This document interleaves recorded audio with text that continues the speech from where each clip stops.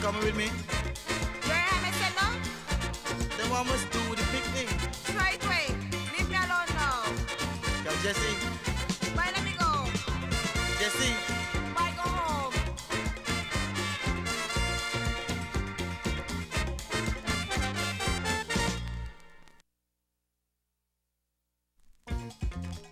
Fourth Street jamming. Ayo!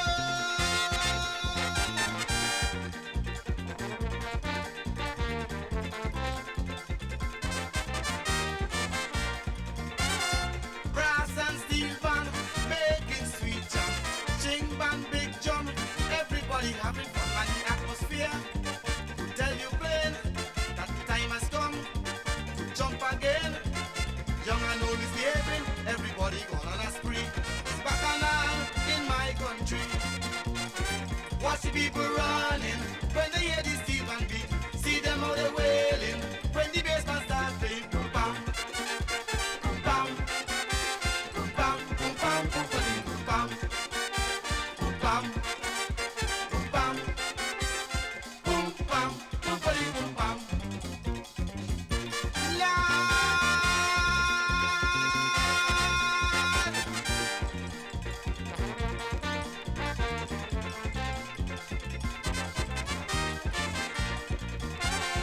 Troops parading, all day dancing in the hot sun, drinking cousin and the rum and the Rasta man, smoking the grass while the policeman playing the mass. The carnival spreading fever from your toe right up to your brain, and the calypso driving you insane. Watch the people running when they hear the steel band beating. See them how they wailing when the bass band start playing. Boom bam, boom bam. Boom bam, boom bam, boom bam, boom bam, boom bam, boom bam, boom bam, boom bam.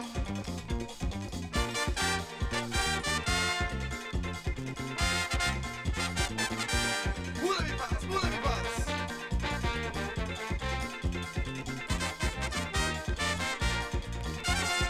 Sam and Percy and Sonny and Nick, drunk as usual, quite unsocial, and the women them, they going wild. Oh, they jamming back, they ain't got no style. Especially Miss Jones, Patty Hurricane and Elaine, and they kicking up and they raising Cain. Watch the people running when they hear the steel band beating. See them how they wailing when the bass band start playing. Boom bam, boom bam, boom bam, boom bam, boom bam, boom bam, boom bam, boom bam, boom bam, boom bam, boom bam, boom bam, boom bam, boom bam, boom bam, boom bam, boom bam.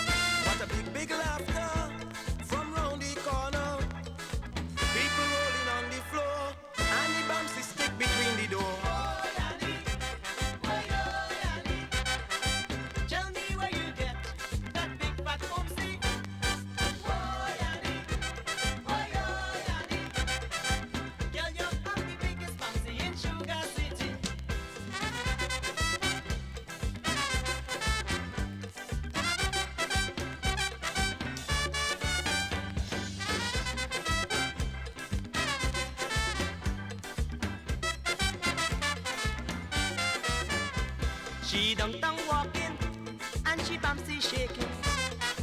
Nicky driving in he car and he only staring. What a big collision right by the junction. I nearly go out me mind just looking at Annie from behind. Oh, Annie, oh, Annie, tell me where you get that big fat bumpsy. Oh, Annie, oh, Annie, you got every man in town going crazy.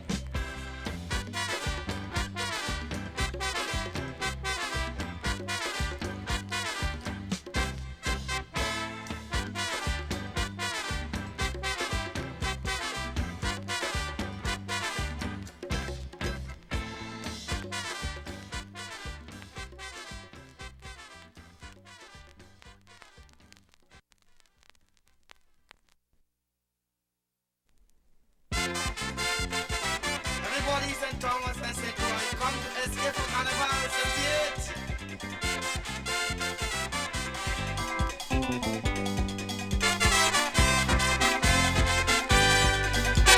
A Crucian woman come and tell me to take she back to Sugar City. She want to jump up with Kittation for this year's coming celebration. She says she here, with us have plenty fun. She want to sing and dance behind the big drum. I said, darling, if you think we're easy, you wet. Let me tell you how Sugar City does fare. Anytime we hear music on the street, Sugar City jamming, Sugar City jamming. They really have to sound so sweet. Sugar City jamming, Sugar City jamming. When you see we drink up, everybody mash up, whining and singing. Sugar City jamming. When we're in the traffic, we don't want no music, murder in the land. Sugar City jam, jam, jam, jam.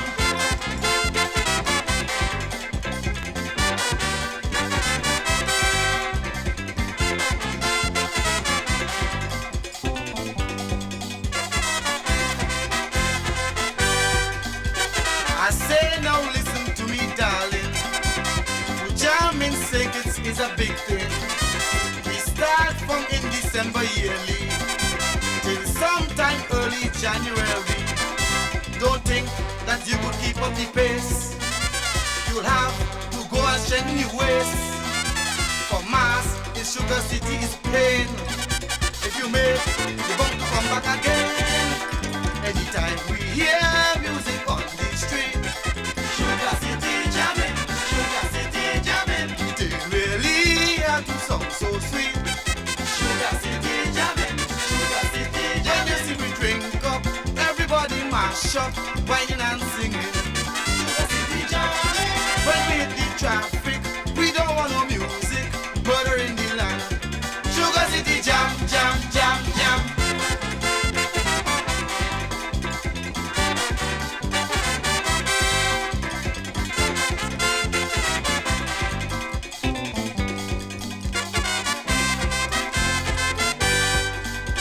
She told me Eddie Matthew crazy.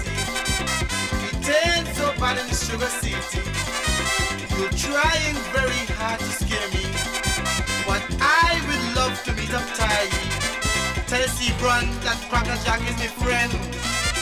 In St. Croix, we use the line now and then.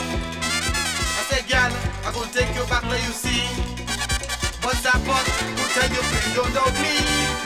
Anytime we hear music on the street, Sugar City jamming, Sugar City jamming. They really have to sound so sweet.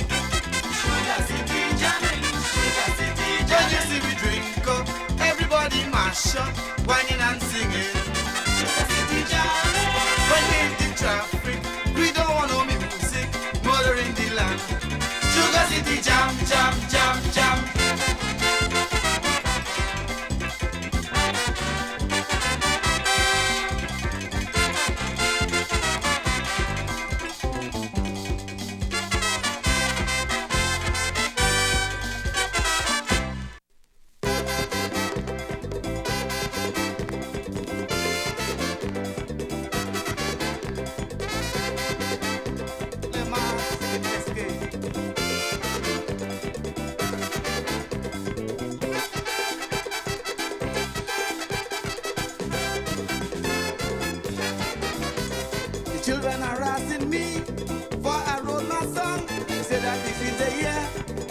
control the tongue. It's long time now we waiting for a child like this to appear. So tell them parents and guardians to keep Sugar City clear. What they calling teacher, teacher, teacher, teacher. School over, don't get an over. Steel band beating, big drum knocking, GI's jamming, what street are heading. The school today is mass to play. We go jump, we don't fear, cause this is we air so clear. The tongue, school children coming down. Move, give them room, give the children room. Hey yo!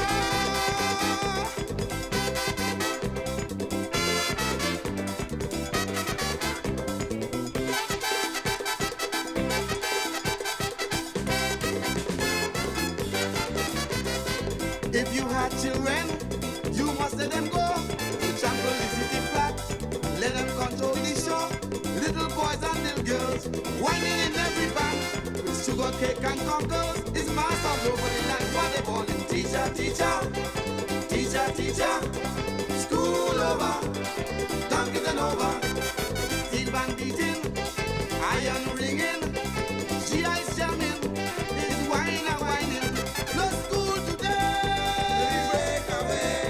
It's mass to play. We go jump, we go fair. Cause this is the air so clear. The tongue, school children coming down. Give them room, give them room.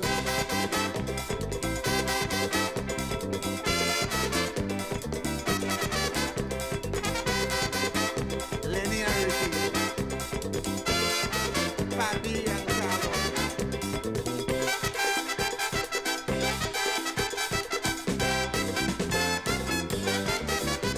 I want to see every child jumping and having fun. After this carnival, they'll wait up for our next turn. So children of every race, children of every class, come out and shake up your waist. Remember the years soon pass. So teacher, teacher, teacher, teacher, school over, don't get an over. Steel band beating, big drum knocking, GI's jamming, both streets are heading. No school today. It's mass to play. We go jump, we go fair.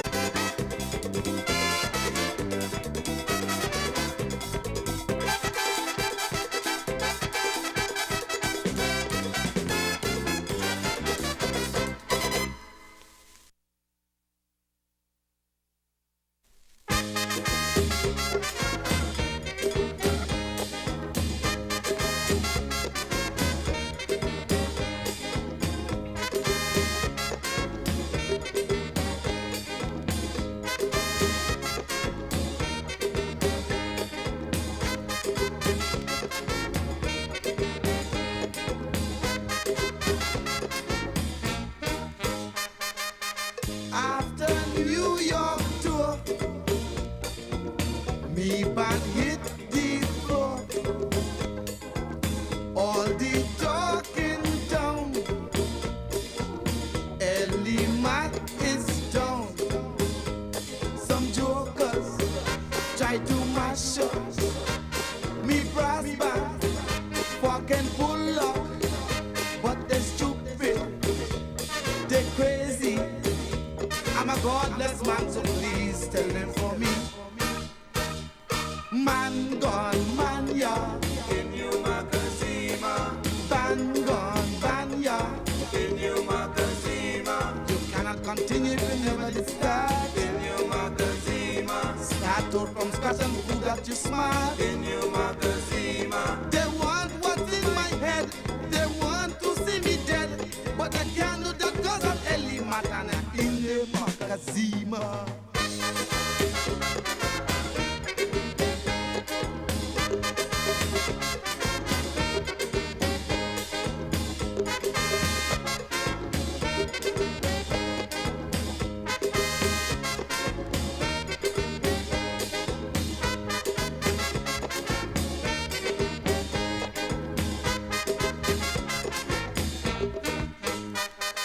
When they came with me, some were so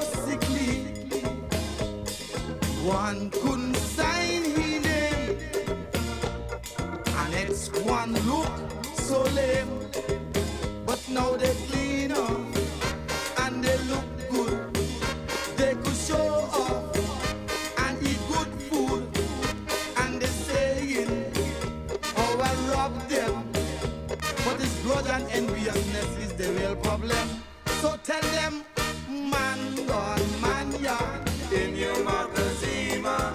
Ban gone, ban ya, in your Makazima. You cannot continue if you never did start. In your Makazima. Start out from scratch and prove that you're smart. In your Makazima. Oh God, they want what's in my head. That they want to see me dead. But they can't do that because of Eli Matana in the Makazima.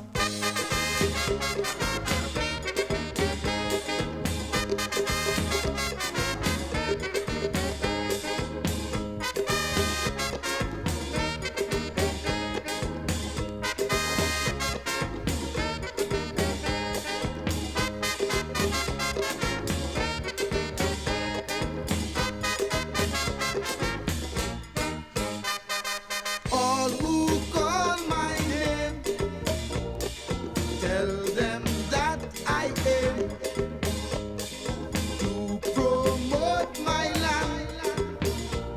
So do not stop my band, for music is my living. They can't stop me. I love playing. The people, they all love me as the music champion of Sugar City.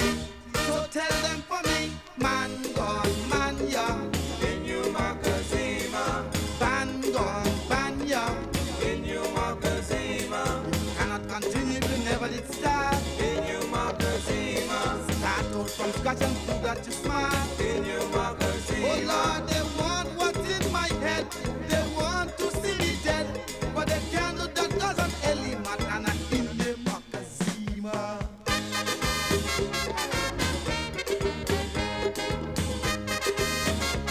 Arrow, watch out. We got the most feel this.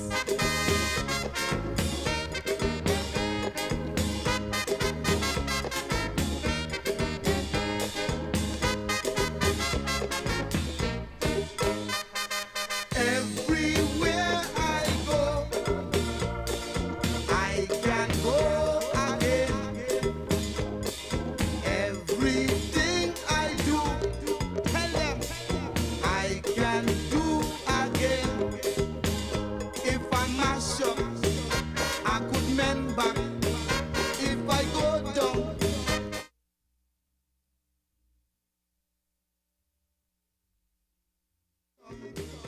but they would try as they like, but they can't keep a good man down. Tell them Lennox, man gone, man ya, in you Makazima. Ban gone, ban ya, in you Makazima. You cannot continue if you never did start. In you Makazima. Start out from scratch and prove that you're smart. In you Makazima. Oh God, they want what's in my head, like they want to see me dead, but they can't do that because of Eli Matana in the Makazima.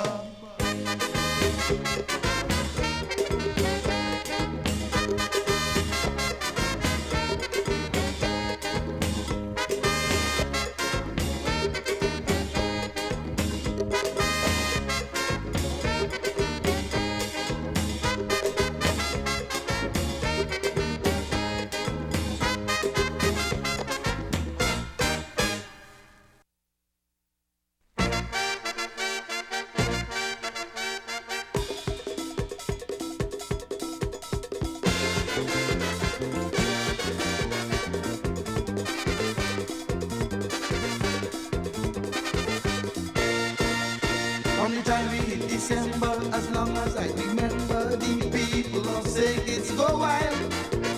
Everybody fretting, really misbehaving, doing their thing without style. Prancing till they're weary, tempo piping on, with smoke and booze they're merry. A cultural melting pot, jamming left, jamming right, jamming day, jamming night. whining low, steel and brass, calypso. Big and small, having fun all day long in the sun. Old and young in the town, drink their rum, tumble down. It's really a pleasure beyond any measure to see a beautician spree. Possessed with a madness, fed into the fullest beautician jamboree.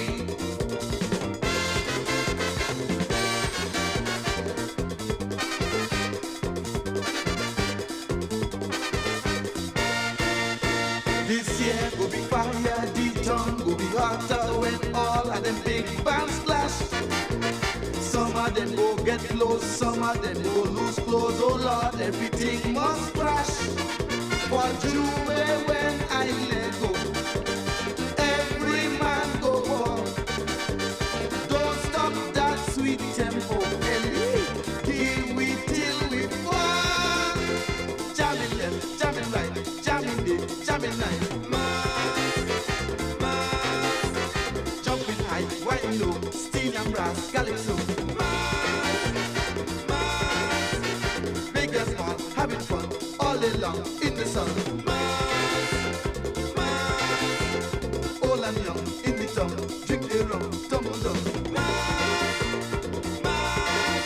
It's really a pleasure beyond any measure to see a beautician spree. Possessed with a madness, fed into the fullest beautician jamboree.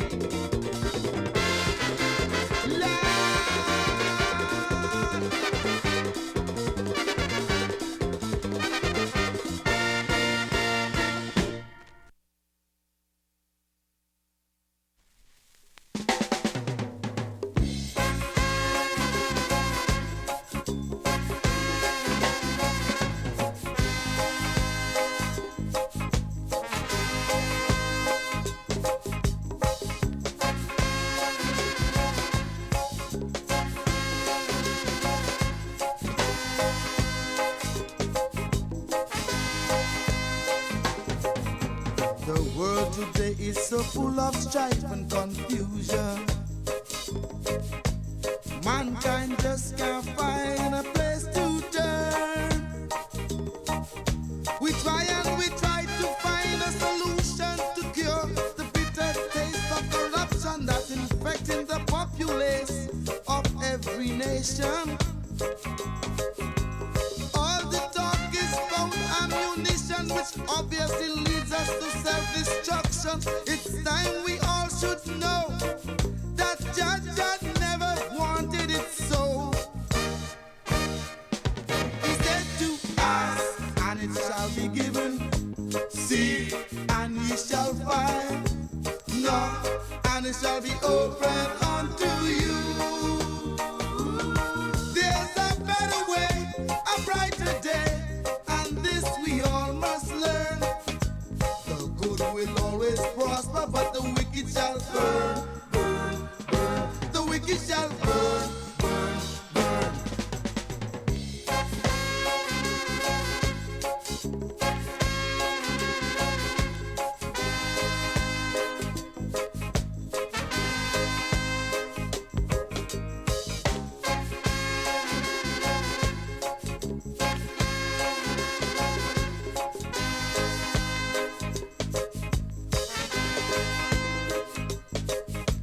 We fight, we cheat, we kill, but all is useless.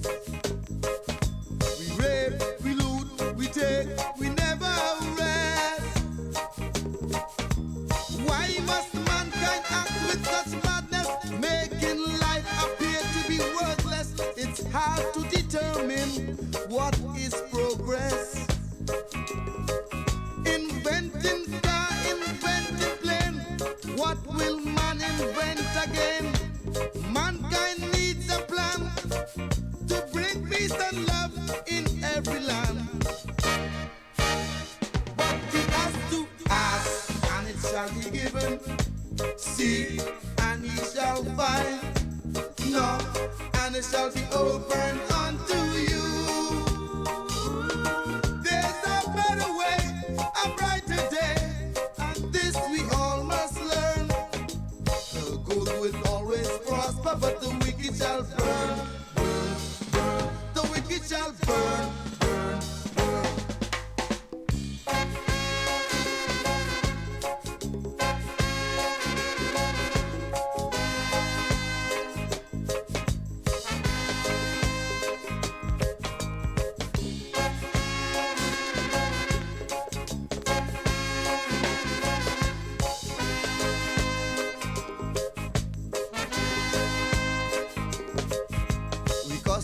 play and abuse ourselves without reason.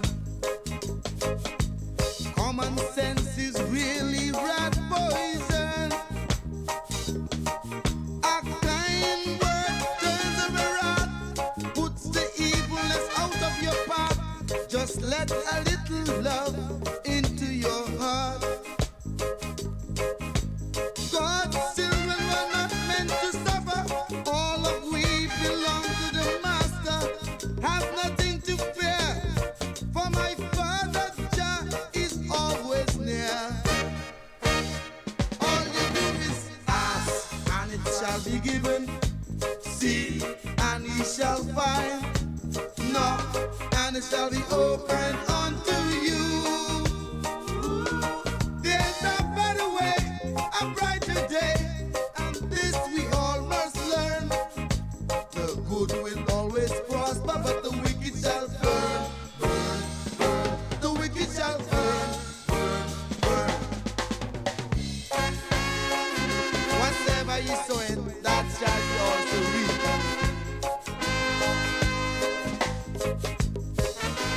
Whom Jah bless, no man curse. The Lord giveth, and he taketh away.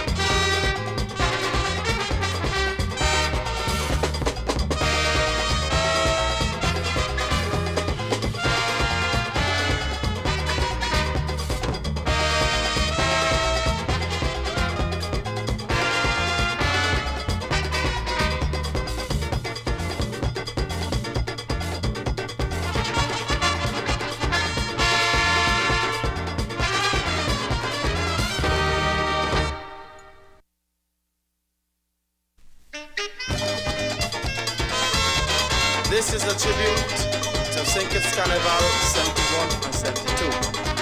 What a wonderful time that was, eh? And I'm not speaking here. Well, I bought me a road march tune to make you jump to the moon. I make this tune since 69 to make you shake up your body line. You got to believe it, cause it's the road march it. To hear what I say, compare your mass and carnival day. Compare your mass all over town. Carnival 71, play your mass over canal. For national carnival, suck it to me, keep on whining. And she is passing, suck it to me, no waste no time, suck to me from behind.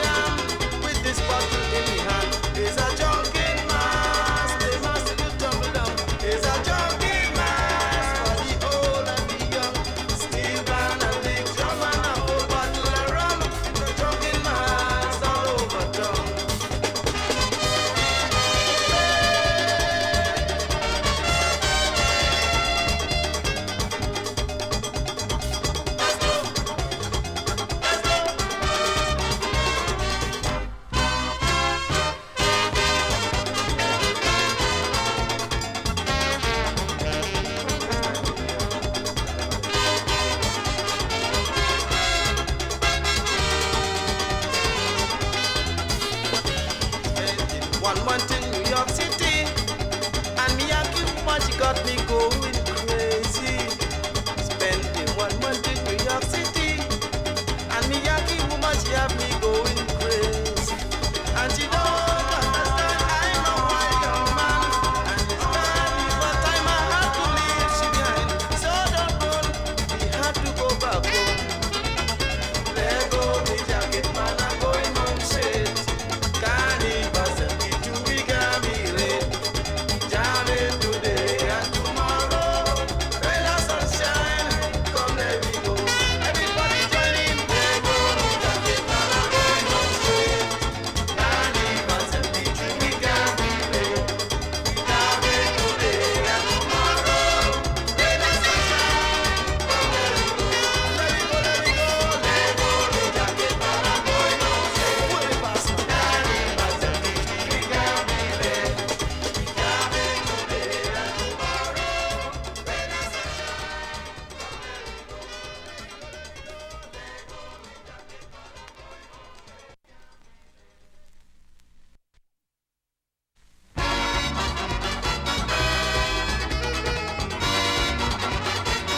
This sun was measured and sired by the football tree in my old lady backyard.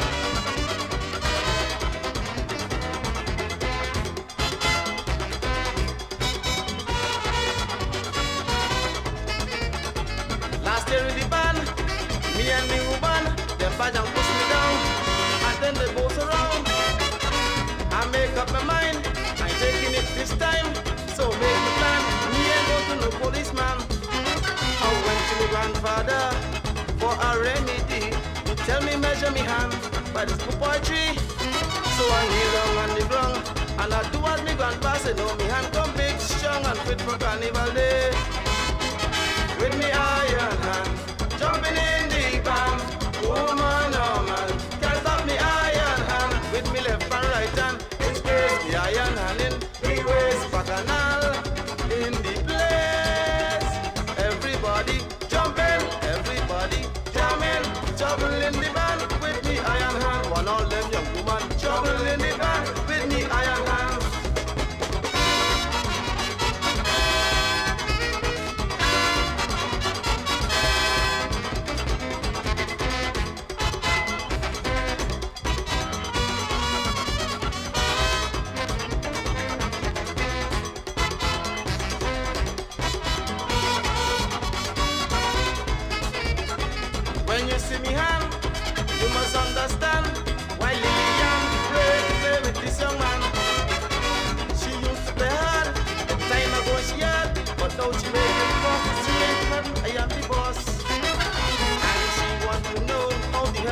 athletic soul. So she promised to bring by me more than Barbaro. But when they see me hand, they started to ball. I'm a crazy man, they say I make this donkey look small. With me iron hand, jumping in the band. Woman, oh man, can't stop the iron hand. With me left and right hand, in space, the iron hand in me waist. Bacchanal in the place. Everybody jumping, everybody jamming. Trouble in the band with me iron hand. On all them young woman, trouble in the band with me iron hand.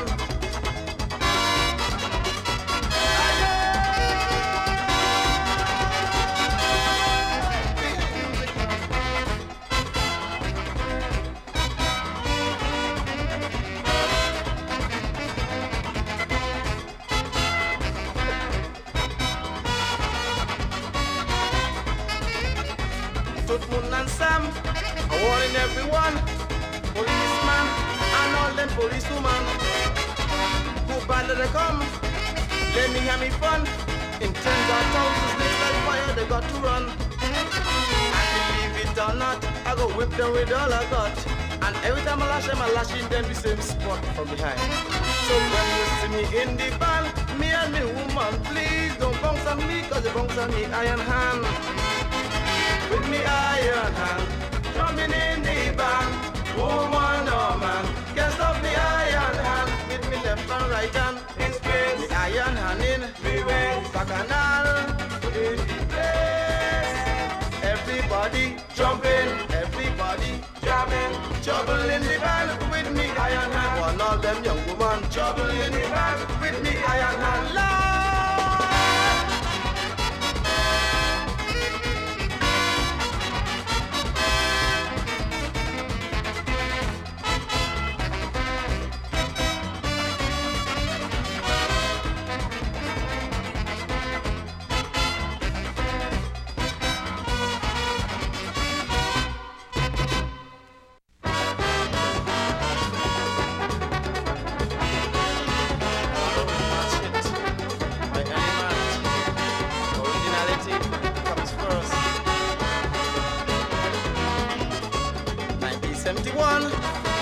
Playing mass all over town, 1972. They got me jacket, 1973 is coming. Plenty bacchanal, and they want to know what I'm doing for the carnival. All day, all night, we plan to parade the town. All day, all night, Coca-Cola coming down. All day, all night, silvers and GI brass. All day, all night, well it's now a playing mass. Stay up, let me have me fun. Stay up, let me drink the rum. Stay up. If you black or white, stay up all day, stay up all night.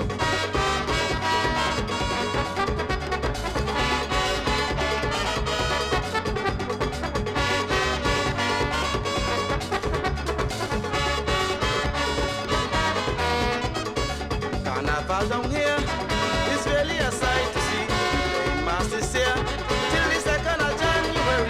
If you think I'm making joke, you will bring your bag of smoke. See me drinking up me high wine.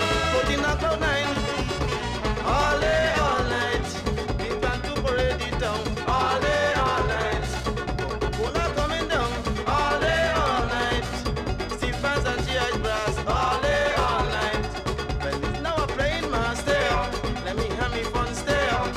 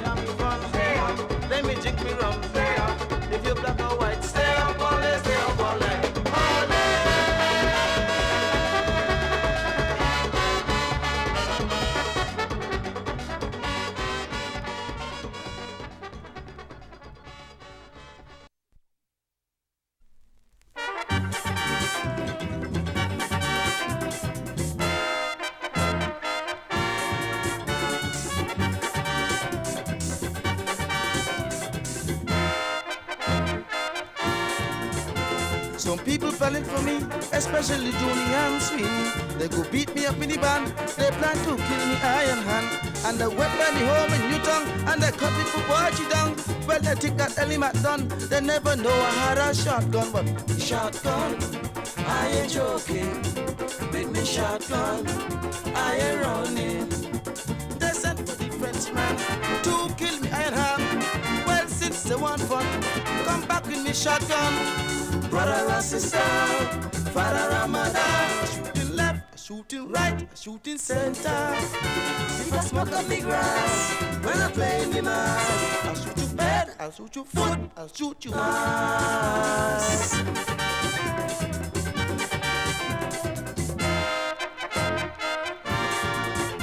So Rasta man down in tongue, they vex with me cause I sing me song. They say I'm out of me mind, they call me suicide, they call me swine. And they studying up the karate, and they sending challenge to me. How to go make them all shut them out, they go see the street and can't come up. Cause I have me shotgun, I ain't joking. With me shotgun, I ain't running. They sent for the Frenchman to kill me iron hand.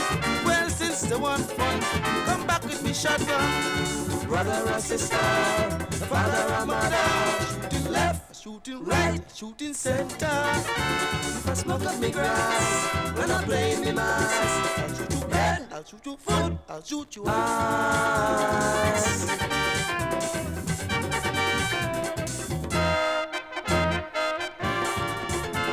Cajola up on the hill with a catty pull on the old friend's bill. He say he go shoot me down and take away me road march gun. But he better leave me alone, cause the catty for shooting stone. And me shotgun shooting lead, so if he mess with me, he's dead, cause I have me shotgun, I ain't joking. With me shotgun, I ain't running. They sent for the Frenchman to kill the iron hand. Well, since they want fun, I come back with me shotgun.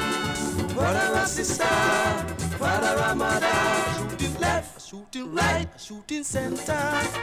When I smoke up the grass, and I play me mass, I'll shoot your head, I'll shoot your foot, I'll shoot your ass. Fire!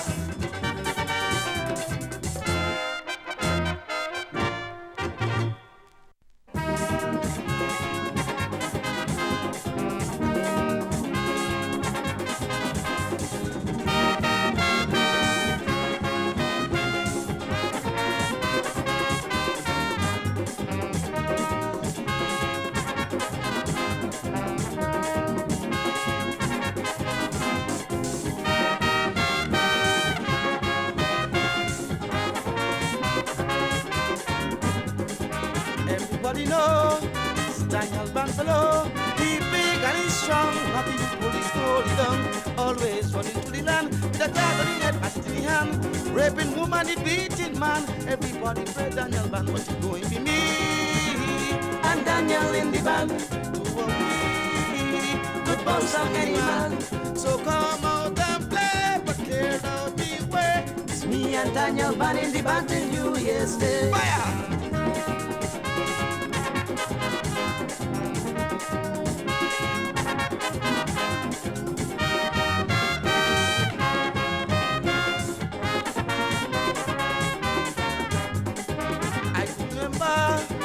Not too long ago, man used to afraid to walk on the street because the new band want to meet. He was walking to a cane field, anybody who need to chop off the heel. Tell him his name is Daniel Ban, so they must get off his father's land. But he going to be me and Daniel in the band.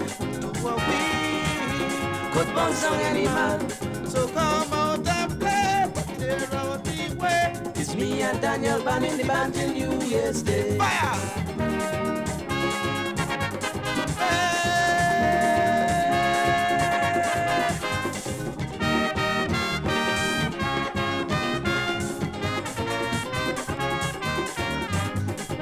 Everyone in town should know Mr. Brown. The man was always stiff like corn, always in the donkey would walk.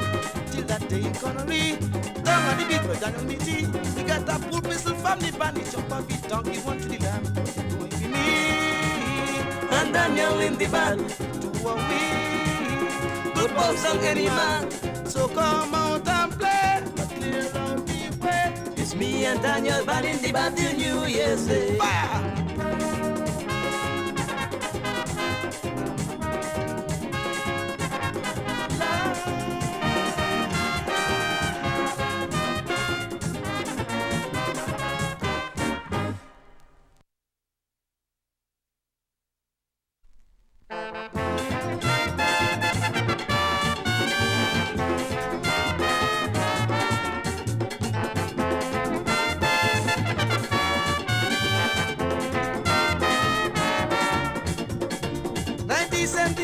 Carnival, everybody calling for Bacchanal.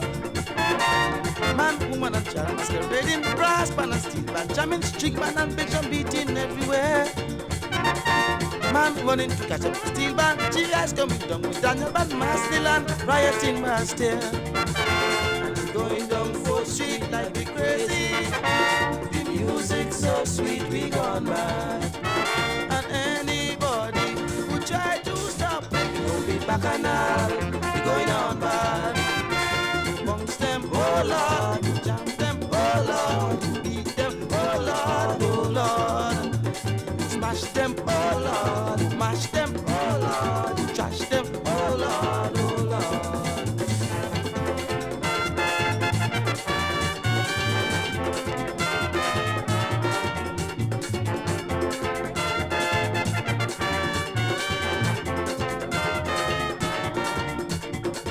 20 bulls coming down from Charlestown.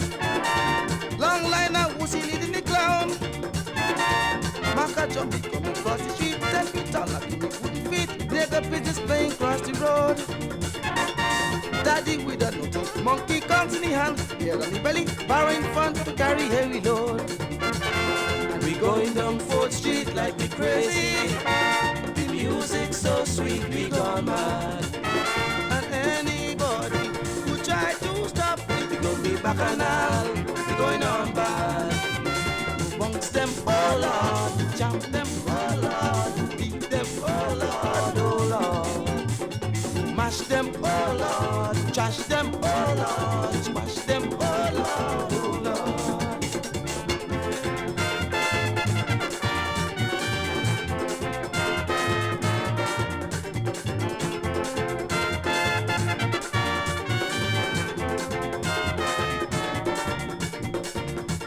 Playing mass with a baseball bat, Bobby in the yard with a floppy hat, Maple leaf and Coca-Cola, beating music sweet like sugar, said on the air with iron hand. Murder in the band, we smoke it, fight like hell. Sister Josie, the TV child and the brung and Wayne the band. And we going down 4th Street like we crazy. The music so sweet, we gone mad. And anybody try to stop it, we'll be Bacchanal, going on bad, they're bad. Amongst them, oh Lord, jump them, oh Lord, beat them, oh Lord, oh Lord. Squash them, oh Lord, mash them, oh Lord, jump them, oh Lord, oh Lord.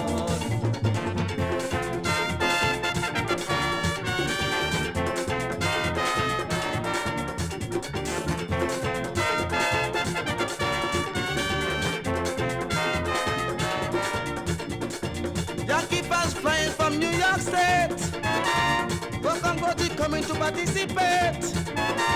They're bringing me young man to the back one for down like I love. She sexy walks and she tango to she mount. Monkey from a Leroy Van Love coming down from Toronto, trouble with the white woman that they're bringing out. And we going down 4th Street like we crazy. The music so sweet, we gone mad. And anybody who try to stop it, we'll be Bacchanal, we going on bad, real bad. Bounce them, oh Lord, jump them, oh Lord, beat them, oh Lord, oh Lord. The army, oh Lord, you're tight, oh Lord, you're donkey, oh Lord, oh Lord.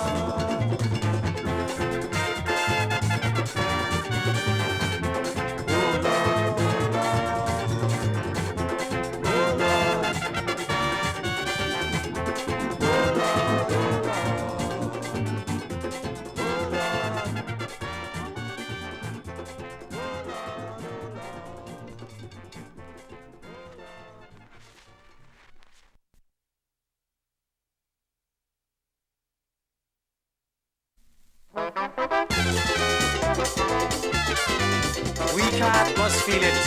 Elimat speaking here. Unity is strength,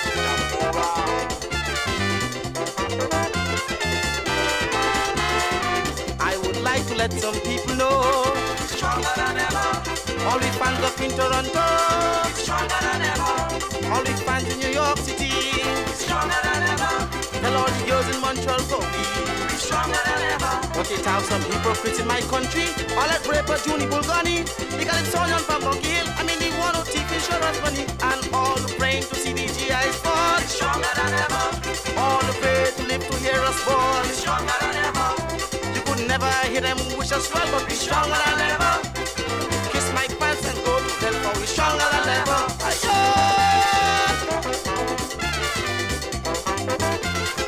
Pressure! Fire! What can that be? Must put the lights. I would like to let some people know. Stronger than ever. Madam Stash in a big motor road. Stronger than ever. All the fans in the Virgin Isles. Stronger than ever. All them who think we making style. Stronger than ever. Everybody know wearing grudges, cottage chows, Alan patches. Though in business we can't agree. We don't take it personally, and everybody who cussing we daily. Stronger than ever. All those who try to understand we. Stronger than ever. All them who stop their worrying. Stronger than ever. I want you to give this message to Ron Martin. Stronger than ever. Ayo! Them bunch. Vicious. Them teeth. Them heavy. Them rip. Pressure. You see? Tell them. They no good. Tell them daddy. Them vicious. Tell them Tommy. Them man dangerous, sir.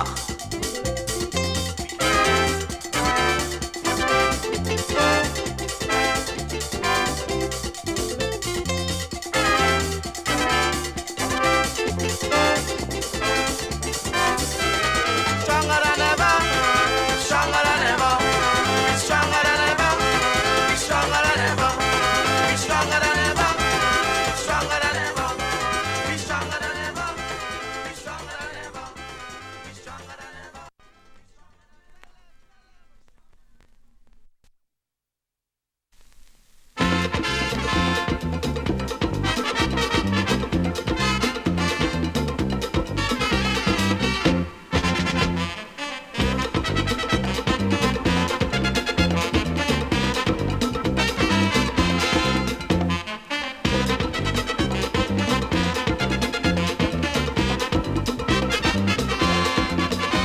Some women attacked me last year inside the bar. They're looking for a strong and healthy man. So they tell me, Ellie, you look big and sexy. You are just the right man to satisfy we. But the band was playing, so I could do nothing but to hold a woman tight and sing. Jabba was mad to play with me and them women. They prancing like they ain't got no problem. And they walking up the bottom and belly. And they wailing down the place like they crazy. They're jumping and screaming, they're wheeling and chanting, they're rolling and shaking, making bacchanal. They're chipping and shouting, they're whining and swaying, they're bumping and singing. This is Carnival. Music like fire.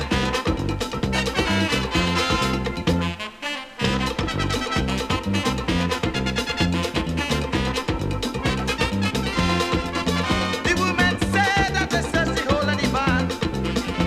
Until me, they couldn't find the right man. They tried big fat Euclid, the one with the fried chicken. All he could do with them girl, he was good for nothing. Well, they tried with Big Paul, he was big but too small. But when the tempo started to fly, he fall. Jabba was mad to play with me and them women. They prancing like they ain't got no problem. They walking up the bottom and belly. And they wailing down the place like they crazy. They're whining and shouting, they're screaming and bawling, they're rolling and shaking, making bacchanal. They're chipping and shouting, they're whining and swaying, they're bumping and singing. This is Carnival.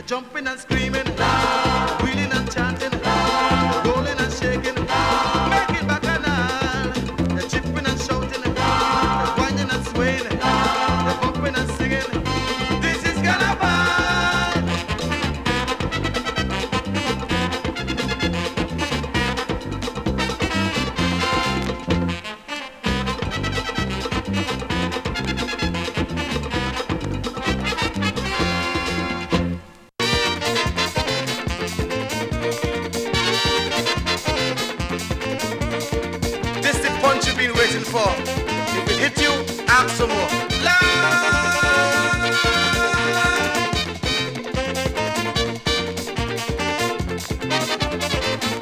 A tune for brass, a tune for band, any kind of mass, woman or man.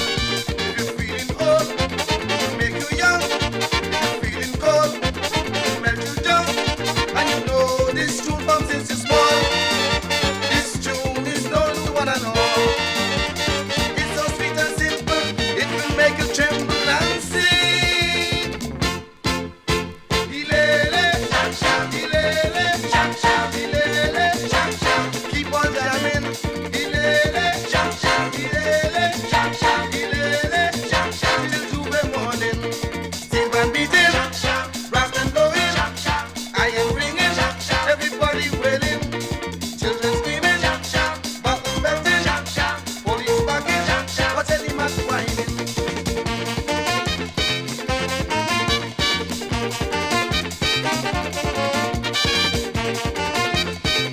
We got must feel it again. Coming down Fourth Street, got the music sweet. Then go back for so, with me calypso. Me and Monkey Bum, behind the drum. With the boy ready, and the girl I eat. Make it real back on all inside the band. We plan to bounce down any man. We smoking up and drinking, we jumping up and dancing away. Ilele, sham sham, ilele, sham sham, ilele, sham sham. Keep on jamming.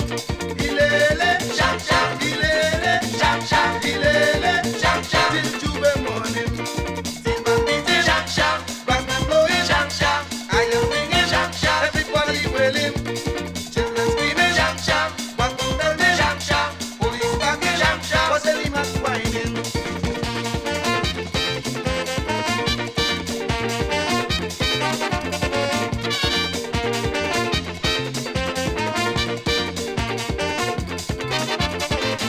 Everybody say, we go break away. With the shang shang play. We go all away. We go skip and dance. Chip and prance. Rock and roll. Hit the soul. The old man, some people talking about. In the mass when things was down and out. When they plan to jam them, tell them it's no problem to me. Go hit them. Ilele, sham sham, ilele, sham sham, ilele, sham sham. Keep on jamming. Ilele, sham sham, ilele, sham sham, ilele, sham sham. Till 2 the morning. Sing and beating, sham sham. Rock and blowing, sham sham. Iron ringing, sham sham. Everybody's wailing. Children screaming, sham sham. Buttons belting, sham sham. Police barking, sham sham. With any man whining. La.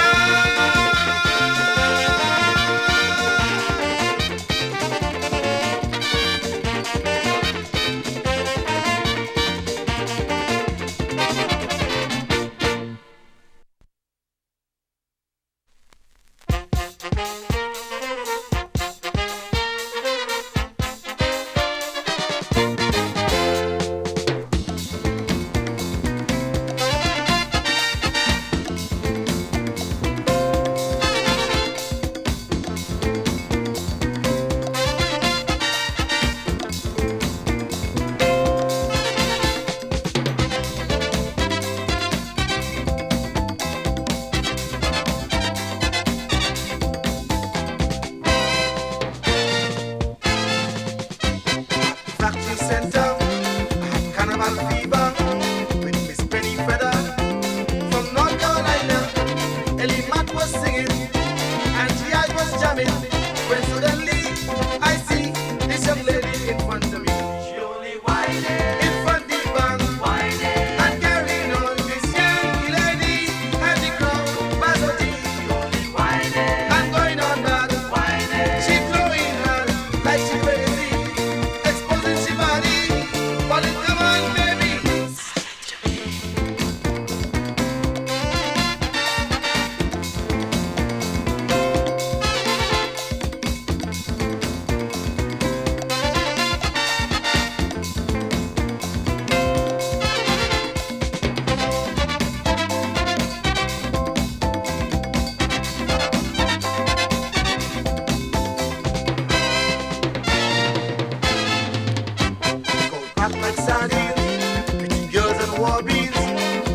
bacchanal scene. If you out, you can get in to see the action or feel the vibration.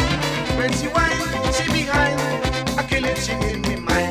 She only whining in front the band, whining and carrying on this young lady and the crowd pass on me. She only whining and going on bad, whining. She throwing her like she crazy, exposing she body.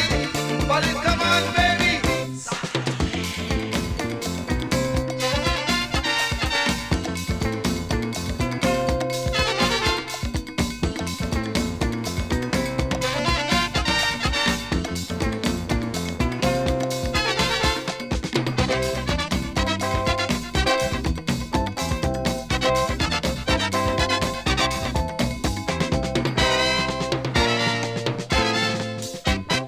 Heads and tie, seafoam and donkey, cattle and maggie.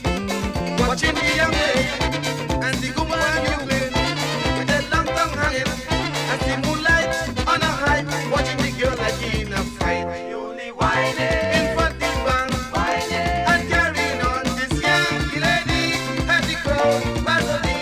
Only whining and going on bad, whining. She blowing hard like she crazy, exposing she body. But it come on, baby.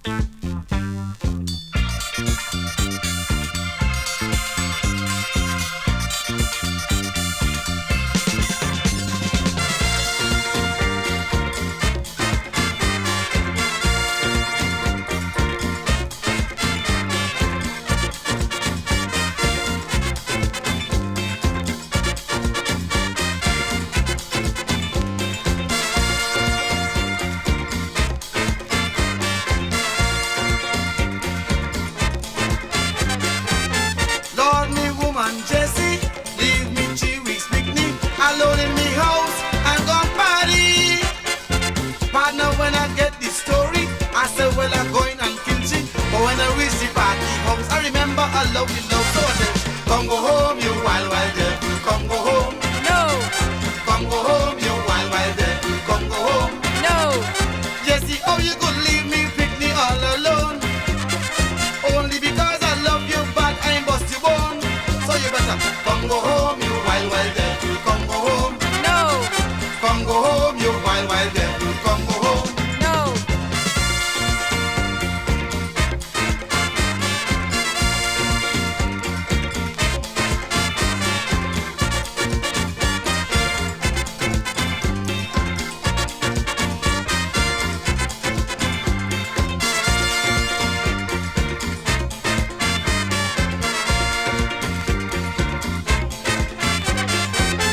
Before you get that baby, every night was smoke and whiskey. Down in Avondale with Audrey. I thought that this child would cool you, but you're giving much more trouble. I got to be mad. For Jessie, I love you real bad. So you better come go home, you wild, wild devil. Come go home. No, Come go home, you wild, wild devil. Come go home. no. Jessie, how you could leave me?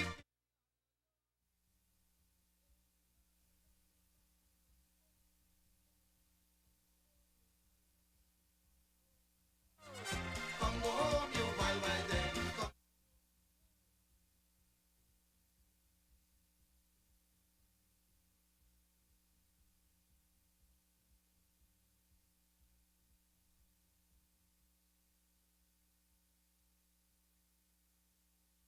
Good morning, everyone.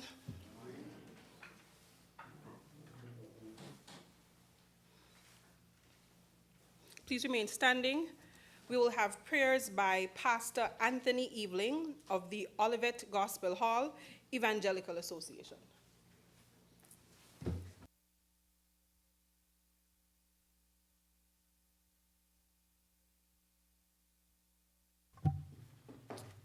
Praise the Lord.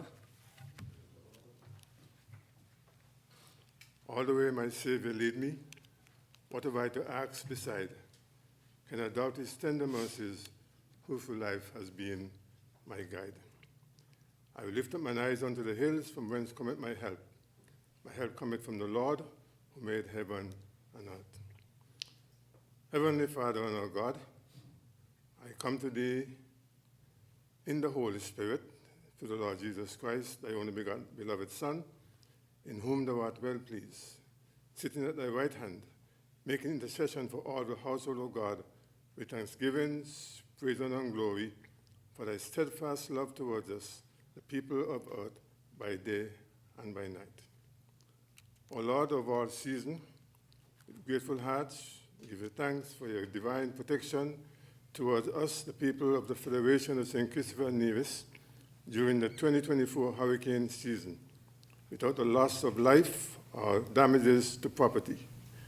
Truly, Lord, we thank you for the wind, the rain, the rough seas, the thundering, and the lightning, reminding us that you are in control of the elements. Heavenly Father of all mercies, thank you, O Lord, for thy goodness granted to the members of this assembly with respect and temperance towards each other during the past months with the business sitting of this assembly. Today, they gather for the last house of our assembly business sitting for 2024. Heavenly Father, I bring to thee the Honorable Madam Speaker and the Deputy Speaker of this assembly, that thou will grant them the wisdom and the understanding as they conduct the business of this assembly in accordance with the regulations, the principles, the rules, and the orders of this assembly, to uphold with fairness and justice to all in attendance. Lord God, I bring to thee the elected and selected men and women of this honorable house, that in their discussions they will conduct themselves with respect for each other, in their quest to exercise and apply their servanthood principles with guidance, with prudence, with due diligence, with understanding, with compassion, with distinction, with justice, and favors toward the people of the Federation to whom they serve, putting country above self at all levels, with love and with fairness. O Lord God of heaven and earth, I pray that the 2025 budget address that will be presented today will be a bountiful budget that will be of great benefit to citizens and residents of the Federation of St. Christopher and Nevis. With your blessings, these things I ask with humbleness of heart, with thanksgiving, in our Savior's precious name. Amen. May all join me with the Lord's Prayer at this time. Our Father, which art in heaven, hallowed be thy name. Thy kingdom come, thy will be done in earth as it is in heaven. Give us this day our daily bread, and forgive us our trespasses, as we forgive those who trespass against us. And lead us not into temptation, but deliver us from evil.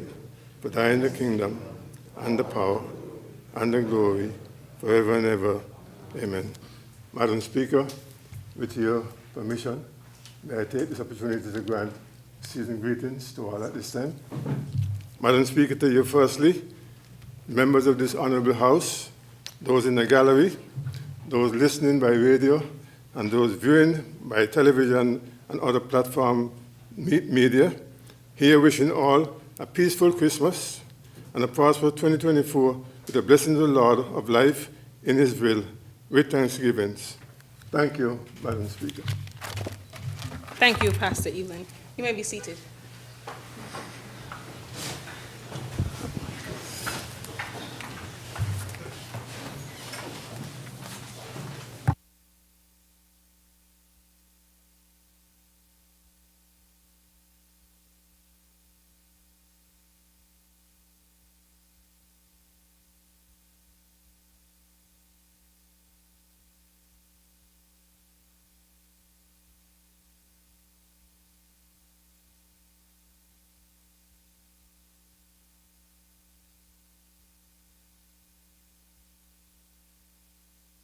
Just a brief housekeeping matter. Kindly place all phones and electronic devices on silent or vibrate for the duration of the proceedings so as not to interrupt the speakers as we proceed. Thank you. Next item on the order paper, please. Confirmation of minutes. Minutes are deferred. Messages from the Governor General. There is one message from the Governor General. Announcements by the Speaker. There is one message from the Governor General.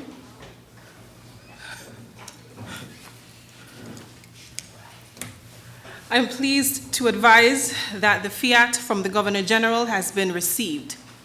A fiat is required when there is a bill which considers the expenditure of monies from the Consolidated Fund. It requires permission from the Governor General for the bill to be introduced and debated.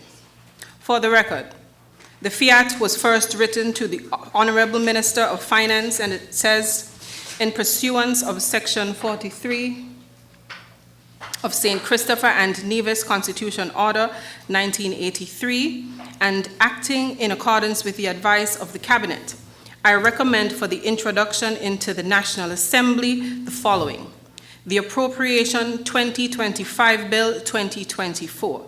It is dated the 13th day of December 2024 and signed by Her Excellency the Governor General, Dame Marcella Liban.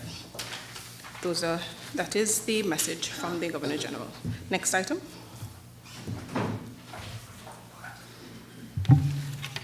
Announcements by the Speaker. Okay. Honorable members, specially invited guests, listening and viewing audience, good morning once again. I wish to officially welcome you to the 2025 budget address and debates. The budget debates focus will touch and concern the expenditure and the revenue planned for the year 2025. The importance of the proceedings today and the upcoming days are informed by and take authority from Section 71 of the Constitution of the Federation of St. Christopher and Nevis, which prescribes that the minister with responsibility for finance shall cause to be prepared and laid before the National Assembly before or not later than 60 days after the commencement of each financial year, estimates of the revenues of expenditure of the government for that financial year. In light of those instructions, Madam Clerk, might we move to the next item on the order paper? Presentation of papers and of reports from committees. I recognize the Honorable Member for St. Christopher 8. Madam Speaker, with your leave, I rise to present the report of the Director of Audit on the accounts for 2023 in accordance with Section 76(4) of the Constitution.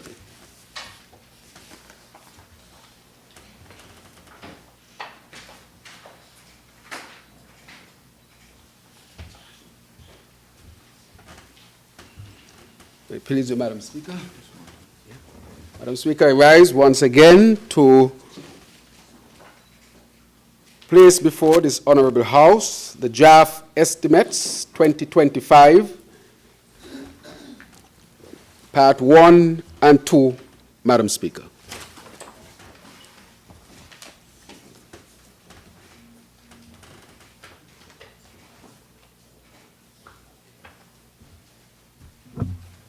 Next item.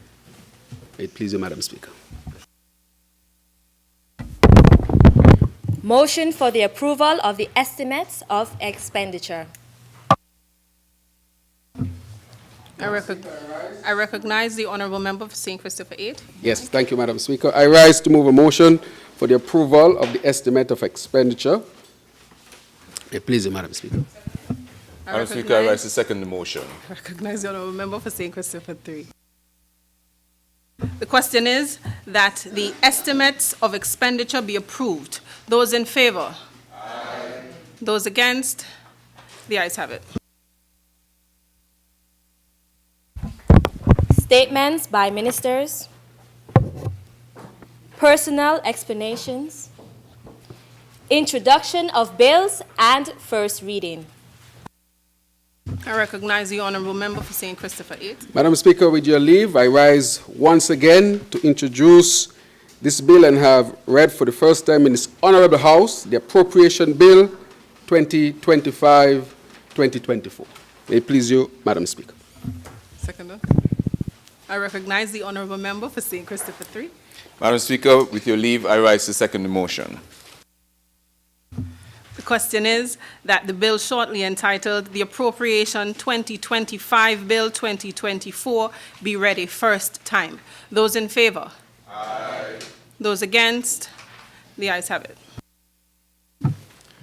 A bill to provide for the services of St. Christopher and Nevis for the financial year commencing 1st January 2025 and ending on 31st December 2025, otherwise known as the Appropriation 2025 Bill 2024.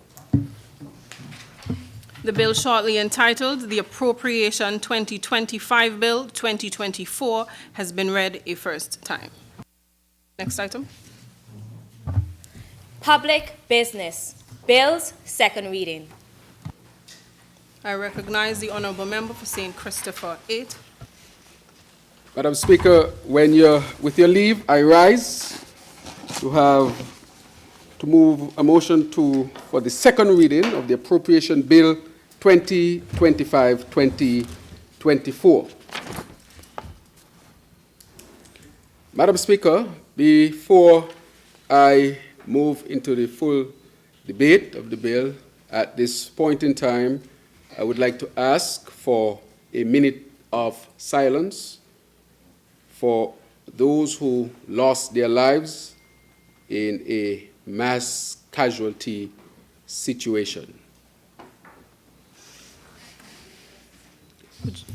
I'd prefer if we stand while we observe the minutes of silence.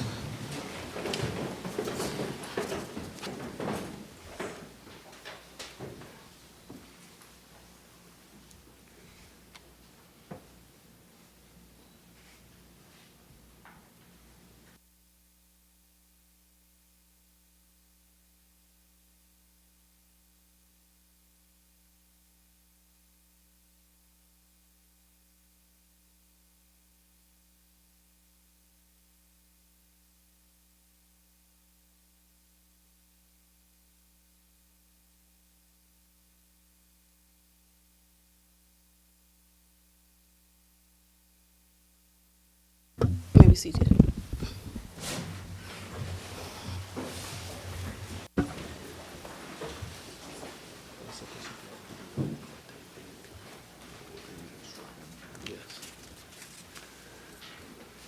Madam Clerk?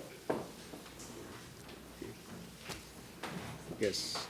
Madam Speaker, with your leave, I ask once again that my presentation be introduced with a short video. Very well, you may proceed.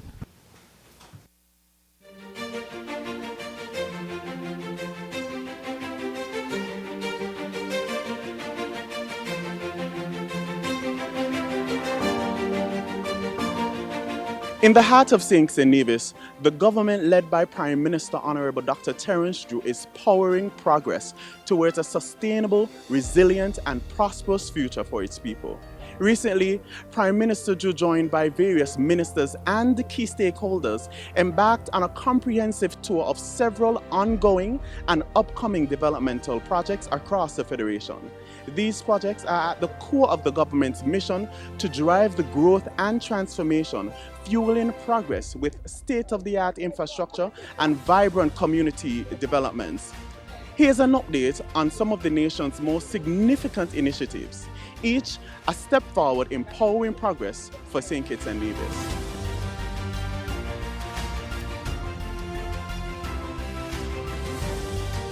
Let's begin with housing.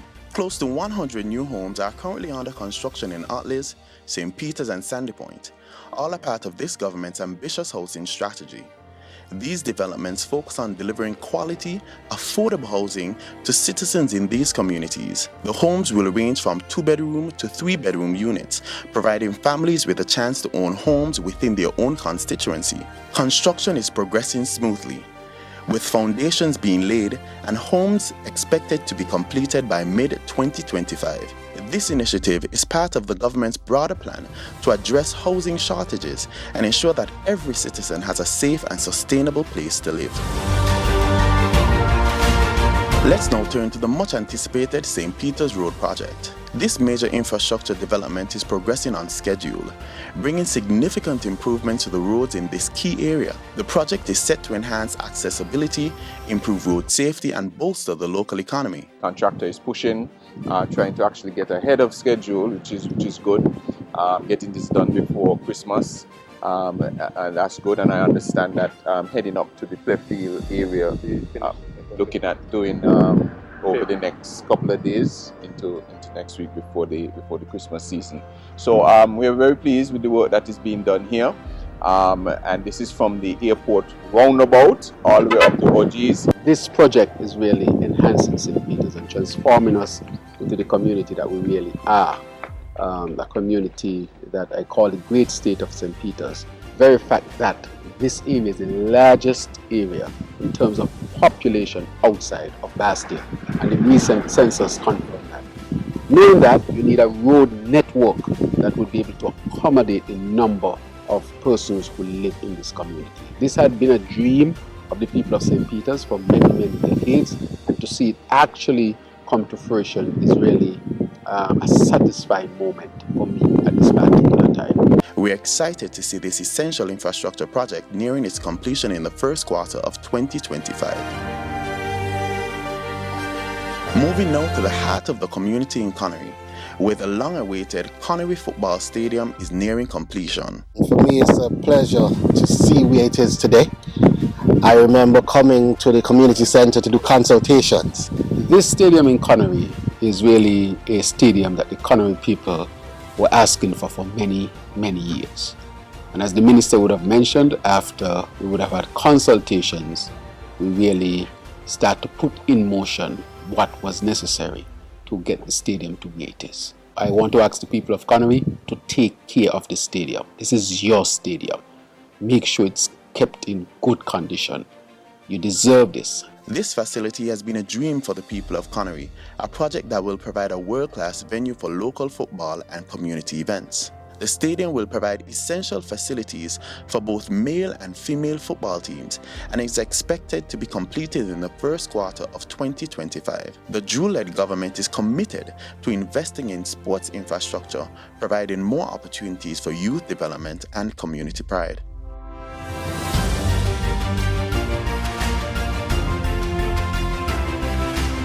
The government is also making strides in water security with the construction of the desalination plant at the C.A. Paul Southwell industrial site. This plant will provide up to 2 million gallons of water per day, ensuring that residents of the Bastia region and beyond have a consistent and reliable water supply 24 hours a day. As you see behind us, work is progressing very nicely. This is a major undertaking by the government, and I want to thank the Prime Minister, Minister of Finance, and Leader of the Cabinet, Chairman of the Cabinet, for the overwhelming support that he has given and the Cabinet has given to the projects that we have identified that are critical in water. We expect, once everything stays on schedule as it presently is, we're expecting some very, very good news by the middle of 2025. This project required heavy investment, about 50 million EC dollars. And the reason why we went immediately, of course, with the advice from the minister and his learned engineer, the reason why we had to do this is to make sure that we can protect water security and availability here in St. Kitts and Nevis. We understand that our wells that are dug here in the Bastia Valley, or the Bastia Valley aquifers as they are better known, are under stress and pressure because of climate change. Rising sea levels and the increased extraction are putting them at risk for saltwater intrusion. And if that happens, it means, therefore, that they would not be used as sources for potable water anymore. Therefore, this is vitally important, not just critically important, but vitally important.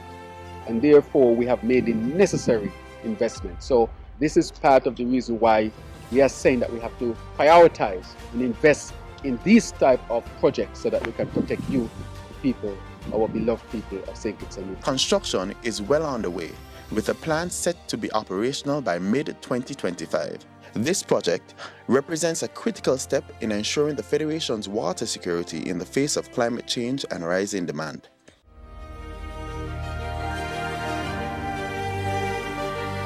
Turning now to healthcare.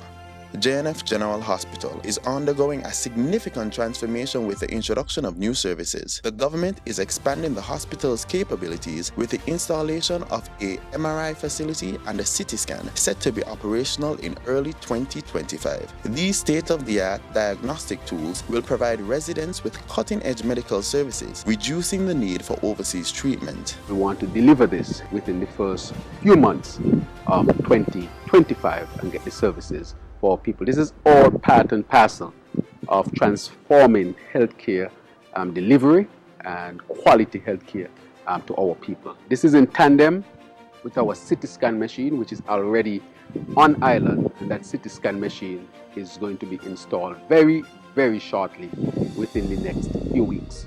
And that CT scan will be just one of 4 in the whole Caribbean region. These tools form part of the government's effort to transform healthcare delivery and quality healthcare to the people of St. Kitts and Nevis. This is a critical investment in the health of our people, providing world-class imaging technology right here at home.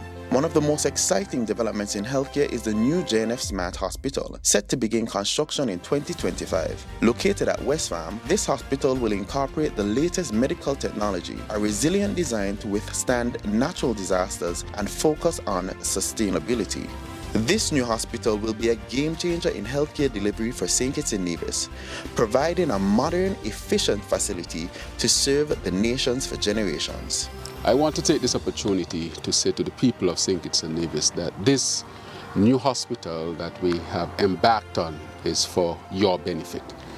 The idea of this is to create an institution that can deal with a number of realities that we are dealing with as a region, a country, and a world. The issue of climate change, both the acute impact and the insidious impact. When the JNF was built, of course, it was not built with the idea that climate change would be such an issue. And therefore, the way it was constructed, using the materials and so forth, that was not included, and that is totally understood, because that was not an issue at that time. Right now, we are dealing with the scourge of stronger hurricanes and more frequent hurricanes. We are dealing with the issues of increased temperature, and all these things would have impact on the physical infrastructure of the JNF where we're at, and it would have impact also on the staff and patients or anybody who would access it. And therefore, we want to make sure that we have a health institution that would be able to withstand all of these new realities. This site will house the best health institution that will be found anywhere in the entirety of the Eastern Caribbean. We have already taken all of the necessary strides to improve our current institution with regards to optimizing staff and systems and protocols. And we intend to take over those things now into this site, which will be state-of-the-art infrastructure, state-of-the-art technology, state-of-the-art layout. And I would like to thank the Honorable Prime Minister for having this excellent vision and for ensuring that all of the necessary steps were taken with regards to all of the negotiations to make something like this happen. And we look forward to introducing this to the general public of St. Kitts and Nevis over the upcoming years as we unveil it stage by stage. The groundbreaking for the new hospital will take place in the first quarter of 2025, with construction to be completed in phases. This hospital will provide hundreds of jobs and contribute significantly to the local economy. Another major educational project, the Basseterre High School, will commence construction in early 2025. The new facility will address the long-standing need for modern educational infrastructure and provide students with a state-of-the-art learning environment. We are well on our way in 2025, the first quarter, to start actual construction after the plans would have already been approved this is now time to start the Bastia High. We made a promise and we are true to delivering on this promise. Many would remember the agony that we went through as a nation, especially our student population, when we had to shut down this Bastia High School. Matter of fact, abandon it.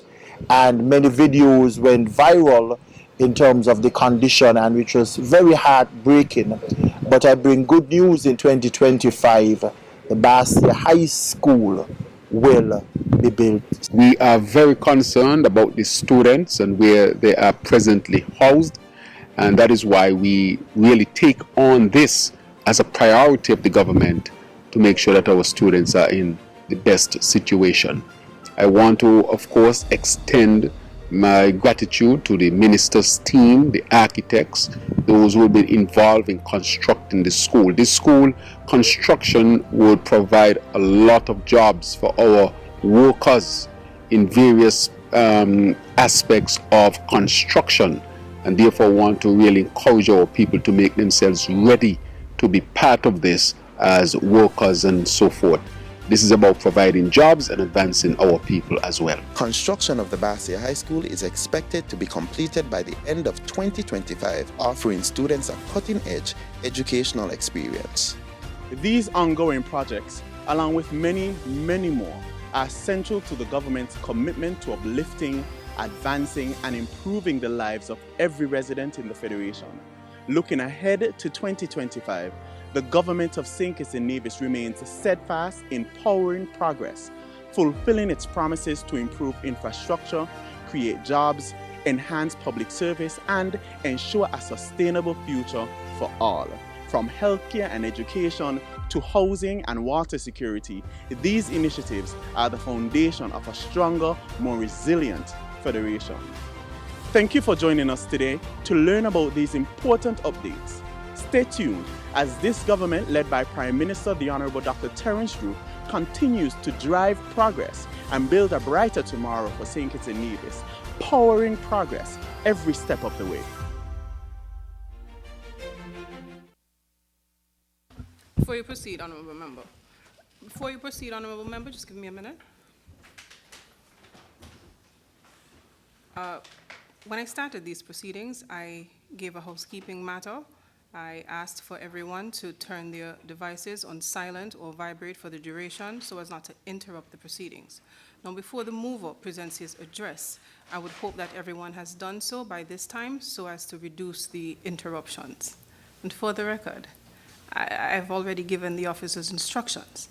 I am authorized to have persons removed when their phones or other devices interrupt the presenters. This is a very important week, and I want us to respect the presenters and to listen attentively. Thank you very much for your cooperation. You may proceed, Honorable Member. Thank you, Madam Speaker. Let me first of all, as I stand in this honorable house with profound gratitude, I want to extend to the people of our beloved Federation, St. Kitts and Nevis. I want to thank them for their trust and support that they have placed in the St. Kitts Nevis Labour Party administration over the last 2 years. Just 2 years, Madam Speaker. It is your confidence, the people of our beloved nation, in our leadership that fuels our determination to deliver a brighter future for all. It is a privilege to present for the third time a budget that embodies sustainability, innovation, and inclusivity. A budget designed to make life better, not only for today's citizenry, not only for today's residents, but for generations to come. This is not just a financial plan. It's a blueprint for progress, focused on building resilience, fostering inclusivity, and shaping a sustainable economy and society, and responding to our people's needs.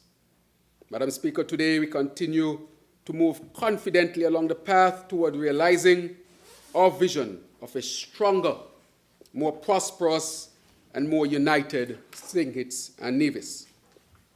The success we have observed over the last 2 years, and I stress, Madam Speaker, it's been just 2 years, are the result of deliberate incremental steps that are creating a strong foundation for the transformation process to really take root here in our federation. As a country, it is crystal clear to me that we are currently at a critical crossroad along our chosen path to become a sustainable island state. Let us take a quick snapshot as to where we are on this journey, Madam Speaker. Our legislative framework has been strengthened and will continue to be strengthened. Workers are earning the highest basic wage ever experienced in our federation because of our action to increase the minimum wage, Madam Speaker, after 9 years of nothing. And our government, auxiliary workers, are more secure in their jobs with the guarantee of a gratuity, Madam Speaker, a gratuity that was reduced by 66% under the former administration. And in addition to that, Madam Speaker, they now can enjoy a pension at the end of their long years of service, Madam Speaker. Madam Speaker, I'll read that again. Government auxiliary employees are more secure in their jobs with the guarantee of a gratuity and a pension at the end of their long years of service. First time in the history of St. Kitts and Nevis, Madam Speaker. Families can find support, Madam Speaker, for their critically ill children who can now access life-saving treatment. Madam Speaker, this is critical, and at this point, I want to extend my deepest condolences to DJ Woody, as he's called, and the passing of his son, Chevon, who you know was a beneficiary of Kevon, thank you, who you know, he's from Nevis. I'd never met him before, but it did not matter. He was a child in the Federation, and he needed to access financial resources for emergency care. And so we partnered to get him to Trinidad and Tobago, where they were able to perform life-saving surgeries. But as the good Lord would have it, he has passed on. And so I want to extend our deepest condolences on behalf of everyone, both government and opposition, who are here this morning. May his soul, Madam Speaker, rest in peace. But as simple as this program may seem, lots of children are alive today because of this ground-shattering program, the only one that exists in the region where all children are guaranteed that from the federal government. Madam Speaker, the issues related to our crumbling public infrastructure are being incrementally addressed. And we saw the video this morning. I want to thank the Minister of Infrastructure, who is here, member from number 3, for his support, for his leadership in ensuring that our infrastructure comes up to par and responds to the necessities of our people. Whether it be water, energy, roads, whatever it may be, I want to thank him for his tremendous work and thank the government, or the cabinet rather, for its unwavering support to make sure that these happen. Madam Speaker, we are also well on our way to arresting the water shortage issues. Madam Speaker, we are on our way to creating a housing boom with the delivery of quality smart housing solutions to hundreds of families. Madam Speaker, we are well on our way to changing the energy mix towards greater use of renewables. This is outlining a foundation being established, not just for now, Madam Speaker, but for the future, critically important. Over the last year, we have taken the time to carefully revise our National Development Planning Framework, NDPF 2023 to 2037. And I want to thank the Minister responsible for this area, economic development, member from number 6. And we have secured grant funding from the Caribbean Development Bank, CDB, to initiate our first NDPF Medium-Term Strategy and Investment Plan 2025-2029. Through careful deliberation, we have successfully aligned the NDPF and the Sustainable Island State Agenda, led by our Senator, the Honorable Dr. Joya Clark. This is articulated through the identification of the key drivers of development and the linkages to advance our nation's achievement of the Sustainable Development Goals. Our path forward is therefore clear, Madam Speaker, very clear, crystal clear. There is no confusion with it. It is loved and accepted all over the world, Madam Speaker. For the first time, St. Kitts and Nevis presented at the United Nations the voluntary National Review. It was presented by the member from number 3 in 2023. First time in our history, Madam Speaker, because we were confident that we can take to the United Nations a clear plan that St. Kitts and Nevis has, and we are, of course, on track to achieving it.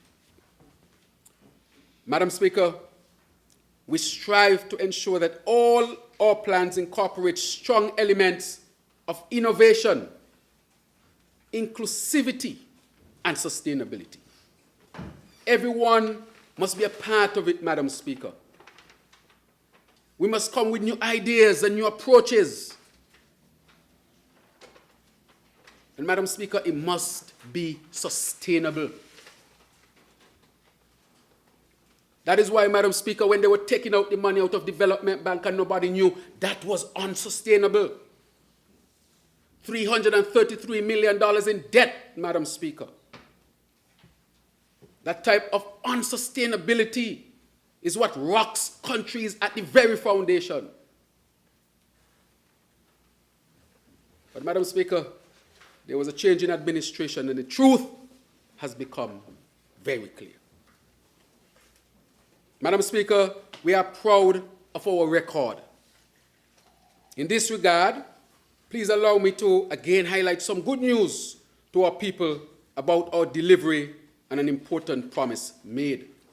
Madam Speaker, in addition to the many infrastructural projects that we see happening and continue to progress, last year, as part of my budget presentation, I announced the commitment of our administration, this St. Kitts Nevis Labour Party's administration, to step up in a tangible way to our commitment to empower and build wealth for our people, Madam Speaker. It was a commitment made. It sounded like fairy tale, Madam Speaker, because it had never happened anywhere in the Western Hemisphere before. Even the opposition leader who supported the bill said, when he heard it at first, he thought, man, this is just parliamentary talk. And I want to thank him for his support. And he gave his support. He said it in here. And he supported it, and we want to thank him for that, Madam Speaker. Because it sounded like it was not possible. And we have kept our promise with the launch of the Aspire program in September of this year, Madam Speaker.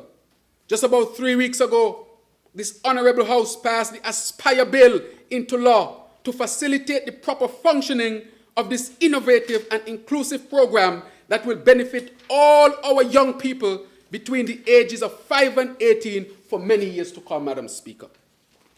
And so we are very pleased with the rollout of this highly impactful program. Thousands of our young people have already started to benefit with the establishment of their bank accounts and getting ready to earn their shares. By the end of last week, Madam Speaker, the program received over 4,000 applications, and about 2,000 young citizens who have gone through all the due diligence now have accounts at the St. Kitts Nevis Anguilla National Bank. Madam Speaker, that is how we are going to work to get rid of the scourge of poverty, Madam Speaker. This program is set up so that very early our young people can start earning, start saving, start building their economic empire, so to speak. Madam Speaker, we are also ready to roll out the education component of the program in the new year. The reception of our young people and their parents to Aspire program has been tremendous, Madam Speaker, and very encouraging. Aspire is a perfect example of our focus on innovation and inclusivity, which is critical to sustainable wealth creation, a key element of our sustainable island state agenda. Madam Speaker, I must reinforce the point here that we are determined to give a death blow to poverty in this country. Madam Speaker, we are determined to give a death blow to poverty in this country, Madam Speaker.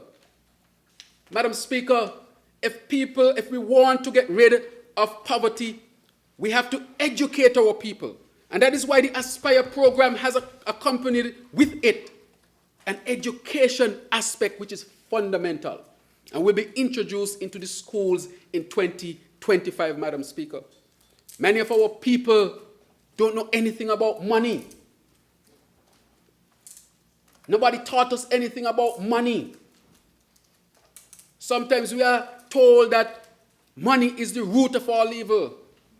But a good pastor told me it is the love of money which is the root of all evil. The love, Madam Speaker. And therefore, we must not have in our heads all the time that it's easier for a camel to go to the eye of a needle than a rich man to get into heaven. We must have the proper interpretation of these things, Madam Speaker. And that is why it is critically important. A sad statistic is 1 in 25 persons in the OECS has shares or bonds anywhere. So it means, therefore, that the rest of us are depending only on salary for income, are depending only on salary to establish our financial empire, so to speak. And that alone, in many instances, Madam Speaker, will not suffice. So if we are serious about getting rid of poverty, we can't be using names just for political, expedient reasons, Madam Speaker. And say poverty this and poverty that and poverty that. Well, if you really want to get rid of poverty, give people financial resources, give them education and an opportunity to build their financial empire. Madam Speaker, anything short of this is lip service. Anything short of this is, as they say, mamagayin people. Anything short of this will not create the foundation that we seek to get rid of poverty in any country. Madam Speaker, we don't have resources like other countries. We don't have gold. We don't have oil. We don't have natural gas. We have more sea than land, and we don't use the sea fully to our advantage. There are other countries that benefit more from our marine resource than we do, Madam Speaker. So we have to find ways of how we can build wealth for our people, Madam Speaker. That's how we get rid of poverty. And so I want to say that every young person between 5 and 18 should sign up. I'm asking the parents to sign up their children. I want to thank all those who have been a part of this program publicly. We have had multiple persons who were involved and institutions, and the institutions were like the central bank, institutions, for example, organizations such as Bankers Association, Credit Union Association, the Ministry of Finance. It was led, of course, by the CAPSEC and our other financial experts around, Madam Speaker, and the Ministry of Education. I wish I would say, Madam Speaker, that this was well thought out. This was not a fly-by-night. And it was backed by legislation that was passed right in this honorable House. So, Madam Speaker, it's going to be very difficult for anybody to touch it. You just can't come in and touch it. You're going to have to come to this House and explain to the people why you would touch it. I will say, improve it. Improve it, you can. But to take it away from the people would not accept that. So, Madam Speaker, as we look towards 2025 and the medium term, we recognize that we would have had to accelerate the pace, or we have to accelerate the pace of implementing the Sustainable Island State Agenda in order to capitalize on the existing and emerging opportunities for growth and development of our Twin Island Federation. There's a lot of work to be done, and it is a foregone conclusion that the government cannot achieve the Sustainable Island State Agenda or attain the SDGs, Sustainable Development Goals, alone. The government can never do it alone. These undertakings require a whole-of-society approach propelled by the meaningful contribution of the private sector, academia, civil society. In other words, all of us are needed, Madam Speaker. We believe that our consultative approach has resulted in collective buy-in to the goal of transforming St. Kitts and Nevis as a sustainable island state. We have planted the seed.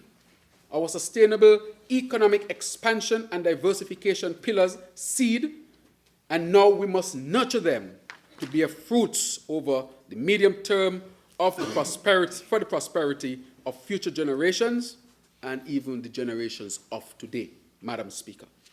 Madam Speaker, let me now turn to consider some pertinent aspects of the international and regional economies. Madam Speaker, in terms of the global economic movements that are important for us to monitor, we are guided by the information provided by the International Monetary Fund. The October 2024 edition of the World Economic Outlook projected that global economic output will fall slightly from 3.3% in 2023 to 3.2% in both 2024 and 2025. Notwithstanding the global average, there is a large variance in output across various regions of the world, with output moving closer to potential of many regions. Growth for advanced economies is projected to increase marginally from 1.7% in 2023 to 1.8% in 2024 and 2025. Growth in the United States, our largest trading partner, is projected to remain relatively steady at 2.8% in 2024, sustained by strong outturns in consumption and non-residential investments. Madam Speaker, in the United Kingdom, for example, growth is expected to reach 1.1% in 2024 and 1.5% in 2025 as falling inflation and interest rates stimulate domestic demand. Growth in the emerging market and developing economies is expected to decline, but remain generally stable in both 2024 and 2025. Madam Speaker, the prospects for the region economy are also positive. The expansion of economic activity in the ECCU is expected to be sustained in 2024 and 2025, bolstered by construction and tourism-related activities. As stayover arrivals return to pre-pandemic levels, inflationary pressures should continue to recede across the ECCU, but we can be impacted by unforeseen international geopolitical developments, Madam Speaker. Madam Speaker, this is critically important, where we look at what is happening internationally and regionally. In the region, tourism is the main driver for economic growth. Of all the countries in the Eastern Caribbean, St. Kitts and Nevis was lagging behind. Lagging behind, Madam Speaker, for no other reason other than a self-inflicted wound. Madam Speaker, self-inflicted for political reasons, Madam Speaker. Because back in 2022, we were the last to remove COVID restrictions in the Eastern Caribbean.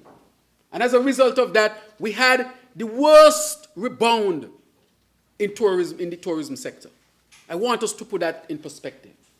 So if the economy is going to be driven by tourism and construction, and we suffered a self-inflicted wound because of political expediency, where we were continuing restrictions on our people, unnecessarily abusing their human rights, resulting in the worst rebound of tourism, what do we expect? What do we expect, Madam Speaker? So we had the worst recovery as a result. So by the time you came to the season of 2022, all the other countries were booked out. They were seeing, I would say, record numbers. Go and check the stats.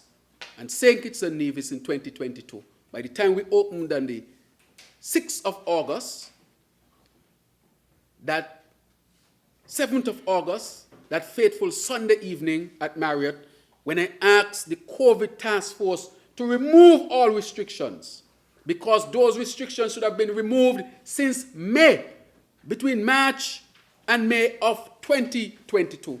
That affected us tremendously, Madam Speaker. However, we were able to get back into the game, and I will deal more with it as we move along, and the Minister of Tourism will speak. Madam Speaker, the other thing that is driving the Eastern Caribbean development are infrastructural projects, Madam Speaker. Again, St. Kitts and Nevis had no large infrastructural project on the way. That made sense. None. Or one. Let me go back over that. One that was very much controversial, Madam Speaker. That's the prison.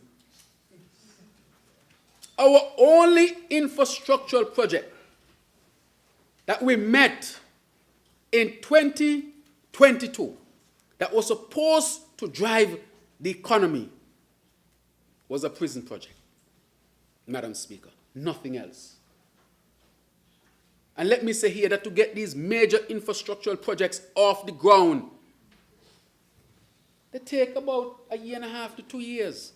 You have to plan, draw plannings, do EIA, send to the board, approval here, approval there, get the financing, make sure the financing is clean. All these things you have to do in order to get an infrastructural, major infrastructural project off the ground. That is why we say that our year of real recovery is 2025, Madam Speaker. That is when our tourism would return fully, and that is when our infrastructural projects, as we saw in the video presented before I began to speak, would be fully realized, Madam Speaker, in the sense that they would be fully on their way. So, Madam Speaker, those two things to keep in mind. And so our economy, the worst strategic economic plan that I think this country would have seen, Madam Speaker, was when we crippled tourism, we crippled infrastructural development and construction, and depended heavily on the CBI program. Almost 70%, Madam Speaker. Who plans an economy like that?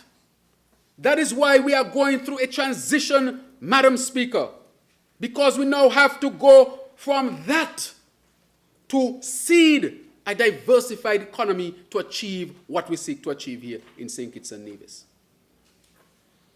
Madam Speaker, it was a dark day, a terrible day, when you inherit a system that is based on one program, a program where you don't have all of the control. Construction and major projects not being pursued how they should be. Tourism crippled because people were seeking to be re-elected. And then the plan was, just jump on the bandwagon of the CBI. Don't care about anything else.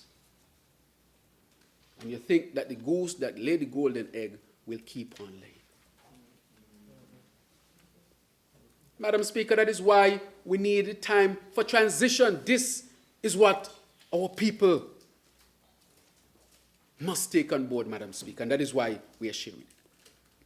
So, Madam Speaker, according to Statistics Department, Ministry of Sustainable Development, the national economy will grow to $2.4 billion this year, Madam Speaker.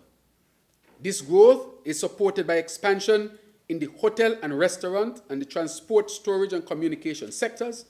The increase in the hotel and restaurant sector can definitely be attributed to the growth in tourism arrivals.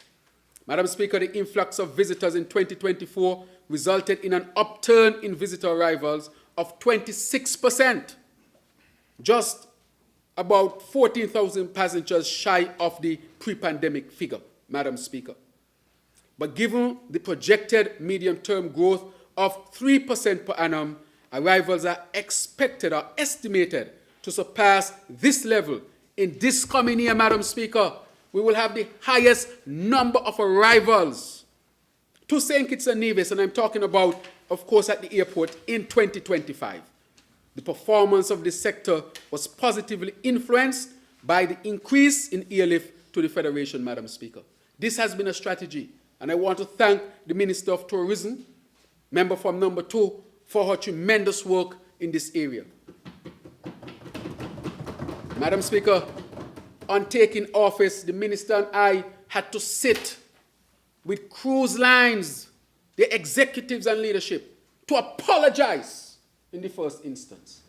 To apologize because how they were treated during the COVID time, Madam Speaker. People cried, Madam Speaker, said that they were out on sea and could not come off the ships because St. Kitts was the only place that they couldn't disembark.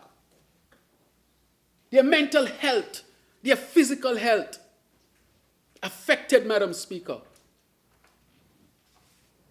And as a result of that, they were thinking not to come back to St. Kitts again because they wanted to know what type of people we were. Madam Speaker, we sat and spoke to them. Tell them this is a new administration, new people, caring people. Do not punish the whole of St. Kitts and Nevis because of a few political actors who had their best interests and not the people's interests at heart, Madam Speaker. It was a hard discussion. As a medical doctor, it was hard. Because while we are talking, I could hear their voices basically saying, boy, not St. Kitts and Nevis again. The minister had to travel multiple times to convince them to come back to St. Kitts and Nevis. Don't give up on St. Kitts and Nevis. And then you see them out there talking about, at the beginning of the cruise here, one ship came in, or one ship. Well, look how much ships down there today, Madam Speaker. 6 ships down there. You can't find space down there. Go down there, Madam Speaker. Taxi man go around 10 times. Truck going this way, that going that way, Madam Speaker. 6 ships in harbor today, Madam Speaker. 6. Tremendous. And in addition to that, Madam Speaker, we, of course, have the icon of the seas that come here to St. Kitts and Nevis, Madam Speaker. Twice this month, Madam Speaker. Wow. Wow. Wow. We've gone from 0, Madam Speaker, to back to the top. Just recently, the minister and I traveled to Florida, to Miami, because they wanted to meet. And they're saying that we want to do more business with St. Kitts and Nevis, Madam Speaker. More business. And so that is why we know for sure that our tourism product is growing and growing very strongly, Madam Speaker. We are now rebounding, Madam Speaker, because they have met us. They trust us. They recognize that we are true partners. And so they want to invest with us in the tourism sector. And so I want to thank them, Madam Speaker. That is why we are seeing the growth. Madam Speaker, with respect to arrivals, we decided, and the Minister of Tourism brought, of course, to the cabinet, we need more flights out of the United States of America. Hence, JetBlue made its inaugural flight to St. Kitts and Nevis. That is why we are going to hit a record number of arrivals in 2025. Madam Speaker, we went for other regional airlines. Inter-Caribbean, Madam Speaker. Caribbean Airlines. Sunrise. And lately, we brought that one from St. Martin. Cape Air, which has connection, from St. Thomas, which has connection with flights from the United States of America. Madam Speaker, so we have invested significantly in our airlift, which is positively affecting arrivals here in St. Kitts and Nevis. Madam Speaker, this is a strategy because we have to strengthen this sector. We have to diversify it. We cannot depend on CBI alone. It is an economic death wish, Madam Speaker. It was bad policy. That policy got us in all kinds of things that we're trying to wrangle ourselves out of, Madam Speaker. Why is it I, as a Prime Minister, have to sit in front of a cruise executive and tell him St. Kitts people are good people? He's supposed to know that. But it's because how he was treated. How they were treated. They asked about who are we as a people? Who are we as a people is the question that was asked. As far as I know, we are caring people, a compassionate people, a loving people, a welcoming people. So that leadership at that time that treated them like that is not a reflection of who we are as a people. Madam Speaker. And so we were able to convince them. And when the cruise ship when the cruise ships come, Nevis as well benefit. Because they like to go to Nevis. They had calls in Nevis as well. Remember, we talked with that cruise line, where they have direct calls to Nevis? And they will go over to Nevis and they will say they have, what that drink on the beach name? The Killer Bee. The Killer Bee. That's why I can't remember the name. The Killer Bee, Madam Speaker. They like the Killer Bee. At Sunshine.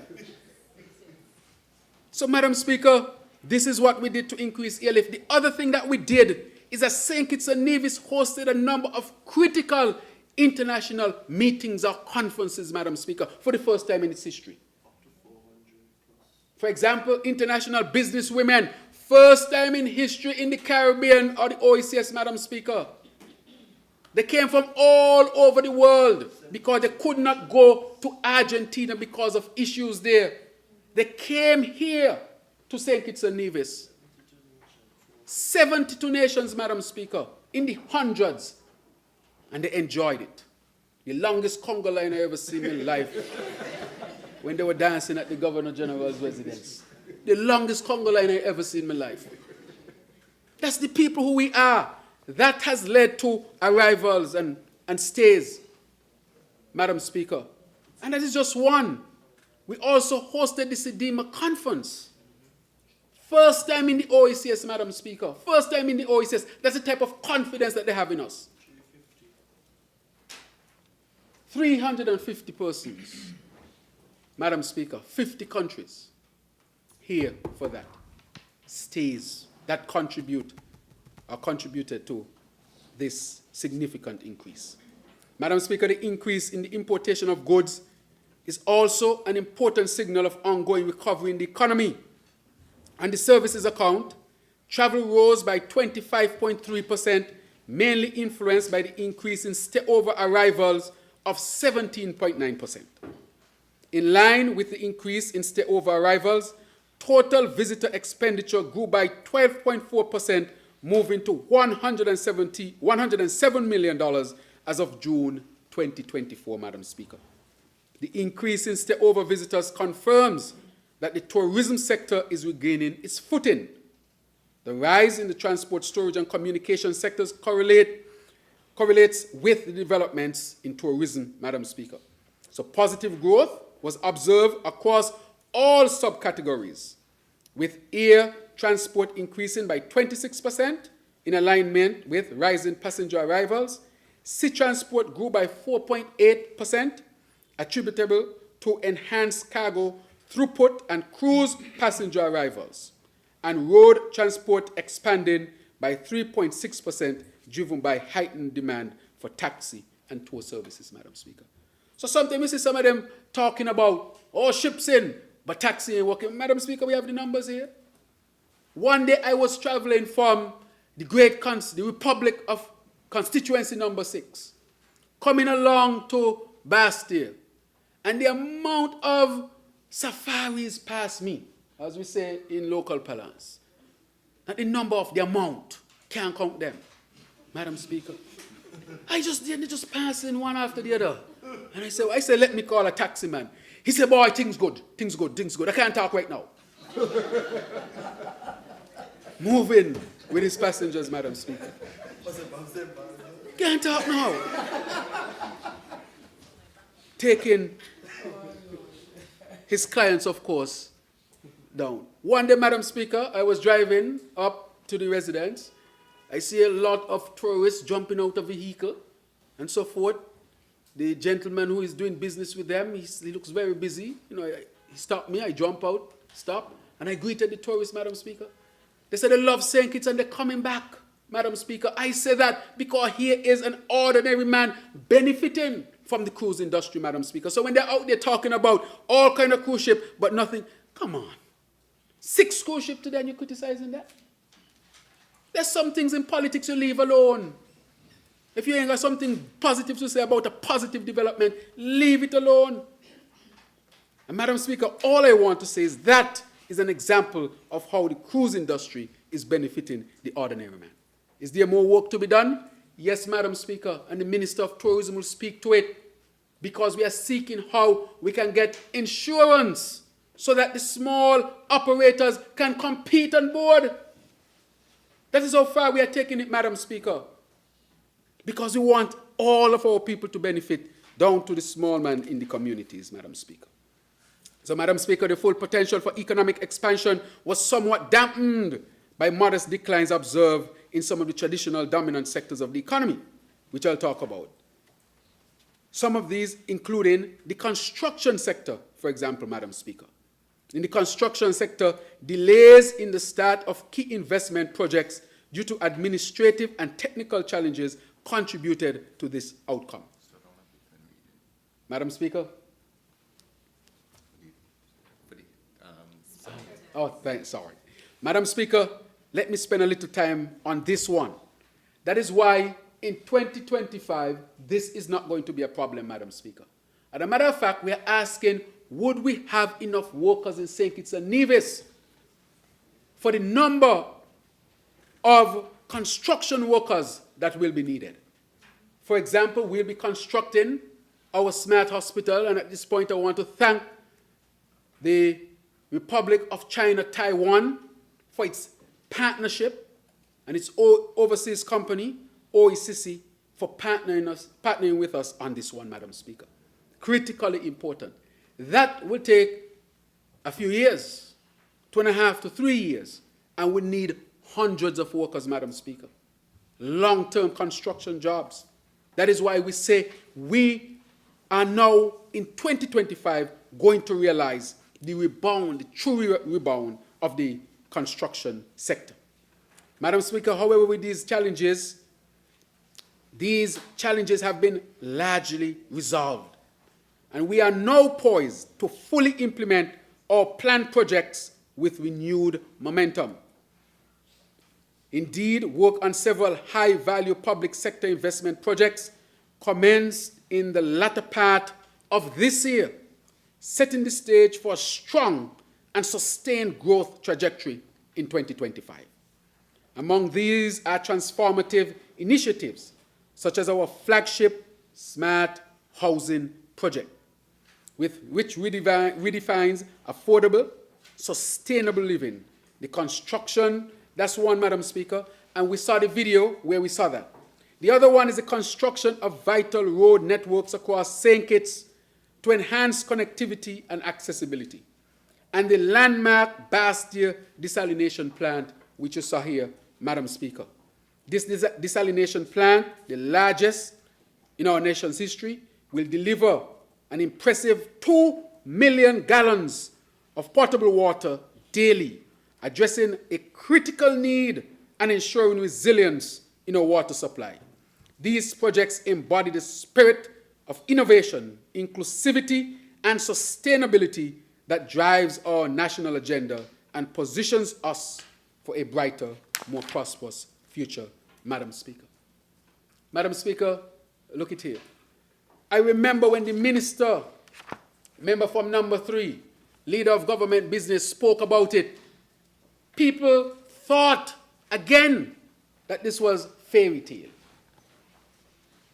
How can St. Kitts build a 2 million gallon desalination plant, a public desalination plant? We have no public desalination plants, Madam Speaker. We have private ones, such as what is at the Marriott and so forth. But this desalination plant is critical, Madam Speaker. We had to take $50 million from our consolidated fund.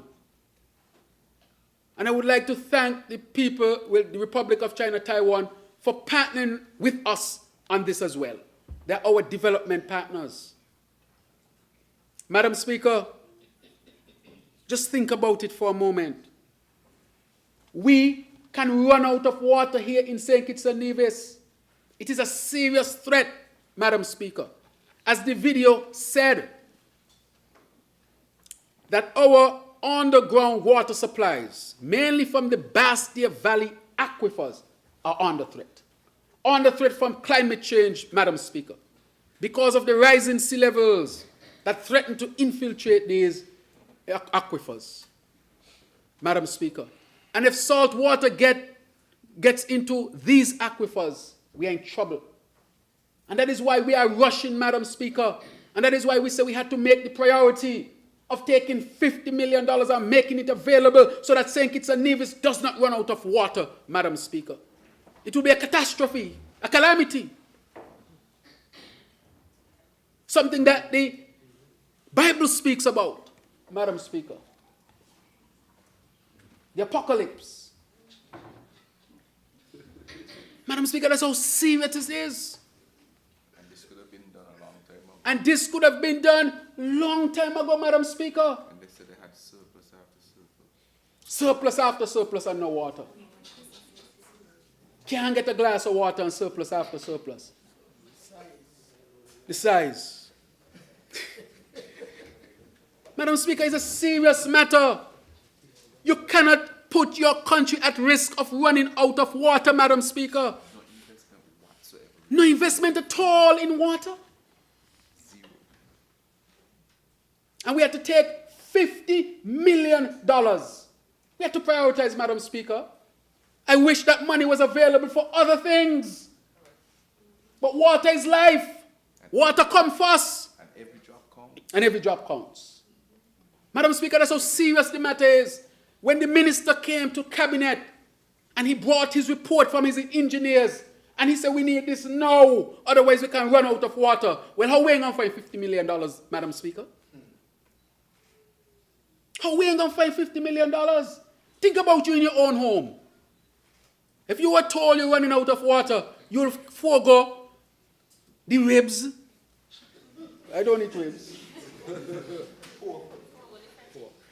You'll forego the lobster and lamb because you will say, I have to prioritize. I need water. Because people need water for various things. Madam Speaker, and you're talking about surplus after surplus.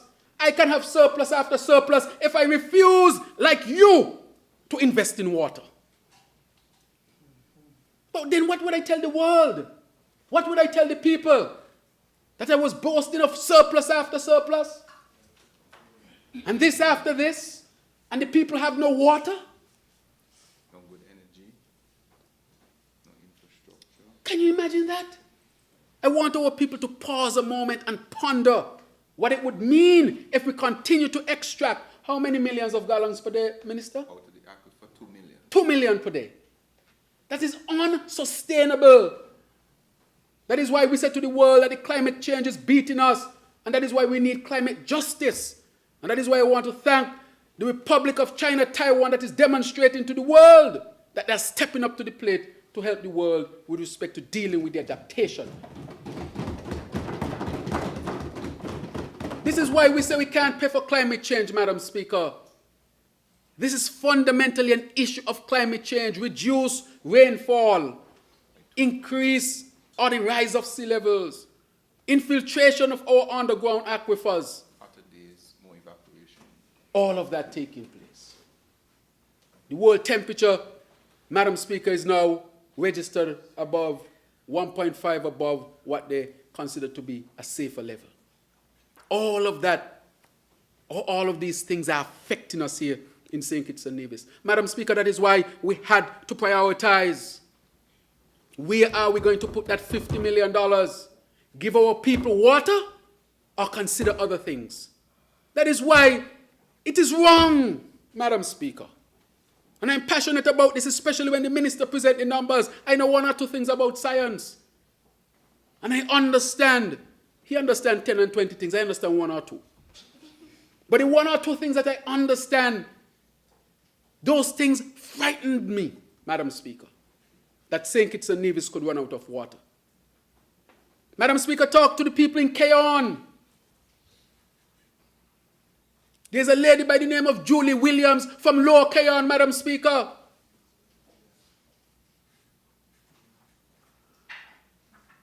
Living in Keon all these years. Can you imagine Julie go out to work and come home and can't get a bath? And a well was supposed to be dug in Keon. And the representative over there did not ensure that that well was done. I'm telling you.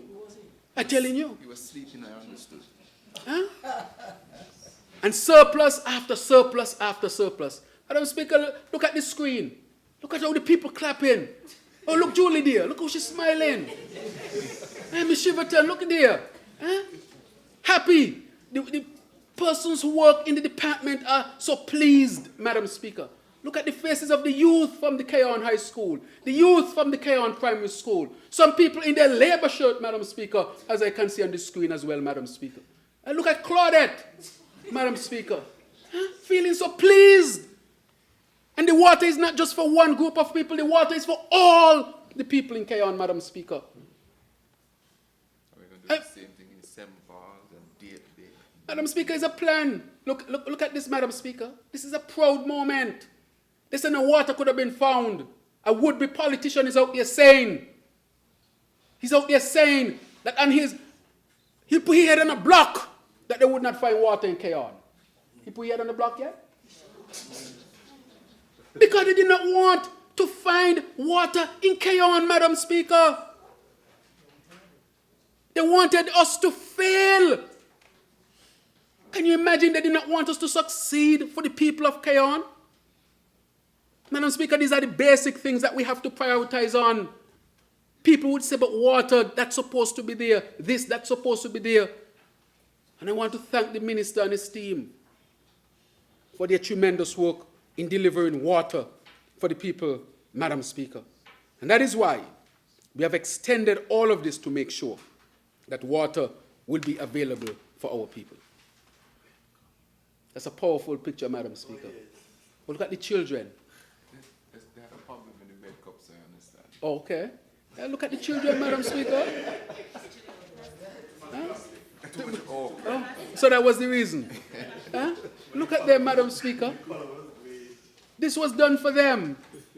When I see the children, this is so impactful, Madam Speaker. When I see the seniors of the community, this is so impactful, Madam Speaker. And it seemed like there's a lady there wearing a shirt called Better with Labor. I'm not saying it so good. I think that's what he's saying, Better with Labor. She has water. So, Madam Speaker, the point is a serious point. Around the country as well. And we are going around the country because we just flew a drone that the minister will speak about to identify where water is. So we are coming to you. We're going to do desalination, we're going to drill, we're going to do all sorts of things because the country must return to 24/7 water. And I want to say to our people, please, conserve it. Treat it well. Don't waste it. Because every drop counts. And water is life. Madam Speaker, according to the IMF, as I now turn to inflation, the global battle against inflation has largely been won. Nationally, after a 3-year spike in prices, Madam Speaker, inflation has finally returned to the normal levels at about 1.5%, which is projected for 2024. The decline in the inflation rate is primarily due to a decrease in the average price increases of food and beverages, along with some reductions in prices with the services category when compared to 2023 levels. Some upward movement in prices within the non-food commodities category were also observed. The increases in the general price level can be attributed to, Madam Speaker, to imported inflation and the ripple effects of exogenous factors, notably the continuing geopolitical tensions and war in Europe and the Middle East. Madam Speaker, I feel it for the people of our country. Imagine you're going in there today, Madam Speaker, and you're going to buy, let's say, a pack of rice. The pack of rice might cost $3. You go back in there, Madam Speaker, it gone up to $3.25. You go back again, it gone up to how much? 7. All sorts of things, Madam Speaker. Up to 7. Madam Speaker, this inflation is a serious matter. And it's imported. It's an imported inflation. We are buying those goods more expensive, at a higher price rather, from the country from whence we import them. That is driving the inflation, Madam Speaker. It's an imported inflation. And this government has responded to deal with the inflation, Madam Speaker. No country in the Caribbean has responded like this government. None. And it's not that we are boastful, but we have responded to help our people. The challenges are still there, Madam Speaker. But we are focused to see how can we help our people through this international crisis, Madam Speaker. It's an international crisis that's affecting all the countries across the world, Madam Speaker. And as a result, this is having political overturns and ramifications because people are exploiting the fact that there is inflation. And when you ask them what your plan is to bring down the inflation, they ain't gonna plan, Madam Speaker. But they know that people are hurting from the inflation, Madam Speaker. And we can just not pay attention to it. And that is why I called the CAPSEC and I asked the CAPSEC to put together a task force dedicated to deal with issues of the cost of living, Madam Speaker. Because this is a serious matter. Inflation is a serious matter. Prices going up too much. But I'm happy to report that they're now stabilizing. But the sad thing is, Madam Speaker, they go up. They stabilize, but then now come back down. That is the problem. And much of this is not because we are doing anything to increase the price. It's because we are importing the prices. So let's say you buy a box of Kellogg's cornflakes. You buy it in the United States of America at a particular price, and it comes in to St. Kitts and Nevis, and that price increase is passed on to the consumer. Very little we can do about that specific, because that price increased where it was manufactured or ordered from. That's what we call imported inflation, Madam Speaker. The whole world is being affected by it, including St. Kitts and Nevis. So, Madam Speaker, the relentless rising global prices for imported goods and shipping services, that has undoubtedly impacted economies everywhere, including right here in our federation. Yet, even amid these challenges, we can take comfort in seeing prices beginning to stabilize, offering our citizens an opportunity to adjust to this evolving new normal, Madam Speaker. Madam Speaker, these geopolitical matters, which we don't even participate in, this is how these things affect us. That is why we need a sustainable island state, Madam Speaker, so that we don't depend so heavily on imported food and other things, Madam Speaker. But what must be underscored is that our government did not waver in its commitment to shield our people from the worst effects of these global pressures. While, Madam Speaker, my last budget address signaled an intention to phase out COVID-19 relief measures, we made the deliberate decision to sustain them throughout 2024, recognizing the continued hardship faced by our citizens. And so over the past year, we carried an extraordinary financial burden to protect our people from the rising cost of living.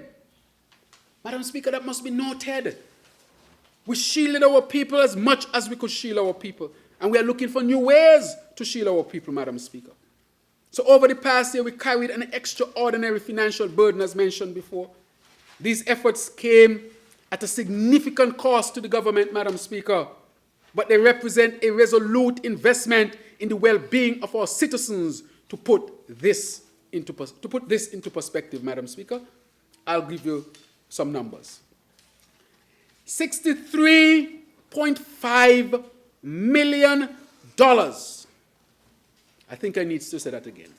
$63.5 million was expended to support the St. Kitts Electricity Company, SCELEC, with $54.8 million specifically allocated to subsidizing the fuel variation charge, ensuring that households and many businesses could continue to access electricity without insurmountable costs. Madam Speaker, listen to that number. We gave that to the people, and I said to the Minister of Energy, every bill should say, this is from the government of St. Kitts and Nevis, because it is taken for granted that we have invested $63.5 million, Madam Speaker, to keep electricity costs down so that our people would benefit. That is shielding our people from inflation. If we pass that on to our people, imagine what the electricity cost would be. And there are people out there, Madam Speaker, saying all sorts of things. We had said to businesses that we would give them help. So we also paid the FBC for businesses. But once the economy would have recovered, we'll have to start in phases to bring that back to where it was. Because if a government is going to have to pay this for energy all the time, it is unsustainable. But we did it to protect our people, and we continue to pay the FBC for domestic households. Madam Speaker, for households. Madam Speaker, we provided subsidies and fuel at the pump at a cost of $8.6 million. When the gas prices shoot up, Madam Speaker, we helped, Madam Speaker, so that when you go to the pump, your cost would not go up to $18 and $19 and $20, Madam Speaker. That would have been the cost, 17, 18, 19, if we had not invested to protect the price or the prices at the pump, Madam Speaker. Madam Speaker, LPG, or the cooking gas, at a cost of $12 million, because we did not want the cost for cooking gas to go up. Madam Speaker, add these numbers, asking our people to add these numbers. 63 million plus 8.6 million plus $12 million, Madam Speaker. This has nothing to do with the social programs. Everybody in St. Kitts and Nevis enjoy the prices they enjoy because we protected our people. And then people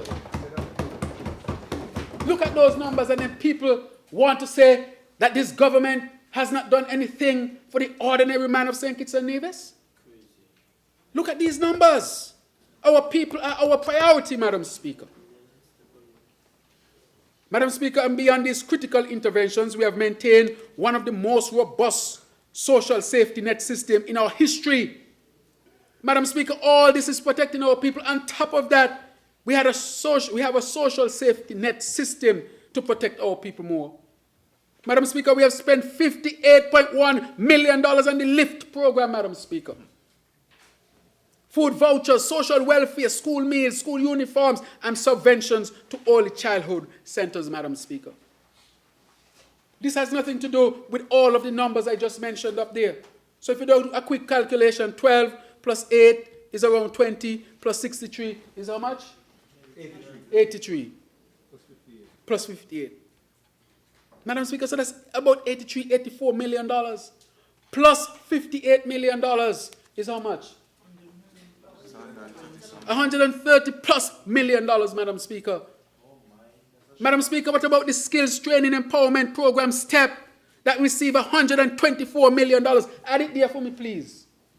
130-something million plus $124 million, Madam Speaker. Providing countless citizens with opportunities for self-reliance and growth. How much is it? 265. Over $250 million. That the public did not have to. That the public did not, that just for the people, the ordinary people especially. Over $250 million, Madam Speaker. Shocking numbers.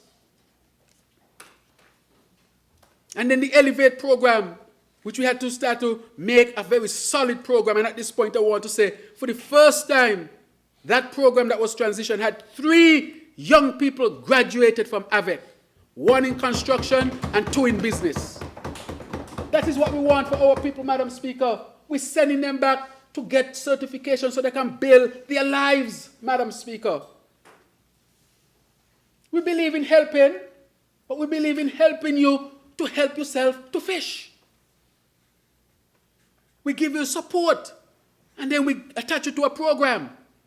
So when you get your certification, you can have all sorts of opportunities and having a chance to build your life, Madam Speaker. So I'm very proud that the program that used to be called the Peace Program is now the Elevate, has for the first time had members who graduated from a recognized education institution here in St. Kitts and Nevis. That's a big achievement.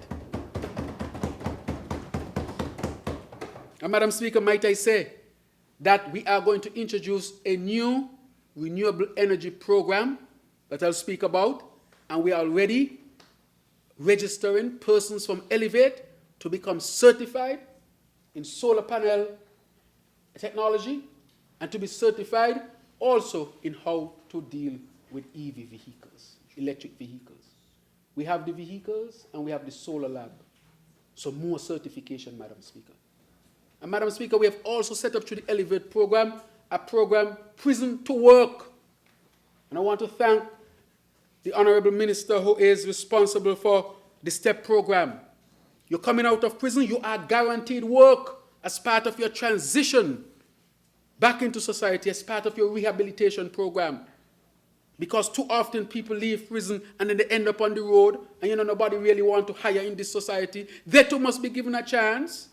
Well, if they don't spend the time in jail, why not give them a chance to reintegrate into the society from whence they came?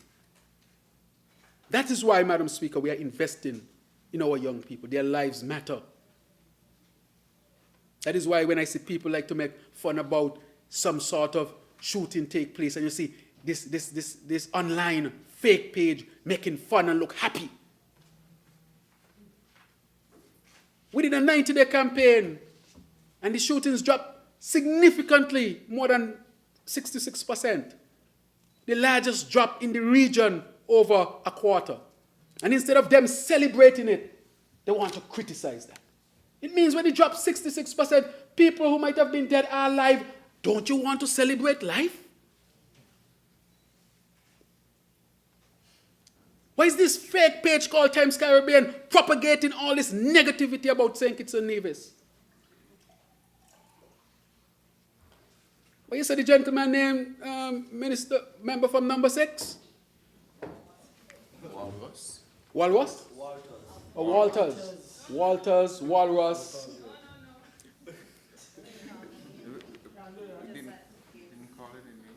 Madam Speaker, I move on. I think Walrus is fine, not Walters. Okay. Walrus, didn't you see? Yeah. Okay. All right. Madam Speaker, speaking badly of the program, why aren't they happy? Why aren't they happy?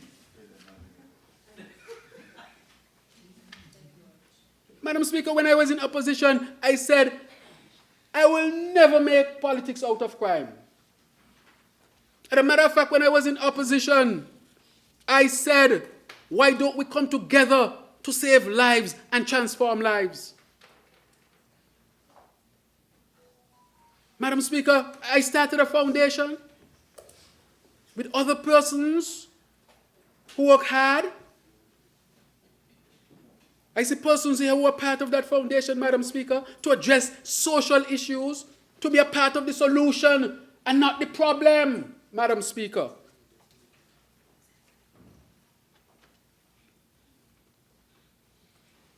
Fake news, spreading all kind of bad news about St. Kitts and Nevis instead of celebrating the successes and the conservation of precious life.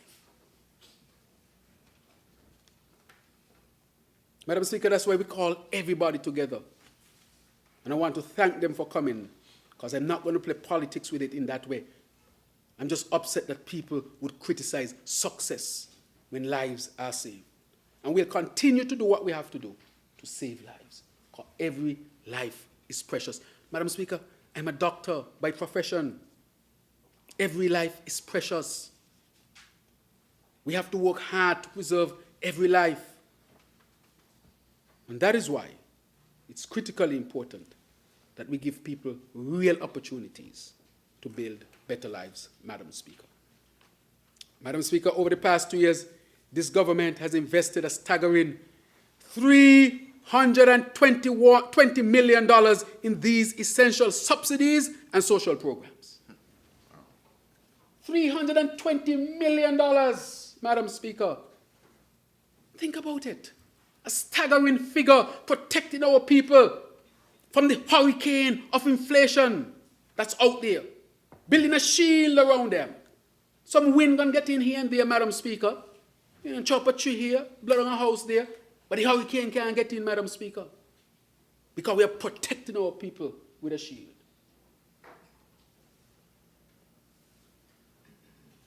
$320 million. That's why me could sleep good at night time, Madam Speaker. I go sleep early and get up early, they know me.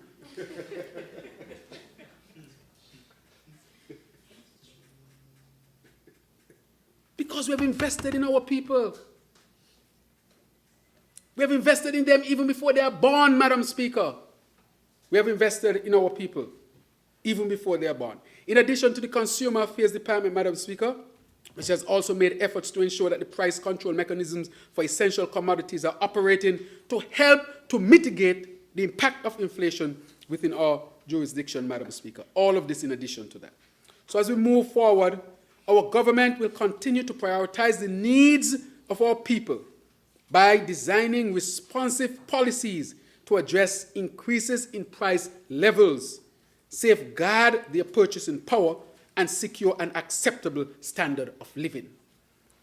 Madam Speaker, as we continue to observe this situation, we will also review markups and our monitoring and control mechanisms to ensure that the best prices are provided to the consumer, while at the same time safeguarding the profit margins of private enterprise, Madam Speaker.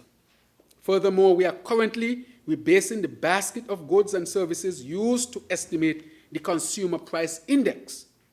The last revision was done in 2010, some 14 years ago. The consumer market has changed significantly over the past 14 years, and as such, Madam Speaker, the basket of goods and services will be revised to 2025 price levels to reflect current consumer spending patterns. This revision will also provide a more accurate base to inform important public policies. Madam Speaker, we are going to hit this from a policy standpoint as well. That is why we have asked the Cabinet Secretary to be the chair of the task force to deal with issues of cost of living. This would be a mainstay because we care about our people, Madam Speaker. And the research is important, the data is important to inform effective data-driven policies. That is what we want to do, Madam Speaker, protecting our people. But Madam Speaker, I want to say $320 million to protect our people is nothing to sneeze at for a small country like this. When you look at the percentage of it, I can tell you the only countries that might rival this number are countries maybe in Western Europe as a bloc. Protecting our people, Madam Speaker. So when we hear them talk all kind of things and all kind of things, these are the facts, Madam Speaker. It's easy to jump on a mic and say all sorts of things. As our first national hero used to say, they just talk. When you ask them for a solution, they ain't got none. That is the problem with some people, Madam Speaker. They will talk, ask for a solution. There is none. And people seeking to use the international inflation crisis to suggest that this government is not looking out for people, and we have spent $320 million to safeguard our people. And in addition to that, Madam Speaker, we had to put the $50 million for water. In addition to that, we had to spend How much for the temporary supply for energy? Around $10 million, Madam Speaker, that we brought in here at Nismas. Water and energy. At least $60 million plus the $320 million. 60 plus 320 is $380 million. Plus roads, Madam Speaker. 30 million. Well over 400 million, reaching $500 million. So that our people can have the basics, Madam Speaker, the basics of this country, of St. Kitts. Specifically, the basics were neglected. Water was neglected. Energy was neglected. Roads neglected. Healthcare neglected. And you can go down and down and down and down the line, Madam Speaker. Infrastructural projects rejected. Tourism as well. And so, Madam Speaker, what we are seeking to do is to reestablish the foundation of this country. Madam Speaker, even the banks were affected. Development Bank, $333 million in debt. And the country does not know that. And people going around talking about surplus after surplus after surplus, Madam Speaker. Nonsense. Surplus after surplus after surplus. And the Development Bank, $333 million in debt, Madam Speaker. Madam Speaker, I want to share something here because I want to get this right so that people can understand the connection, Madam Speaker, between that policy and exactly what that would have resulted in, Madam Speaker. Madam Speaker, up to July 2024, Development Bank outstanding debt to Social Security was $134 million, Madam Speaker.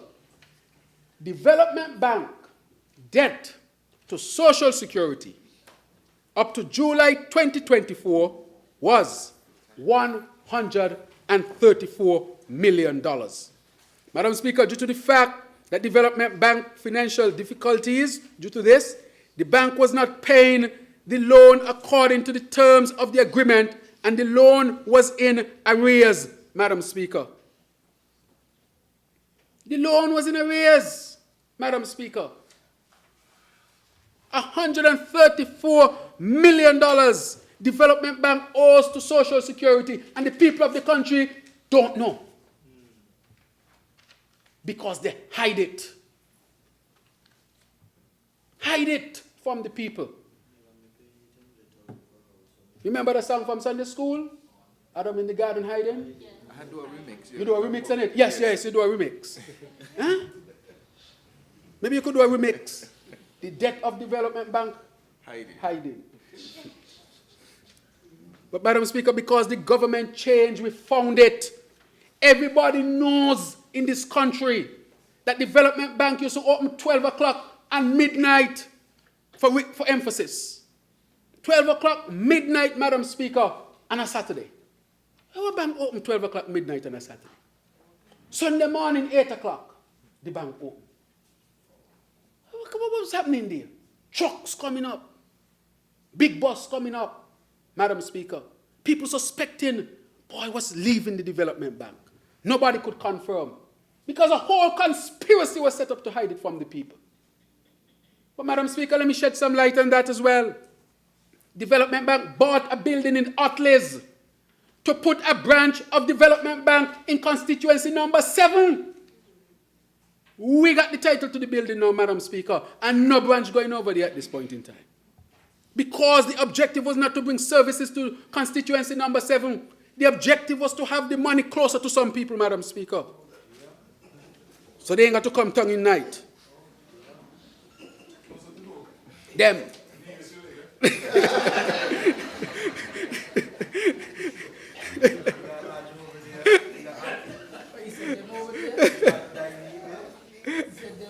They were over there. Madam Speaker, 134, the government.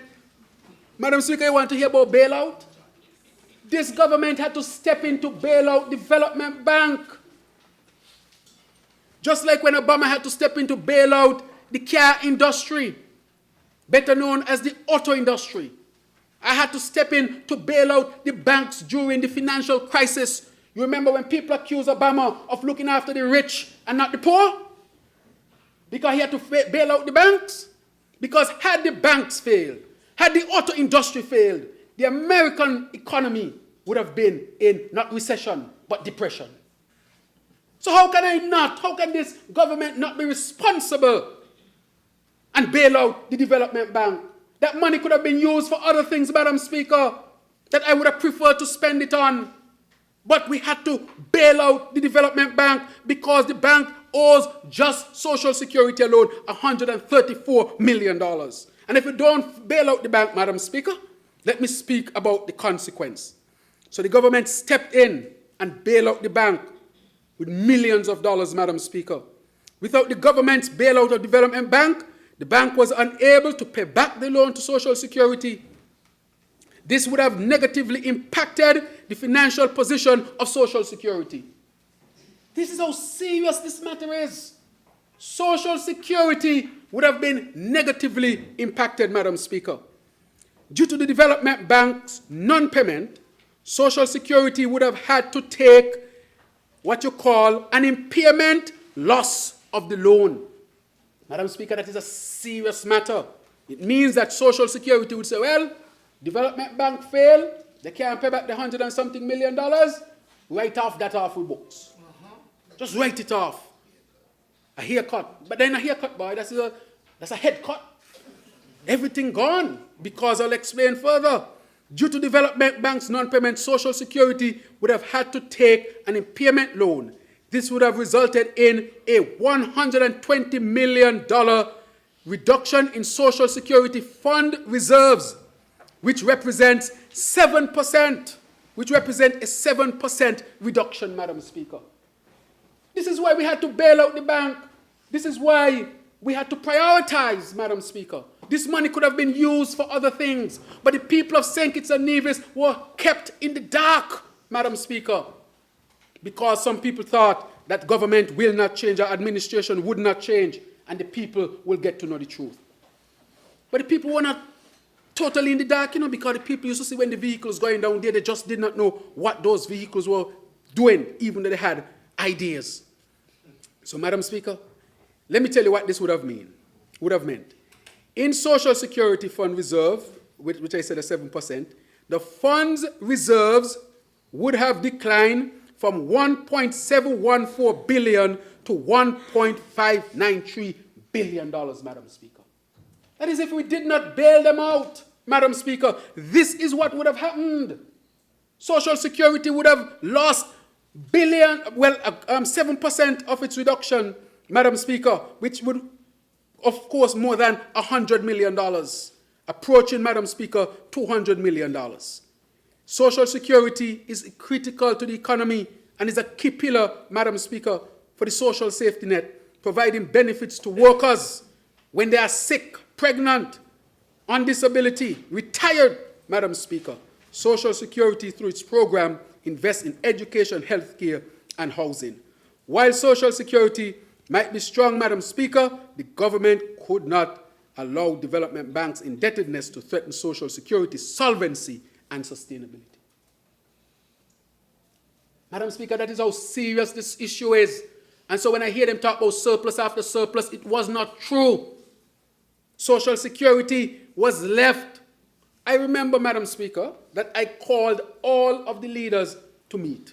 National Bank, Social Security, Development Bank, Ministry of Finance, and myself. And I said in that meeting, Madam Speaker, we can't think individual at this time. Any one of you falter, it means all of us would falter. So we had to come up with a comprehensive plan, Madam Speaker, which resulted in transferring millions of dollars to Development Bank. So Development Bank could start some activity again. And we put some stipulations that you can form what you call a fund where the 1% goes and it forms a revolving fund so that you can have the money to go down to Social Security and pay them. Madam Speaker, had that not occurred, this is what would have happened. The solvency of Social Security would have been affected. And it means, therefore, that even though we need Social Security reform now, because nothing was done in the last number of years, it would have been more painful, Madam Speaker.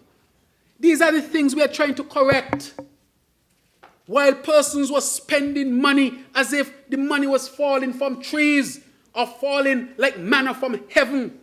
Our institutions were suffering, and they were using all kind of, what type of accounting you call that? Creative accounting. Ninja accounting. To hide it from the people. Ninja. I'm telling you. But that's the question, and I will read what will happen in the end, because I have it here. I asked the lawyers to prepare for me a synopsis to read to the people today. Very good question. Madam Speaker, it's a serious matter. These are the things that we met there and we have to deal with. Madam Speaker, over $300 million in debt. And Madam Speaker, we did a forensic study. Madam Speaker, they think they're bright, you know, but they got people brighter. They think they're smart, they got people smarter. Madam Speaker, we had to call in the forensic experts from out of Canada to go into the development bank and unearth all the shenanigans that were taking place, Madam Speaker. Madam Speaker, we have the forensic report. It is part of the court case, Madam Speaker, that I'll speak about when I update the country in my wrap-up. Listen to the wrap-up to get the update on the case about the development bank and the monies, Madam Speaker. But Madam Speaker, let me continue. I want to say also, as we continue to observe what we'll call this situation with the markups and so forth, our monitoring and control mechanisms are put in place to ensure that the best prices are provided to the consumer while at the same time safeguarding, Madam Speaker, as I pointed out before. But Madam Speaker, let me go on now to the fiscal landscape. A review of the government's fiscal performance revealed that for 2023, a surplus of $27.8 million was recorded for the overall balance, and the primary balance also reflected a surplus of $44.2 million.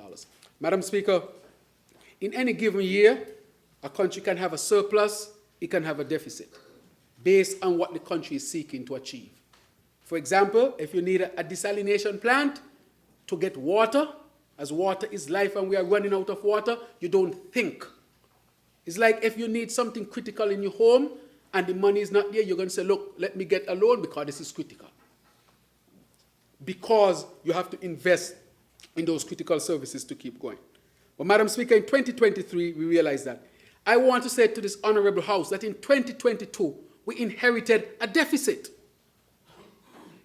Deficits can happen, Madam Speaker, because you are seeking to achieve certain things. What should not be done, though, is tell the people they have a surplus when they really have a deficit.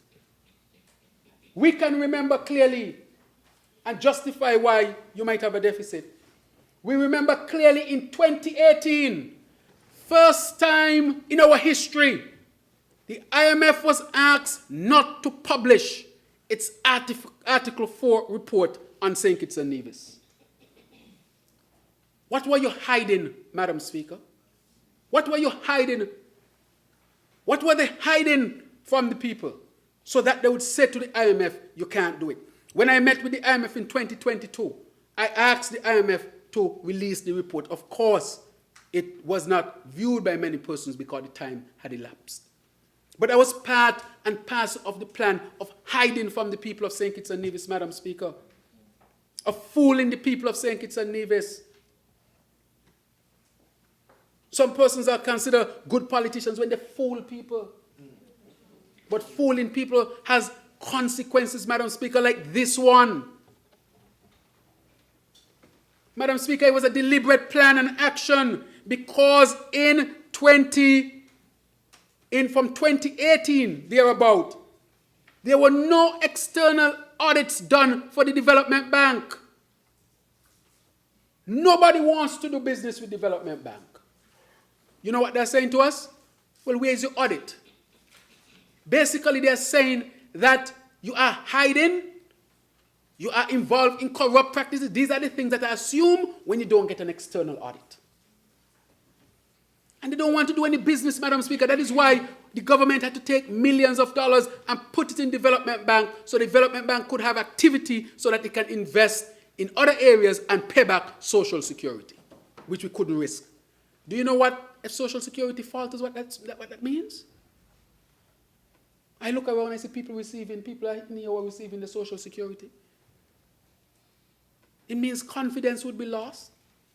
It would have been the first time in history that something like this happened. And when you did the forensic analysis and you realize that money went all over the place, money jumped through windows, squeak under doors, money had foot running to back door. Madam Speaker, it happened for true. Money come out the bank in plastic bag, paper bag. When you read it, you swear you're reading a novel, a mob novel. Only mobs do that. But it happened in the development bank.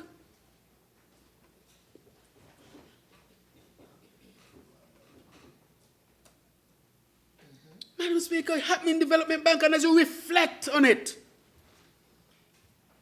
it touches you in different ways, Madam Speaker. So, Madam Speaker, I want to say the total revenues and grants amount to 1.2 billion, of which the current revenue was 1.1 billion, and total grants were 20.7 million. Tax revenue surpassed budget by 6.3% as a result of higher collections from taxes on income, taxes on property, and taxes on international trade and transactions. And some people were in arrears, and so they were paying up as well. The non-tax revenue exceeded the budget by 18.7%, mainly on account of proceeds from the CBI program, Madam Speaker. Madam Speaker, in 2023, the total expenditure amounted to an impressive 1.1 billion, reflecting our government's steadfast commitment to advancing national priorities and addressing the needs of our people, Madam Speaker. These expenditures represented a 13.1% increase over the budget, largely driven by higher than anticipated allocations for capital expenditure, net lending transfers, and goods and services. Among the pivotal initiatives, Madam Speaker, supported by this expenditure were: 1, budgetary support to the St. Kitts Tourism Authority to secure JetBlue flights with direct services to St. Kitts, bolstering tourism and strengthening our connectivity to key markets. Increased subventions to the Clarence Fitzroy Bryant College to compensate for revenue losses arising from transformative policy of providing students with free tuition, a policy that underscores our government's commitment to equitable access to education, Madam Speaker. And financial support to the Skills Training Empowerment Program, the STEP, support to SKELEC, demonstrating our resolve to maintain affordable and reliable energy for households, the payment of the 40th anniversary workers' bonus, we remember that, and the CBI dividend as well, Madam Speaker. Madam Speaker, during that year, we brought in more and we invested our people because they had just come out of COVID.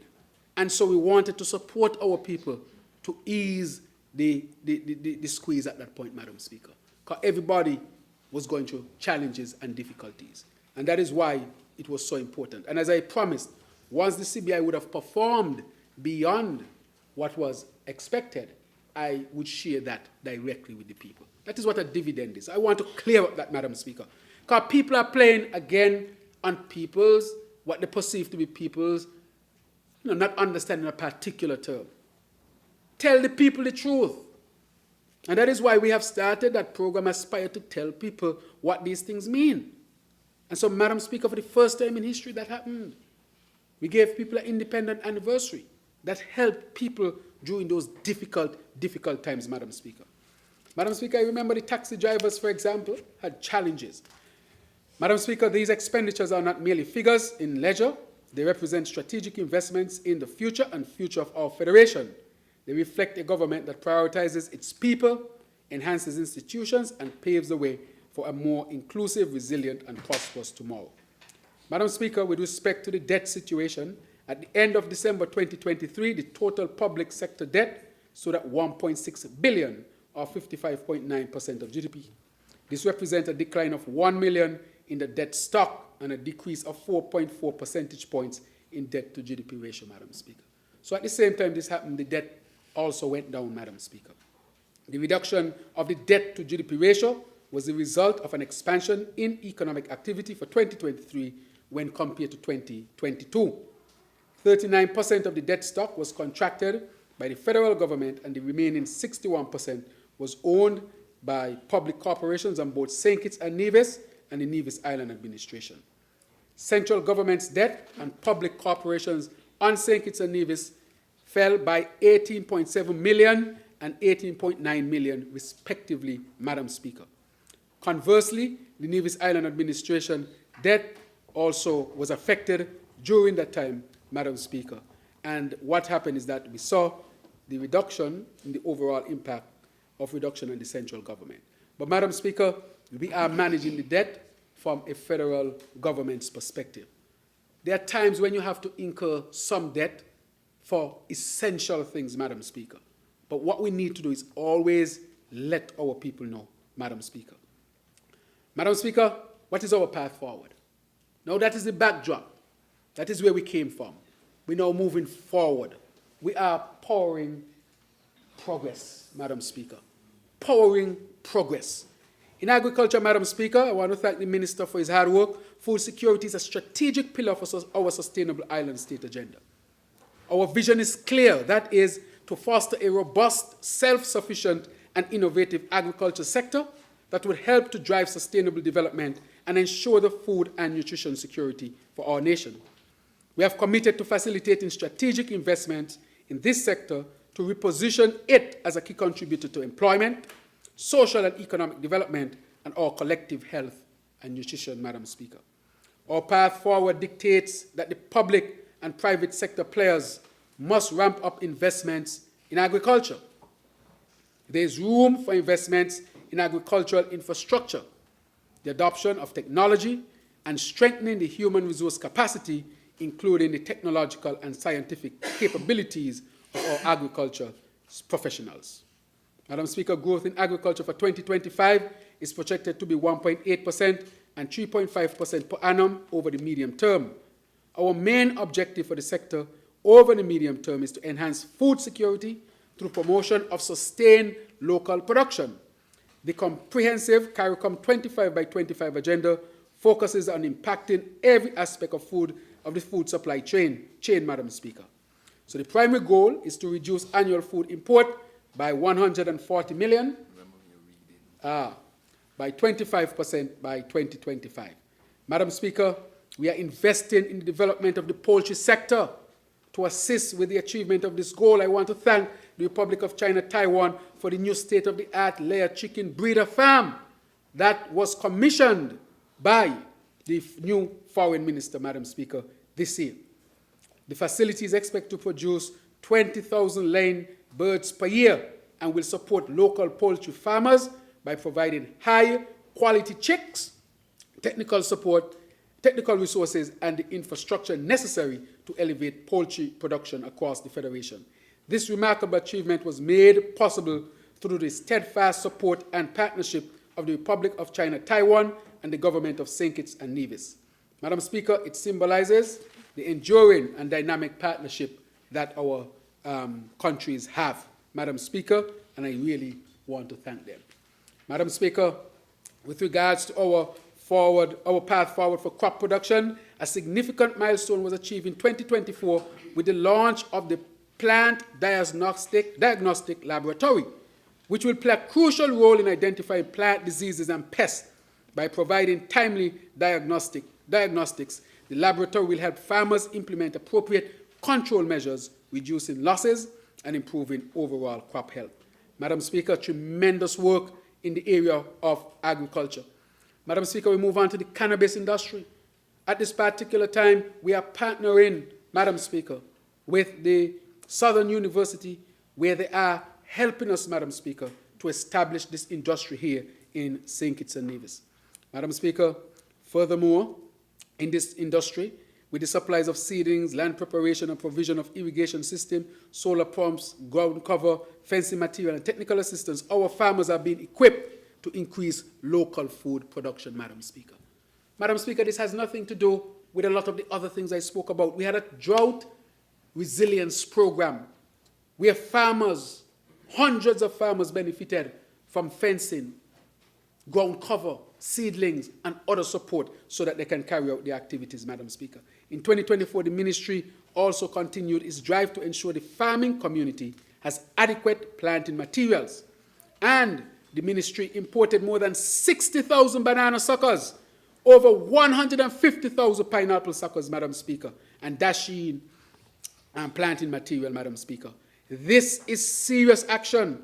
And in addition to all of this, Madam Speaker, they have, in 2024, the ministry installed 2 new walk-in chills at Tabernacle Outreach Center and added 15 cold storage reefer containers, Madam Speaker. Investments in agriculture, look at them here, Madam Speaker. We're planting bananas all over, pineapple all over, helping the farmers all over, increasing our production, which we'll realize in 2025 as we have laid the foundation in 2024. Madam Speaker, we cannot speak about advances in agriculture without talking, Madam Speaker, about our strategic partnership with the McKinley Group, yes, which is the Tabasco Group, rather. And Tabasco has partnered with us, and we have launched that program, Madam Speaker. Southern University has partnered with us, Madam Speaker. We have scholarships to Southern University. Southern University is helping us with their expertise, Madam Speaker, in animal husbandry, and they're also helping us, Madam Speaker, because they provide lots of scholarships. Madam Speaker, I'm right here planting peppers, Madam Speaker. I know what's going on. I come from the great state. I know planting go. I'm telling you all kind of things. So, Madam Speaker, this program will be realized in 2025, Madam Speaker, so that our people can benefit. Look at it here, Madam Speaker. They thought it was a pipe dream. It is no pipe dream. That's me planting, Madam Speaker. I can plant.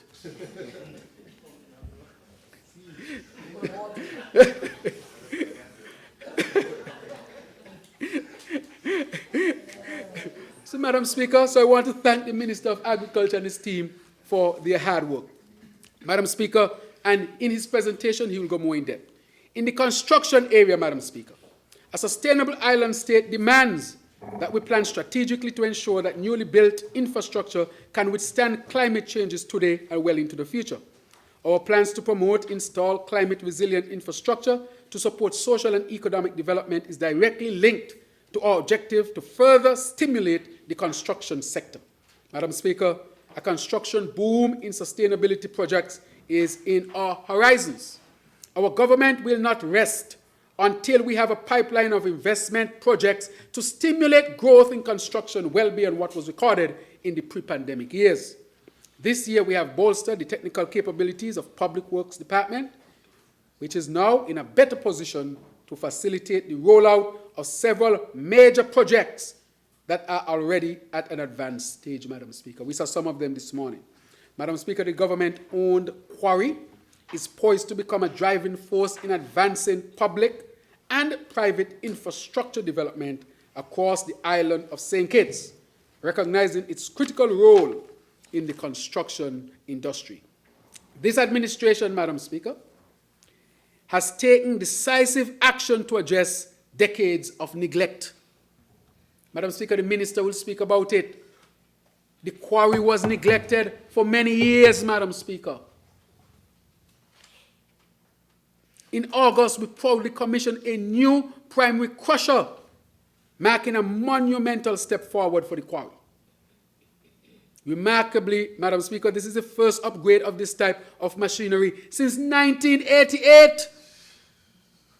And so when they're talking, no wonder they couldn't build nothing. Because they ain't going to quarry, Madam Speaker, since 1988, Madam Speaker. A staggering 36-year gap that underscores the lack of attention paid to this vital resource, especially under the immediate past administration. And there they're talking about surplus after surplus. These are the things we have to invest in to keep our economy up and strong, Madam Speaker. If we are talking about building homes and all sorts of things, we need a quarry that can provide the aggregates, other words, stones. and crushed stone and all sorts of other things, Madam Speaker. Heavy investment. This later administration is determined to reverse that trend and ensure that our national assets are modernized to serve the needs of our people. Madam Speaker, we are also eagerly anticipating the arrival of additional state-of-the-art equipment in early 25, which will further enhance the quarry's capacity and efficiency. These investments are not merely upgrades.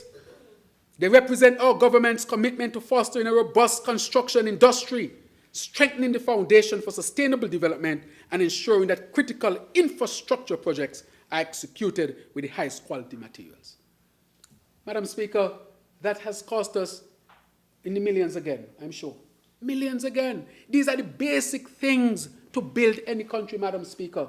That is why we have to invest in so many basic things, because they were neglected.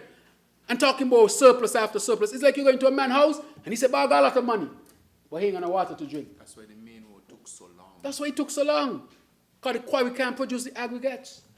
You go to a man's house, boy, he got a lot of money, but he can't eat a good meal because he gored in the money. That is what happened here. People wanted to talk about surplus after surplus, neglected water, infrastructure, energy. That is why we are where we are today, Madam Speaker. That is why the St. Peter's Road, for example, was not done. I wonder what St. Peter's do there. You build a whole main road. Going through the country, you remember the time they built a whole main road and skip out St. Paul's? Yeah. Our constituency number 6? The whole of the country, number 6. And Mercy Tabernacle. A whole main road done. And nothing for St. Peter's. Look at the St. Peter's Road today, Madam Speaker. Look at it, Madam Speaker. This is the largest growing area outside of Bastille. Expected to grow exponentially over the next few years. And they got one little small road up there where we got to drive on, Madam Speaker. This, Madam Speaker, will help to transform the economy in St. Peter's. This has indirect and direct impact, Madam Speaker. Look at that. I'm so proud that the people of St. Peter's is going to have a road that they can be proud of. Why would you do a road and leave out the largest community in the whole of St. Kitts and Nevis outside of Bastille? Why? And we gotta see red. But the St. Peter's people do them. I thought them days they done. I hear the member from number 6 used to lament about it year after year after year, how they treat the people down there. I thought them days done. 2022 or whenever it was done, or 2021, St. Peter's neglected. Why? And they said the St. Peter's Road was in the budget. Now you come into government, you look in the budget, you ain't see no money for St. Peter's Road. Everything in the budget, but you can't find it. The St. Peter's people deserved better. And that is why they're just getting a road that they should have gotten so long ago. And so I want to thank the Minister for Infrastructure, member from number 3, and my cabinet for supporting to bring some level of relief to the people of St. Peter's, Madam Speaker. So over the past year, Madam Speaker, activity in construction sector was dominated by commercial and residential construction. In the medium term, we can expect the construction sector to bloom as a direct result of the implementation of our seed pillars. We expect, Madam Speaker, the full implementation of several planned public and private sector projects that should spur construction activities. The public sector projects include, but are not limited to, the new Bastille High School, Madam Speaker. I want to thank the Minister from constituency number 1. Madam Speaker, I want to thank, Madam Speaker, the member from number 1, Minister of Education, who has been pushing for the new Bastille High School. You saw in the video where we were. We are powering progress, Madam Speaker. That's what you call powering progress. A whole school was shut down in maybe 2014. A promise was made, Madam Speaker, that a new school would be built, Madam Speaker. All they built for the children was a makeshift wooden building. Nothing hot so. Hot, hot, hot. A wooden building, Madam Speaker, and said that's the Bastia High School. And you know who land the bill it on? Oh my God. Madam Speaker, the last administration paid a consultant $665,000 per month for the Bastia High School, and not one block's lay. $14 to $20 million can't be accounted for properly, Madam Speaker. $665,000 month after month after month after month to add up to $21 million. And then when we got in, I said, where the work? Show me the work done. Not one blocks, as we say in local parlance. Not one blocks. With a S. With a S. And $14 to $21 million. Gone. Paying one consultant. Madam Speaker, they talk about advisors and this. That one consultant makes twice as much as all of the consultants and advisors in my administration, in our administration. That one. He alone, or that alone, entity alone, made more than all what we have. Twice as much. Madam Speaker. So I'm not going to talk about the rest they had. Just that one alone made twice as much. Can you imagine that? No Bastia High School. And up and down talking about surplus after surplus. What we are saying is power in progress. Bastia High School. And imagine, 7 years, Madam Speaker, they are there. They ain't build no school. And they want Labour to build a school in less than 2 years. Be reasonable, no, man. Where is the reasonableness in all of this? Where is it? Huh? Asking us to build it in less than that. But, Madam Speaker, the Minister of Education is determined because it's in his constituency as well. He's a teacher. Once a teacher, always a teacher. He has a lot of products. He has a lot of products. Including 4 up here. Wow. He's prolific. Well accomplished. But, Madam Speaker, it is a serious matter. So the Bastia High School, it's coming. The new climate smart GNF General Hospital. Madam Speaker, I want to thank the member from number 3. And the video should have showed him. When we decided we want a GNF hospital, a climate smart one, we were determined to build that hospital in constituency number 3. I remember one day they brought some land to me and said, number 8 got the most land.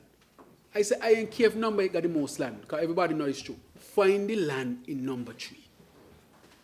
I send them back. That's where JNF is from.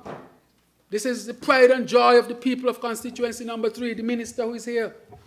I said, find the land in number 3, and they found that land.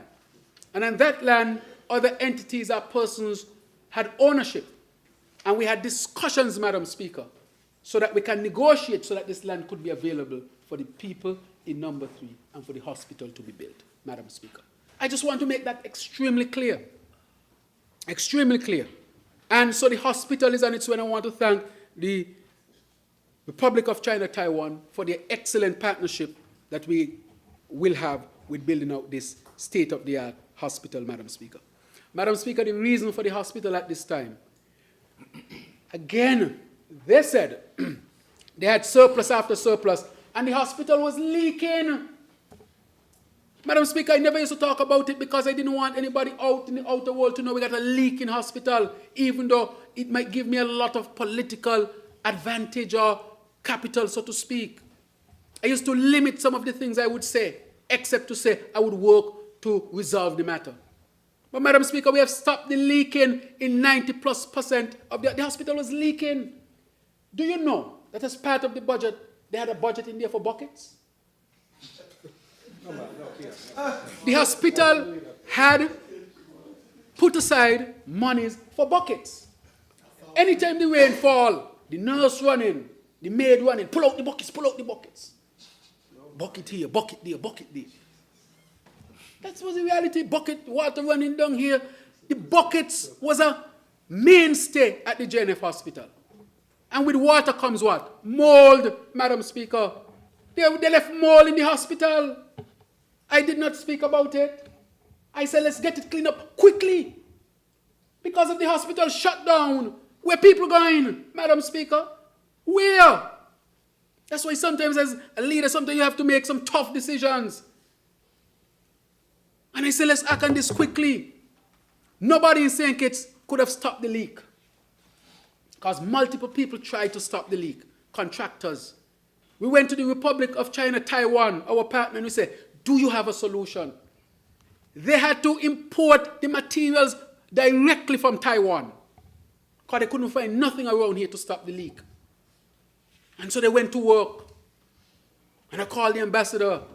I tell them, look, we have to speed up this thing. We have to stop the leak. We have to stop the leak. Mold is growing. Mold gonna grow. They left a leak in hospital, Madam Speaker.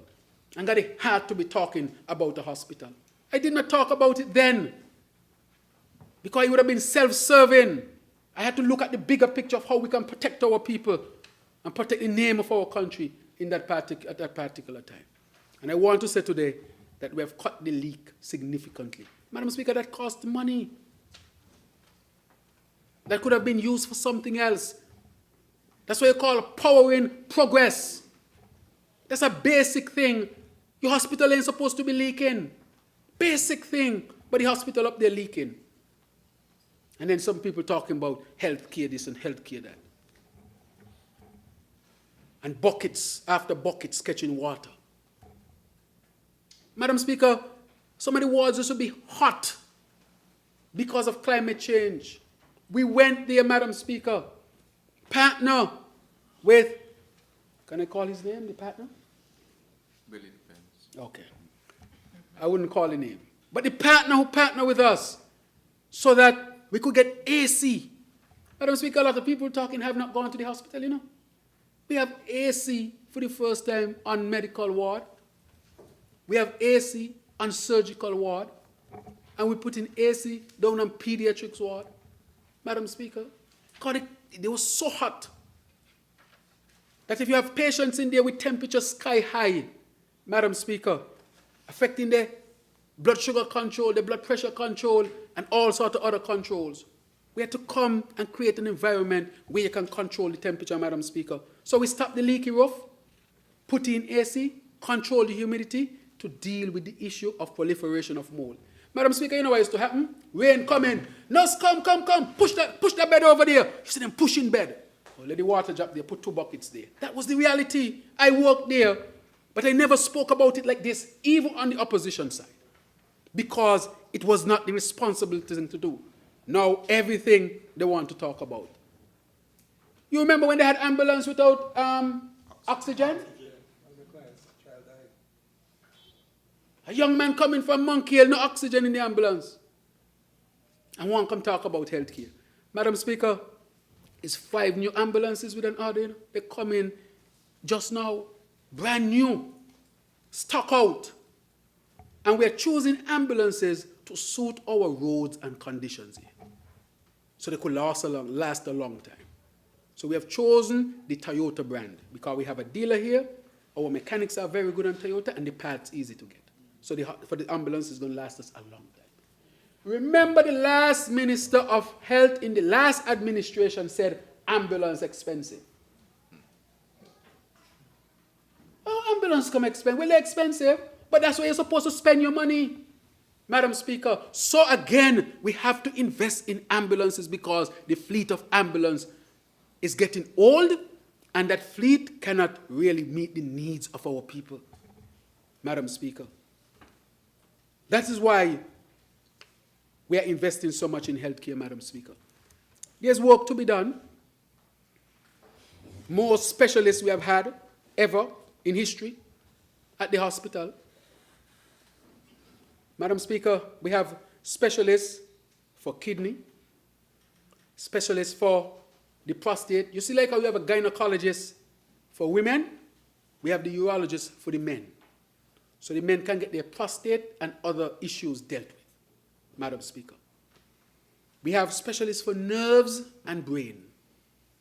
We have the most internists ever at one point, the anesthesiologists, multiple surgeons, gynecologists. We have nephrologists as well. Madam Speaker, they're talking about the hospital. People in St. Kitts went blind under that administration because they refused to buy equipment for the eye clinic. People couldn't even get a cataract done in St. Kitts and Nevis, Madam Speaker. Cataract is considered one of the most important surgeries, but it's also not a very complicated surgery in the realm of ophthalmology. Because they ain't got the special equipment up there. And talking about surplus after surplus. What we are doing is powering progress. We invested hundreds of millions of dollars in state-of-the-art equipment to restart eye surgeries at the hospital. People are blind today. You cannot reverse their blindness because they waited too long before the surgery. That's where we made our investment.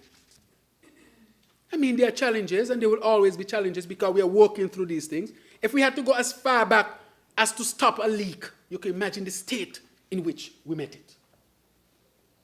You've gone up there, few specialists. Bring in the specialists. You have a specialist at the hospital for diabetes. And I want to thank the Republic of Cuba, our partner, who has partnered with us by sending all these specialists to us to help us, Madam Speaker. Cuba.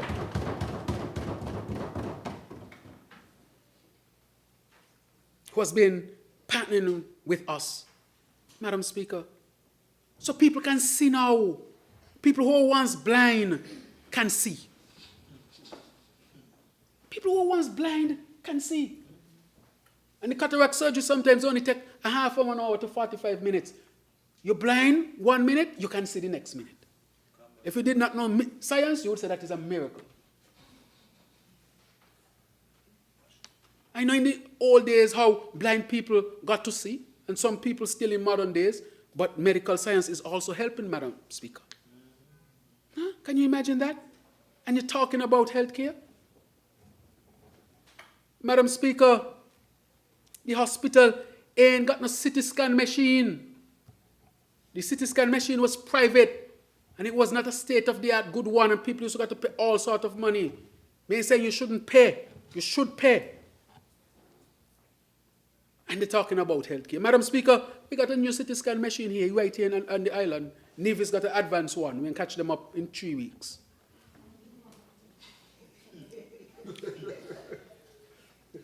Our CT scan machine is here. And one of the specialists working to deal with our CT scan machine is from Cuba. We need to thank Cuba again. Can you imagine that? Not only that, Madam Speaker, we are putting in a new MRI. We never had a public MRI yet. You see the building going up. The building need all kind of specifications and fancy this and fancy that, terms I will not use today, except to say that they are being put in place. Madam Speaker, that is what you call transformation. But Madam Speaker, I'm going to talk about one or two other things with respect to that, but let me move on.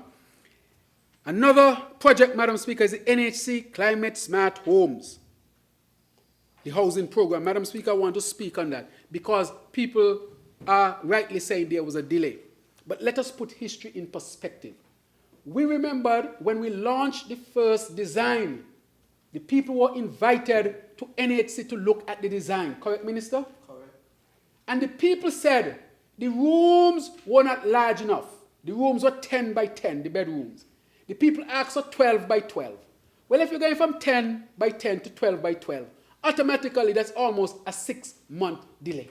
Because you have to go back, redesign, bill of quantities, plumbing got to change, electrical plan has to change. You know, the layout has to change. 6 months delay as a result of responding to what the people asked for. Madam Speaker, this is a bedroom. Wow. It's a large bedroom, boy. You could run around in there. Madam Speaker. Look at this, Madam Speaker. This is, so we had to delay the project.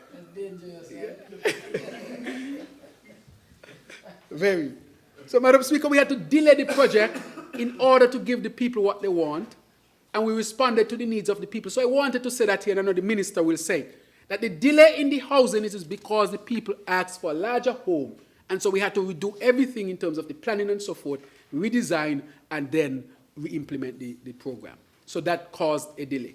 This one is in Connery, so happy for the ordinary family over there that is benefited. Madam Speaker, the desalination plant, which we spoke about, the road improvement projects, Madam Speaker, and I want to say, it's not just the St. Peter's Road, you know. Roads are being done in communities all over the country, Madam Speaker. Correct? All over the country. I went to a place in St. Peter's in Lower Monkey Hill, a road up there ain't done for donkey years, Madam Speaker, donkey years. And Madam Speaker, the road is paved. When I went up there, a young lady met me up there and she said, Doctor, you come take a picture with us because, you know, they're so happy for the road. Years, no road in Lower Monkey Hill. I wonder what the people of St. Peter's did the last administration. No road, no water, basic things. The health center can't done. Madam Speaker, you should see how they left St. Peter's. The netball court in a state that we just had done. The health center in a state that is being done. The road, as I mentioned, in a state. And the roads, they too, Madam Speaker. St. Peter's is advancing, Madam Speaker. Madam Speaker, the other one, the road as I talk about. So, the Cabinet has approved, and I want to thank. So these took place, Madam Speaker, in Boyds, in Shadwell, in Easton, West, Race Course, Rollins, White House Gardens, and so forth. All around the country, Madam Speaker, spreading it around. So increasing the pace of installation of roads in residential developments will remain a high priority for this administration, Madam Speaker. And we have endorsed a 3-year plan presented by Public Works Department. Madam Speaker, we're in planning just for now. We're planning over time. That is what we call powering progress for our people. And as construction activities are mobilized, we expect that 90% of the workforce will be local practitioners, adding significantly to domestic employment and beyond. Other private sector activities that will help to drive construction also involves efforts to invigorate Kitchen Hill and Christoph Harbour. In 2025, we also expect work to commence on, and these were mentioned before, Hotel Indigo and the Performing Arts Center, Madam Speaker. Madam Speaker, I got an announcement, you know. Okay. Right. Madam Speaker, human and housing development, and I spent a lot of time speaking about housing. The minister will continue to discuss that. But I can say that presently, houses are being constructed, Madam Speaker. The reason why I said, let's bring the cameras out. I hear people saying, no house are built, no house are built. The minister done build over 100 houses in 2 years. 112 in 2 years. In 2 years. 13 in 2 years. They do 13 in 2 and he do 112. So they dare not talk about it. Madam Speaker, that to me is an astounding accomplishment. But the problem is sometimes with us, Madam Speaker, we don't have handover of keys for every house. Because if we used to do handover of keys, when they did 13, we would have done 112. Every day you would have been doing a handover almost. I'm telling you. Madam Speaker, that's a fact. And now, we went Atlas. Houses are being built. I posted on my Facebook page this morning to see the concrete going in and the footing going in because people are saying, where the houses? Look, the houses here. 20 of them in constituency number 7. Even though constituency number 7 is not held by a Labour MP, the people of constituency must also be served. And we're going to do it all around the country. And Madam Speaker, you know what I tell them? Don't do it first in my constituency. Don't start the houses in number 8. Start them somewhere else. Because it must be demonstrated. You got to go all around the country. And Madam Speaker, I'm proud of that. We went to Sandy Point. We're going all over the country. We need our people back to work. So it's good to see. Look how beautiful this is. Look at those lads. Beautiful. That is what you call Aerial view? Yes. Okay, good. But what's the engineer? Drone footage. Drone footage. Madam Speaker, look at that. You know how much people over there working? Madam Speaker, look at this we're going to do. This is Sandy Point, correct? Sandy Point. The present MP is not from our party. Yet. I thought he wasn't listening.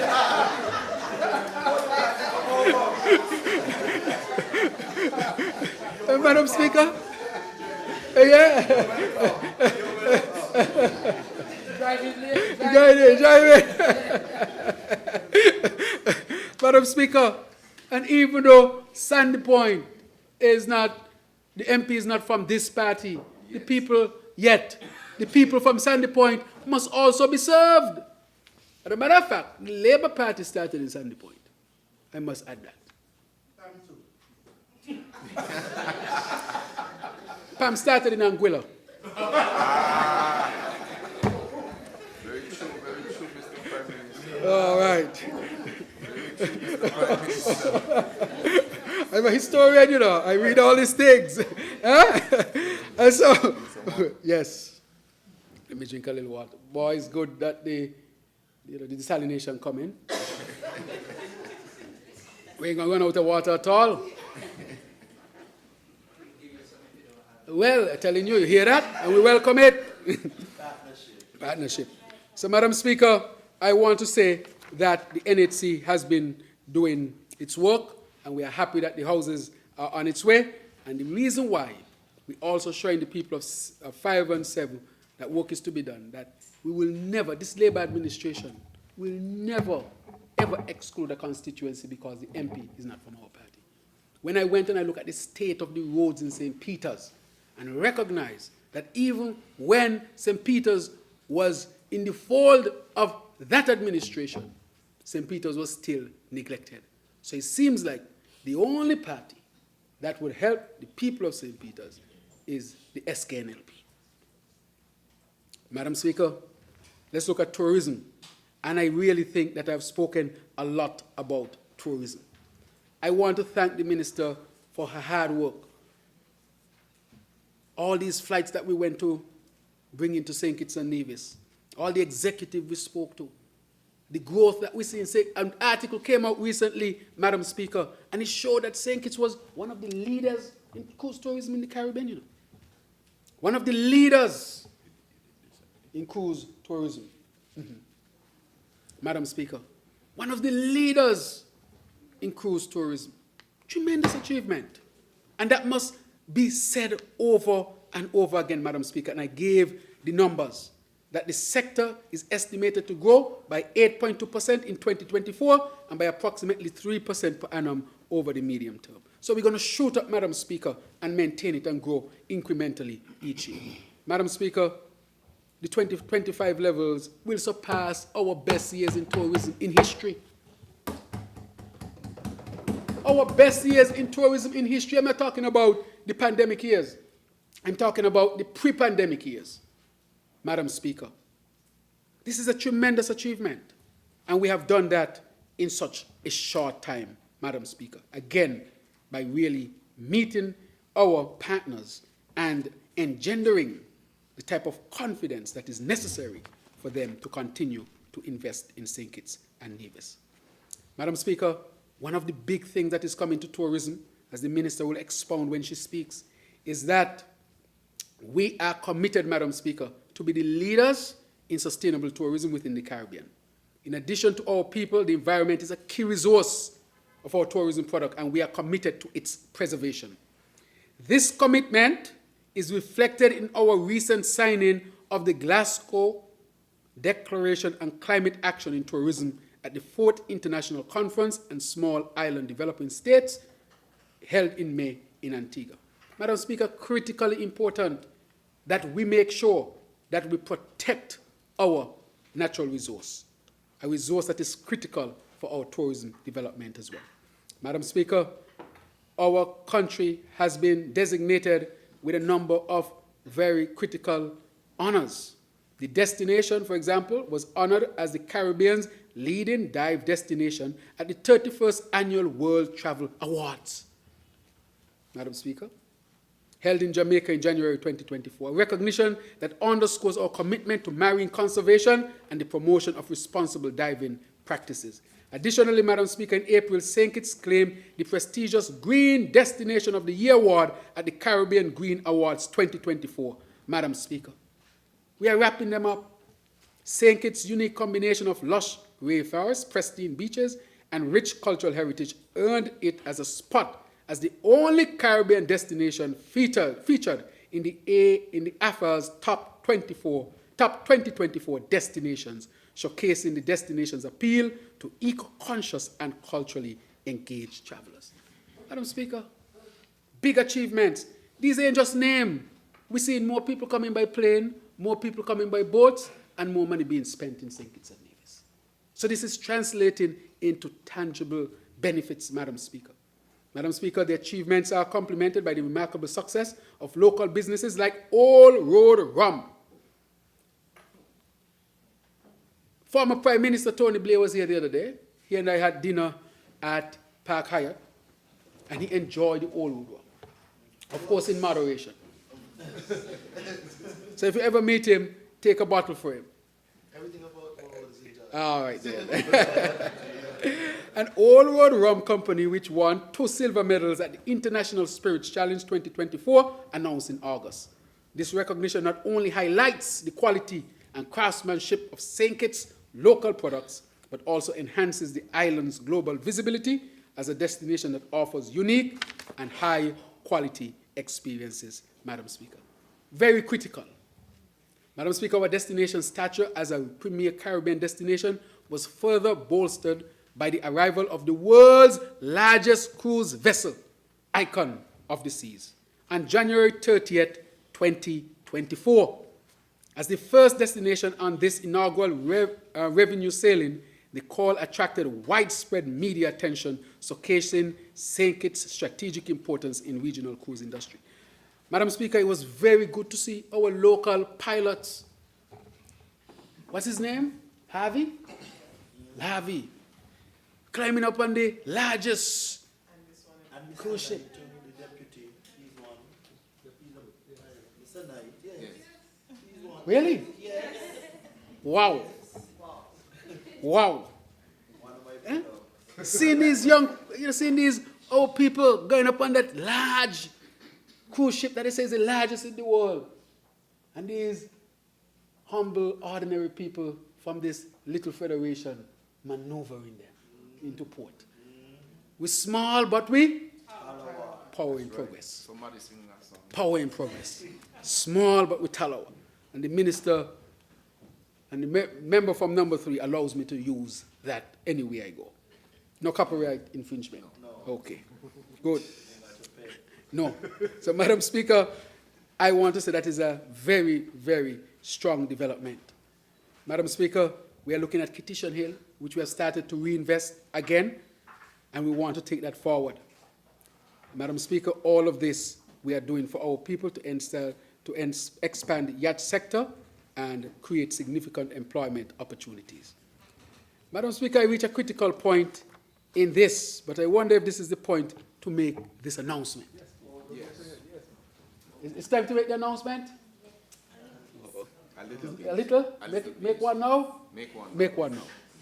Madam Speaker, I want to announce in this honorable house that St. Kitts and Nevis, I am thrilled to announce that after much negotiations, that after much of putting the right things in place before this announcement is made, that we have brought together a joint press release that we will have here in St. Kitts to start construction in 2025, a brand new Ritz-Carlton hotel.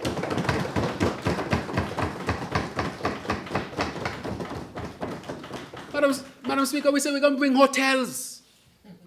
We say we're going to bring hotels. When we're traveling to bring things, you know. I told the ministers, each time you travel, put the cost of your ticket and put the value of what you bring back. Bring the value. You're talking about the Minister of Tourism traveling. She travel on a plane, she bring back Icon. How much your ticket costs? And how much people come on Icon to contribute? Madam Speaker, how do you think we could get a hotel like Ritz-Carlton? A global symbol of luxury and excellence to come to our shows, Madam Speaker. This is the kind of confidence that people have in us when they meet us, Madam Speaker. Madam Speaker, the land is bought. The plans are already going to planning, Madam Speaker, and they are ready to do their geotechnical work. And they are very sensitive of our local people and culture and so forth. And environment. Madam Speaker, again, I am thrilled to announce that Ritz-Carlton, a global symbol of luxury and excellence, is coming to our shores and to start construction in 2025. Lots of jobs for construction and permanent jobs thereafter, Madam Speaker.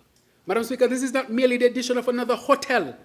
It is a statement of confidence in St. Kitts' future, a catalyst for economic transformation and a testament to the island's limitless potential, Madam Speaker. This world-class development will redefine our tourism product, blending the iconic Ritz-Carlton experience with the unique cultural heritage and natural beauty of St. Kitts, and of course Nevis as well.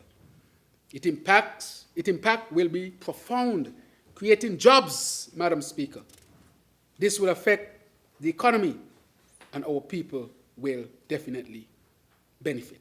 Madam Speaker, St. Kitts is not just open for business, but ready to lead as a destination of distinction and innovation and opportunity. Madam Speaker, they had 7 years. 7 years, Madam Speaker. Show me the hotel. Show me the hotel. That is why I said talk, talk, talk, talk, talk. That is all some people have. And no trophy. No trophy. That is what you call powering progress, Madam Speaker. How could we have negotiated this, Madam Speaker? It is because people have confidence in us. Madam Speaker, before it was a false start, you know. False start. Several false starts. That is why I said to people, I don't like to talk until the ink dry. When the ink is dry, then I talk. Because there are a lot of other things I can talk about, but not until the ink dries. And so, Madam Speaker, all the talk they're talking, tell them, show me the hotel. Show me. They can't show me. Show me the water. They can't show me. Show me the energy. They can't show me. Madam Speaker, we are navigating the complexities of modern tourism. And this type of thinking, forward thinking to position ourselves, this is critically important. That is why we have come up with the plan, the Sustainable Island State. This holistic approach positions St. Kitts as a model for sustainable tourism development. Madam Speaker, we are very proud of what we have done in tourism. And that is what to mention. One hotel. And I can tell you, we are working on more, Madam Speaker, as we speak. Okay, good. All right, thank you. Madam Speaker, I'll deal with this later. This is the information on the Development Bank lawsuit, because I was asked here as well what is going to happen, Madam Speaker. This is for the wrap-up. Madam Speaker, in 2024, St. Kitts and Nevis Citizenship by Investment Program, now to the CBI, underwent a bold transformation, solidifying its position as a cornerstone of the national economy.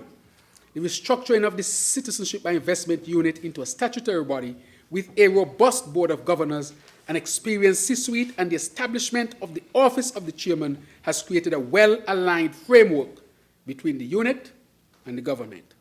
This synergy has already borne fruit: streamlined processing mechanisms, increased applications after we took a hit, and record-breaking revenues since restructuring in 1st October. But of course, we were affected and recovering. Madam Speaker, these achievements showcase the Labour's administration vision and commitment to maintaining the integrity or to efficiency and global competitiveness of the program. Madam Speaker, the restructured CIU has achieved remarkable milestones, including setting a 10-week target for application decisions, implementing a 24-hour response time for applicants, and of course, Madam Speaker, abiding by the 6 principles that were agreed to in 2023 at Park Hyatt. And of course, we are now in the process of transforming even more, Madam Speaker. Madam Speaker, additionally, cutting-edge technology now tracks and monitors application processing, ensuring transparency and efficiency, Madam Speaker. This is the transformation that we are speaking about. Madam Speaker, the diversified investments options under the program continue to bring tangible benefits to the people of St. Kitts and Nevis. For example, the Sustainable Island State Contribution directly supports economic and social development, funding initiatives that uplift every citizen while driving economic diversification. The public benefit option, which has delivered impactful projects thus far, such as the Prime Creative Arts Center, Madam Speaker, where that will have a tremendous impact in our country. Madam Speaker, I've said from the beginning that the CBI program will be my most challenging part of governing. The reason why it was the most challenging, when we got into office, there were questions that had to be answered. And Madam Speaker, we had to respond very quickly. We had to disrupt a lot of operations so that our international partners could see that we are serious and that our visa would not be threatened in any way, our visa access to certain regions. Madam Speaker, those were hard and difficult and tough days, but we continue to work through it, Madam Speaker. We work through it, we work through it, we work through it, we work through it, Madam Speaker.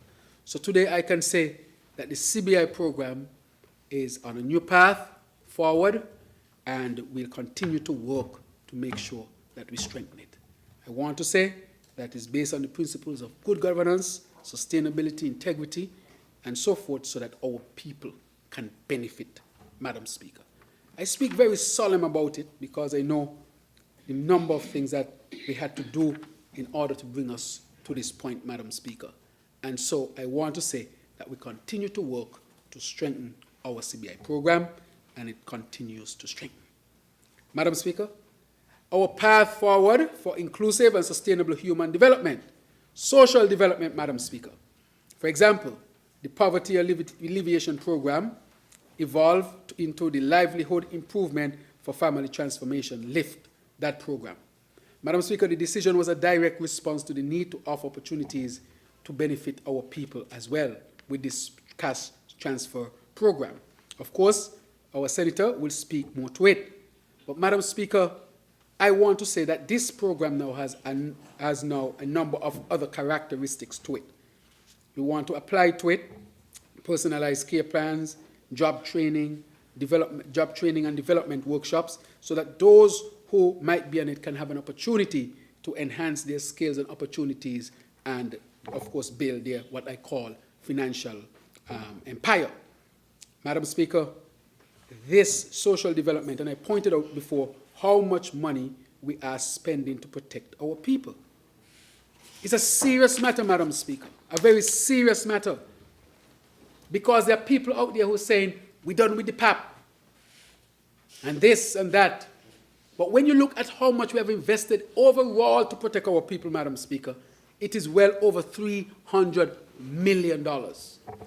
Approaching, Madam Speaker, $500 million to protect our people. Madam Speaker, we did not end the program. The program is called LIFT. We are still spending well about $26 million, roughly, on this program now, Madam Speaker. 26, well over 5,000 people, Madam Speaker, that we are supporting. And so when people talk about people not on the PAP anymore, but this was the problem, Madam Speaker. People were, in a way, acting as if they're passing money. But that money, nobody knew exactly where it was coming from. It's as if you have a foundation and you're digging a hole, but nobody can see the hole that is being dug until the foundation collapses or until the whole house collapses, Madam Speaker. That is what was happening here. We recognize that because of the mismanagement to act like money is here, Development Bank was ending up in all of the situations, and when I wrap up, I'll speak to the case. And as a result, Social Security was being affected. So why is it you're pretending you're helping on this end, but on the other end, the bank is sinking, and by extension, Social Security will be negatively affected? Why did we have to choose between both? You did not have to choose between both. It's that people must have had ulterior motives. There was a saying in the US, they say, well, hack it until you make it, something like that. Fake it till you make it. You may not make it, but it's definitely fake it. They were faking it, Madam Speaker, faking it. Make it look like the money is dropping out the sky like manna from heaven, or growing on trees, Madam Speaker. And what happened before the last elections, anybody who showed up for political reasons, go on the pap, go on the pap, go on the pap, go on the pap, go on the pap. It's a fact. And one has to ask, was this used in order to solicit votes? That's a reasonable question to ask. But what people do not realize, Madam Speaker, is that the foundation of the country was being negatively affected or neglected. And so, you can choose no water. So it's like you're telling people, you ain't deserve no water because you got pap. So if we run out of water, we run out. No investments there. No electricity. So the people didn't deserve any electricity because you will tell them they have pap.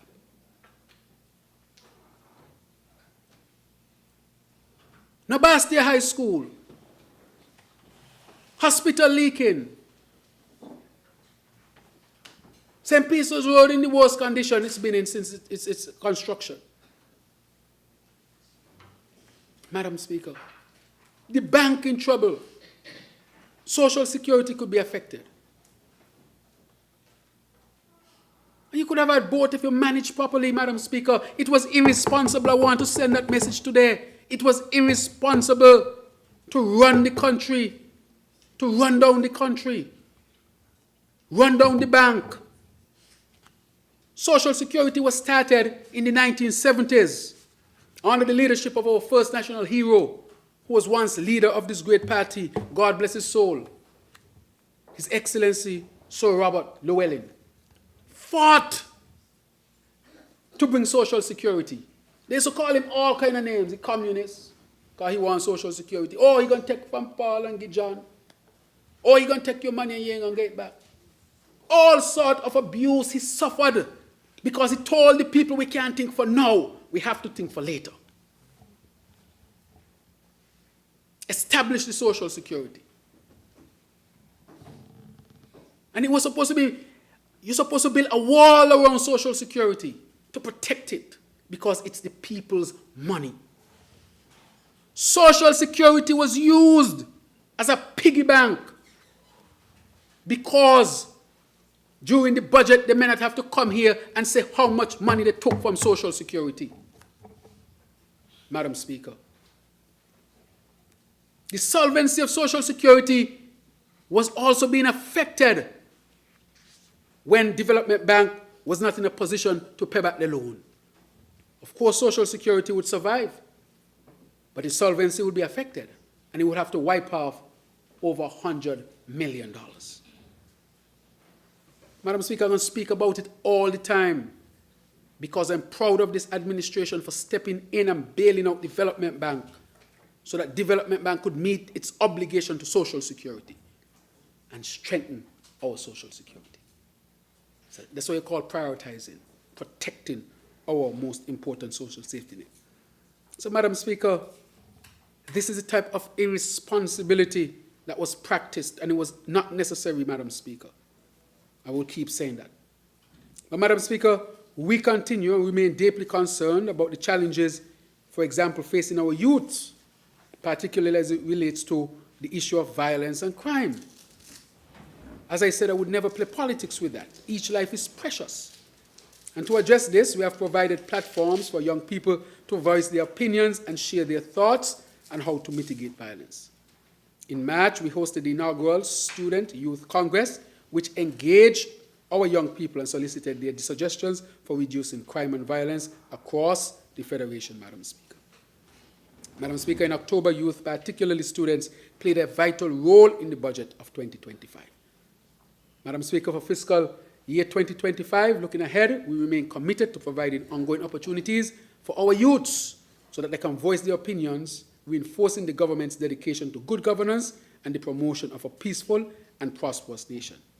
Madam Speaker, I would say today that I am very proud also of what we have done with respect to the Elevate program as part of our social program as well, in terms of giving youths and young people other opportunities, Madam Speaker. Madam Speaker, we did not forget our persons who are differently abled, or with persons living with disabilities, rather. That's the correct terminology. We have recently completed the revision of the 2017 Disabilities Policy and the drafting of a Disabilities Bill. We are very serious about it, Madam Speaker, that all should be given the opportunity to participate fully in our federation.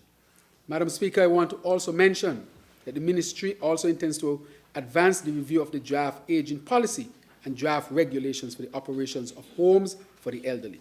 Madam Speaker, we have an elderly enrichment program. That's a program that I care so much about. When I was in Cuba, I remember on days that I was off and I would go to the park, I remember seeing the elderly in a particular area. There they're playing dominoes, they're playing chess, they're playing draft.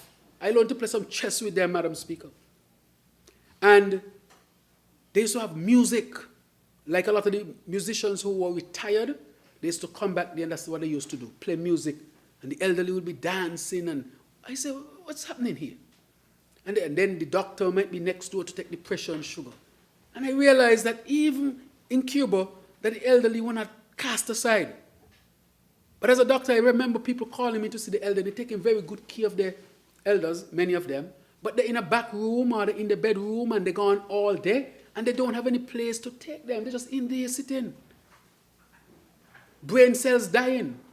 Developing memory problems, pressure going up, sugar going up, because they don't have enough social interaction. And so, Madam Speaker, we decided to start that enrichment program.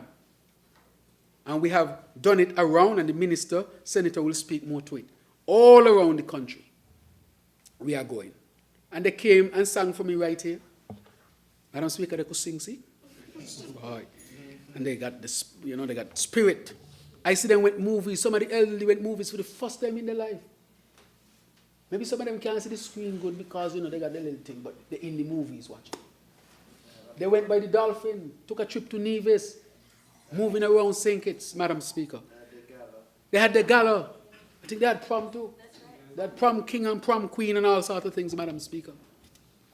That program is to say to our people that even after you're retired, you should not be discarded, but you should continue to be valued and given the best opportunity in life. Madam Speaker, the prospect for continued integration of digital solutions in teaching and learning environment are indeed promising. We have successfully deployed digital devices for use by students and teachers across the school network. And I want to thank the Minister of Education for this. He said he will bring laptops and iPads, and not iPads, tablets, and he has done that, Madam Speaker. And we'll continue in 2025 to introduce other important digital solutions to enhance the teaching and learning environment. Madam Speaker, in terms of our technical and vocational education, TVET, the 2025 budget will facilitate significant upgrades at Advanced Vocational Education Center, AVEC, including the integration of immersive simulators such as welding simulator and painting simulator, which utilize virtual reality technology to simulate real-world training experiences while promoting the efficient use of resources. Madam Speaker, this is advancement. This technology is designed to shorten the learning curve and enhance operator skills to dramatically increase productivity, decrease energy consumption by 50%, reduce waste of consumables, and wear a real equipment and reduce incidents. This is important. In 2025, upgrades at AVEX will also include outfitting of smart classrooms to enhance the teaching and learning experience. Madam Speaker, we already deposited, I think, the funding for the smart classrooms because we are going to transform AVEC, Madam Speaker. But in addition to that, Madam Speaker, as I speak, I want to also add that TVET is important to emphasize the priority of this administration. We have recognized that St. Kitts and Nevis to achieve its vision of a sustainable island state with maximized employment potential. TVET must be given greater prominence within both the education sector and the wider community. Over the past several years, St. Kitts and Nevis TVET Secretariat has worked tirelessly to establish the necessary mechanisms to manage and enhance our national TVET systems effectively. The goal is clear, Madam Speaker, to ensure that our country is equipped with the certified skilled artisans needed to drive the sustainable growth of our economy. I am proud to report that TVET Council is now well positioned to certify our workforce in new and emerging vocations across key sectors, including the blue, green, orange, and digital economies. First time in St. Kitts, Madam Speaker. In just 2 years, we have achieved this. Madam Speaker, we have a photovoltaic, solar, and electric vehicle training on the verge of starting at the Clarence Fitzroy Bryant College and AVEC. St. Kitts and Nevis stands to be on the cutting edge of training and certification. This will ensure that the country has the requisite skill and certified workforce for its transition to greater use of renewable energy resources and technologies, thereby advancing our path forward under the renewable energy pillar of the sustainable island state, Madam Speaker. Madam Speaker, the partnership developed with Green Solutions International provides expanded opportunities for nationals to be trained and certified in these key areas.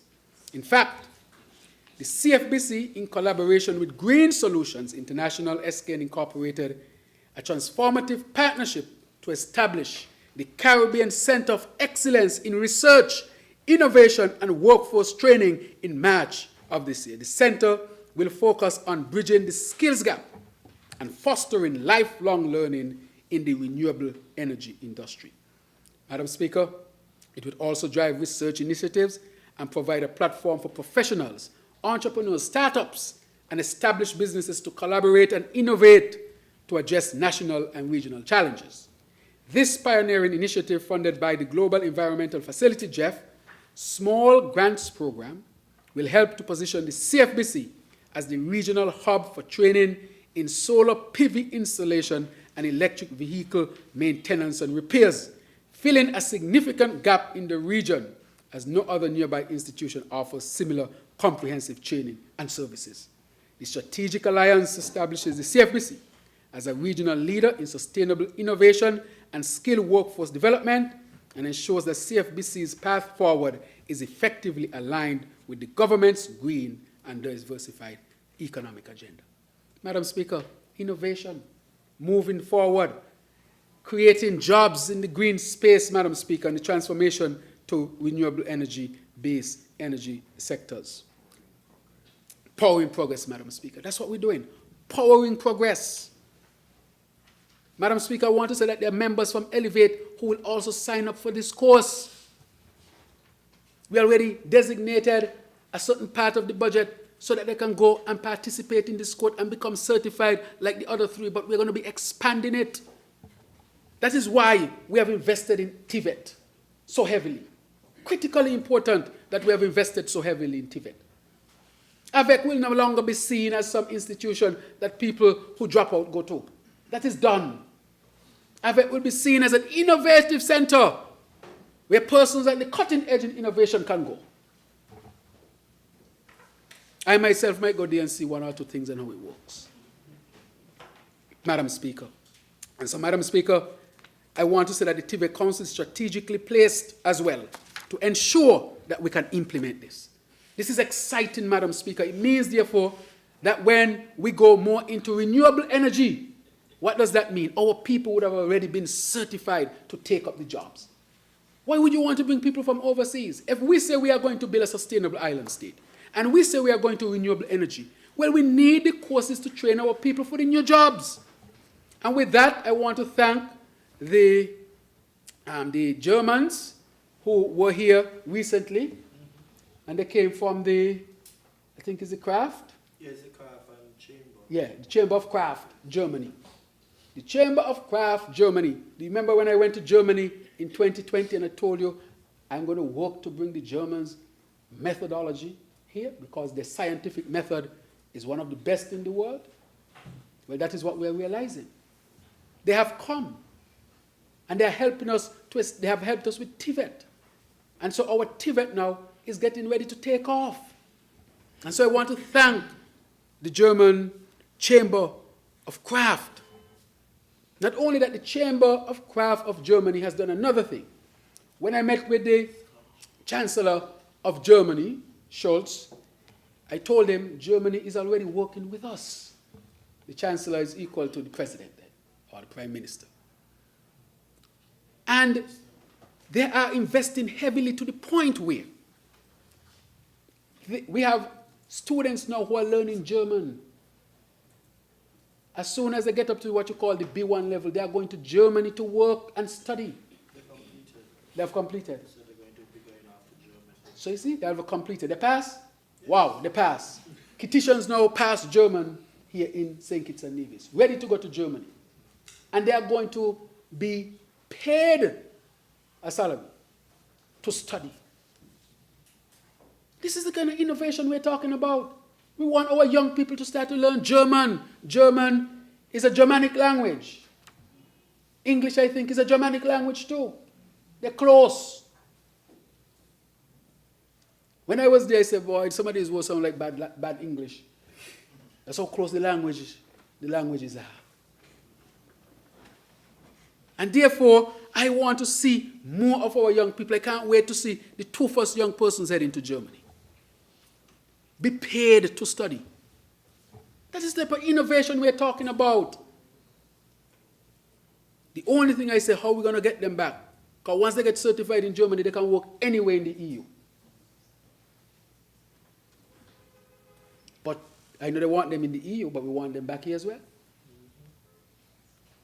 And so we're going to be training more to go to Germany. And then we're going to ask the Germans to come in to help us again, so that we can see other opportunities going forward. So, Madam Speaker, I'm very proud of this program. The other program, which is the Solar Lab, and the cars that have come in, we have bought the EV cars, the electric vehicles, as they're called, so that we can start the course. We had the Solar Lab donated, and I want to thank Dr. Archibald for his tremendous work in bringing this. Dr. Archibald is from St. Kitts and Nevis. East Bastia. But he's collaborated with us because I was determined that if we are transforming, we must have the certification. So we want people to come to St. Kitts and Nevis to get certified and go back. And so we are going to start fully in next year. Madam Speaker, I move on to sports, creative economy, and small business. Madam Speaker, when we invest in sports, arts, culture, and entrepreneurship, we are not just fostering the individual talents. We are empowering communities and driving sustainable growth that benefits everyone. In the area of sports, we are prioritizing facility upgrades, the promotion of sports tourism, and the enhancement of school sports programs while fostering solid partnerships to provide athletes with training and exposure opportunities. A major milestone, Madam Speaker, for 2025 will be the completion of the new track at Kim Collins National Stadium, along with long overdue renovations to maintain the main stand, and facilities. Additionally, we are committed to promoting health and development through physical activity by introducing sports nurseries in communities, using sports as a transformative tool for youth and social advancement. Madam Speaker, I want to thank the Minister. He reintroduced football in primary schools. I can't believe football was stopped. What do you mean stop? Oh, during COVID only? No. Wow. Most of them 7 years. 7 years. Even you used to play. Yeah. No football in primary school, you can imagine that? Where a decision like that was made to stop football in primary school. No netball. I went to St. Peter's to check the netball court after the government change. In dilapidated conditions. I want to thank the Republic of China, Taiwan, We just, it's all of them. All the netball. So netball ain't got no place in Sink. So what the young ladies who normally play, where would they play? And now men want to play netball as well. We had the netball championships here, you know. Why do you remember laughing so? We had, you know, and I see one of our, you know, coaches, prominent coaches in the audience today. So I'm sure she's happy to see netball back in the primary school. This I can't call me. Back in the primary school. And to see the courts will be being rehabilitated so that netball can once again be recognized. We'll start a netball league in the great state in the new year. You can call names once they're positive. Or once they're positive. So I want to thank Mrs. Blanchett for her long years of dedication to netball. Netball is back, and I'm sure she's very happy. The speaker used to play netball too, you know. So I heard. Yeah. Nationally. And her sister too, you know. We didn't bang her off. Yeah, we beat them. Okay. The cabinet beat her? Oh, okay. But the cabinet play game, you know, and the cabinet won.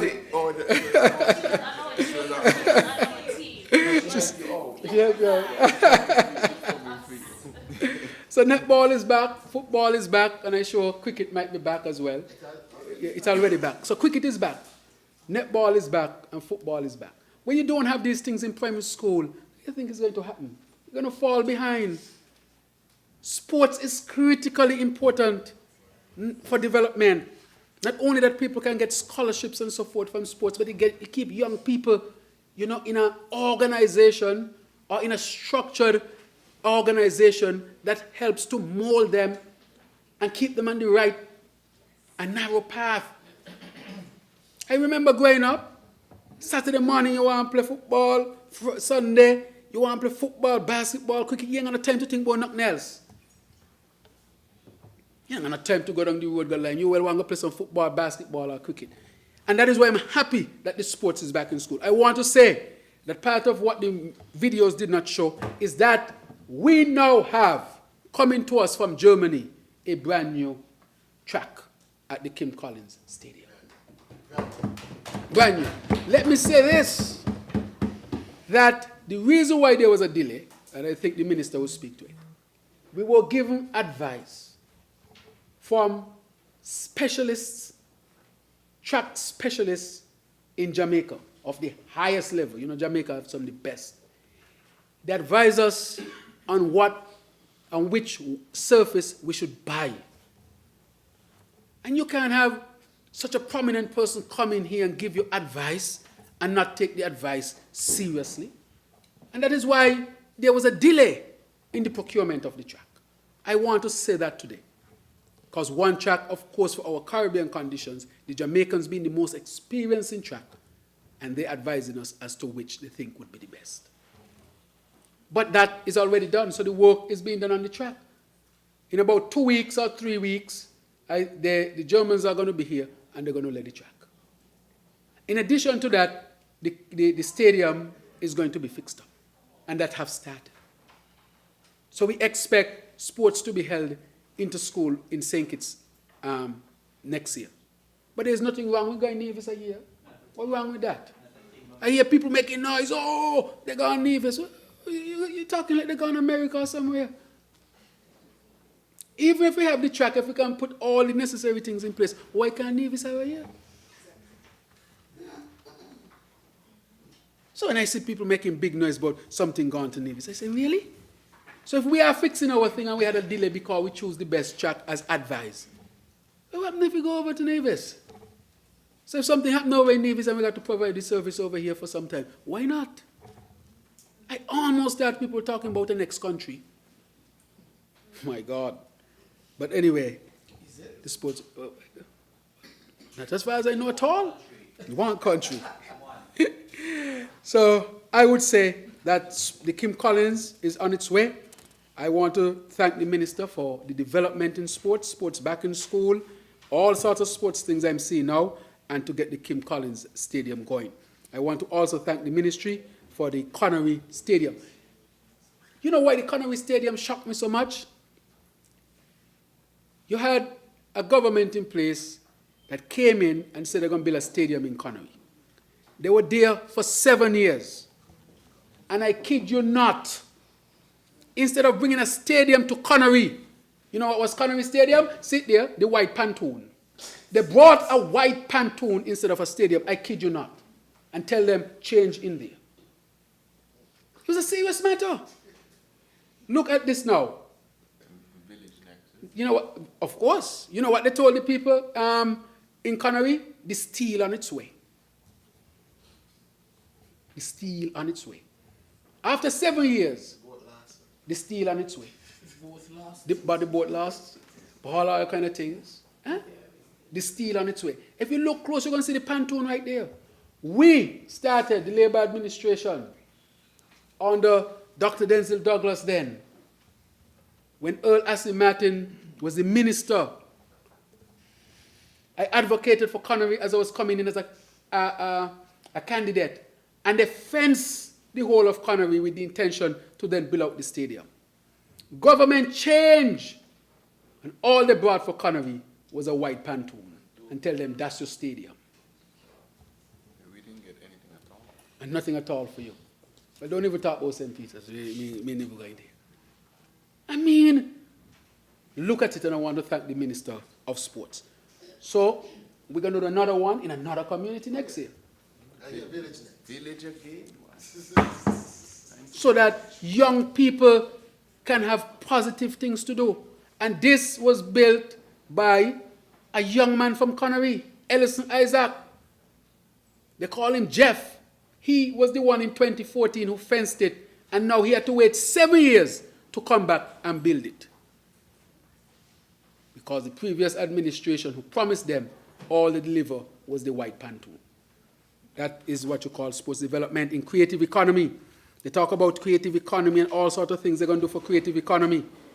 Madam Speaker, the establishment of the Creative Arts Center is coming to St. Kitts and Nevis as a public good. Coming in 2025, Madam Speaker. Jobs again, opportunities again, Madam Speaker, for our people right here. Performing Arts Center where the ballerinas can go, the musicians can go. Who else can go there? Everybody can go there. You could go there to watch a show. If you can't dance, watch a dance. Sing. If you can't sing, listen to the tune. Dramatize. Madam Speaker. And so we believe that those of our people who are in what we call the creative arts or the creative economy should have a proper facility to develop their skills, and our people can go to watch, Madam Speaker. So, Madam Speaker, I'm very proud of that, and the Minister will speak more to that. But to say, in 2025, we expect the Performing Arts Center construction to start, because we are at that point, and planning is now reviewing. Madam Speaker, in healthcare, I've spoken a lot about the hospital. It will stay in number 3, and it will be called Joseph N. France General Hospital, Madam Speaker. Madam Speaker, I want to say that in building that hospital, we are going to create what you call a health city. A health city will have the veterinary school, the human medical school, and then it would have the hospital with a research center, Madam Speaker.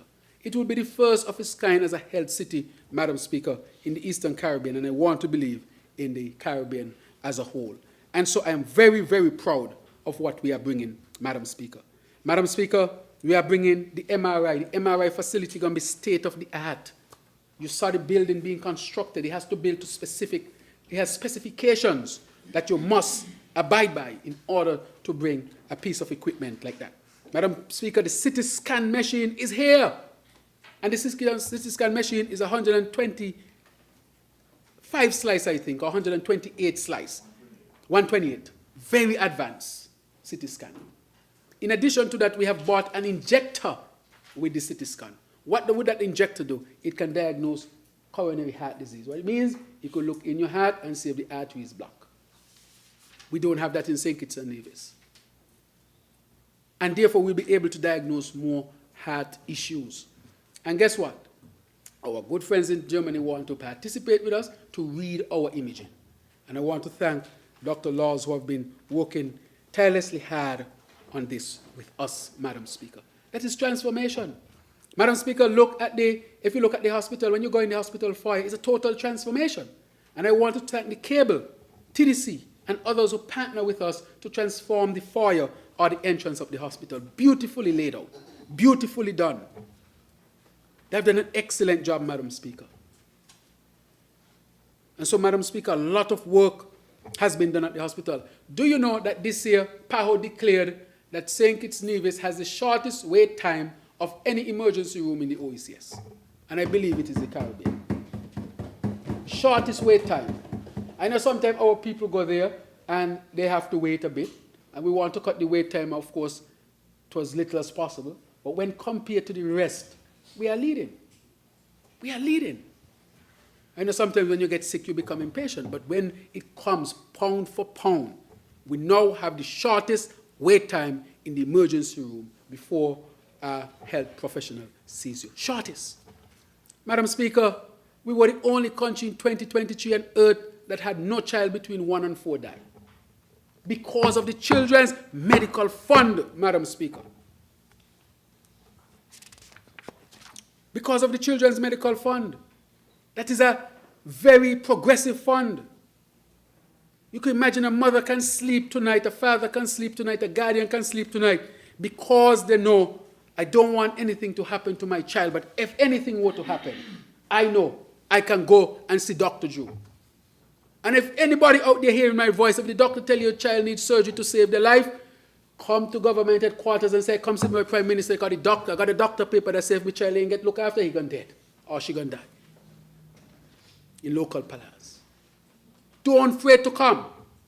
The condition is you have the doctor paper and the doctor says the child has a life-threatening disease and has to travel urgently. Don't get tied up in no red tape. For nobody come ask you all kind of question while the child dying. I will say to you, Madam Speaker, under the previous administration, children used to die because mothers used to walk around with sponsor sheet.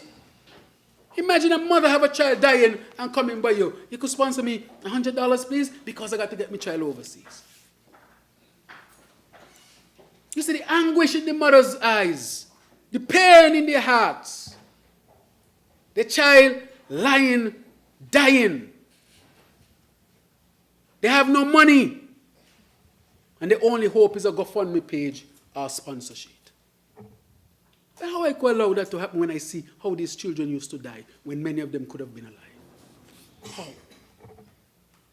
And you hear them out there criticizing the Children's Medical Fund, talking about which farm to full out. No full out no farm.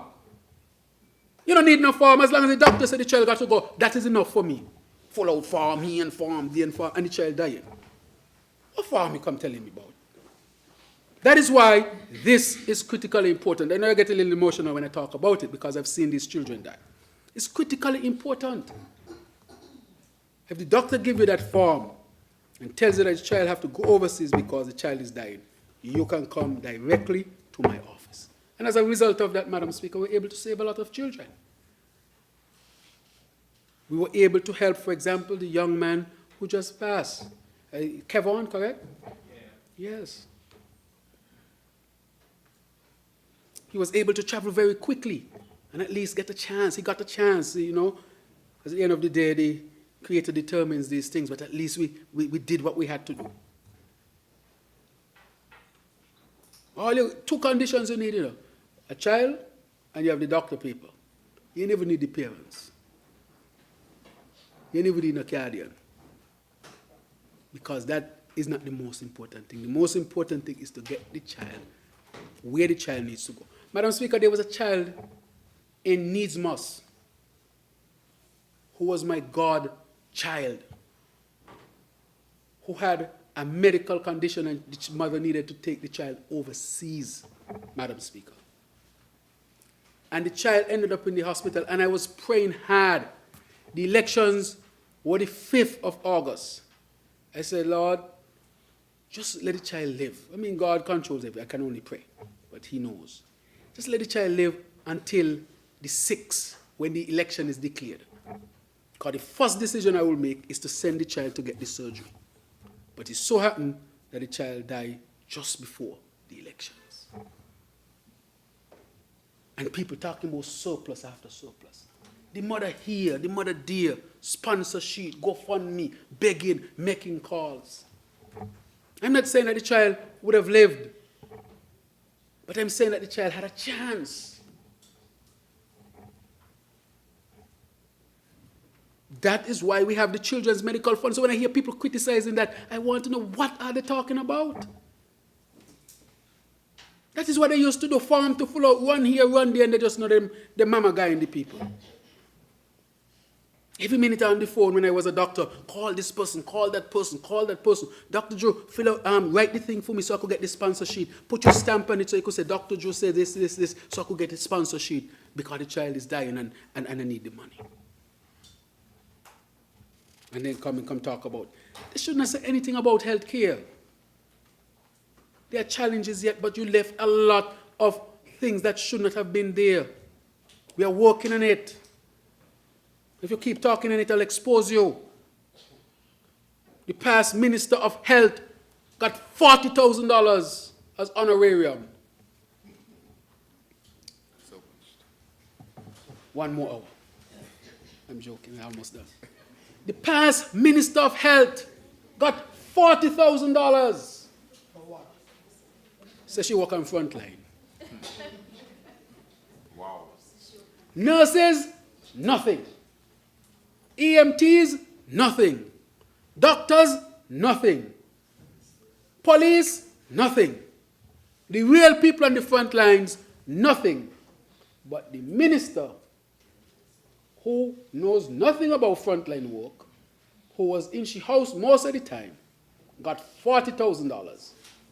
And all these people who are on the front line risking their lives, nothing. And come talking about, oh, the nurse this and oh, the doctor this. There are issues, yes. They had doctors on step. In St. Kitts and Nevis, they had doctors on step. When I came in, I took all the doctors off of step. I said, the doctor in St. Kitts is supposed to work on a step. That is a decision that we made. And they come talk about this and that and that and that. There are issues to work out, I can't say no, but no doctors in St. Kitts working on no step.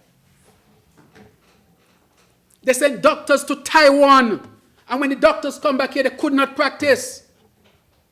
And all they had to do was pick up the phone, call a country, and take the children, or the students rather, because they were adults, to do the internship and come back to St. Kitts and practice.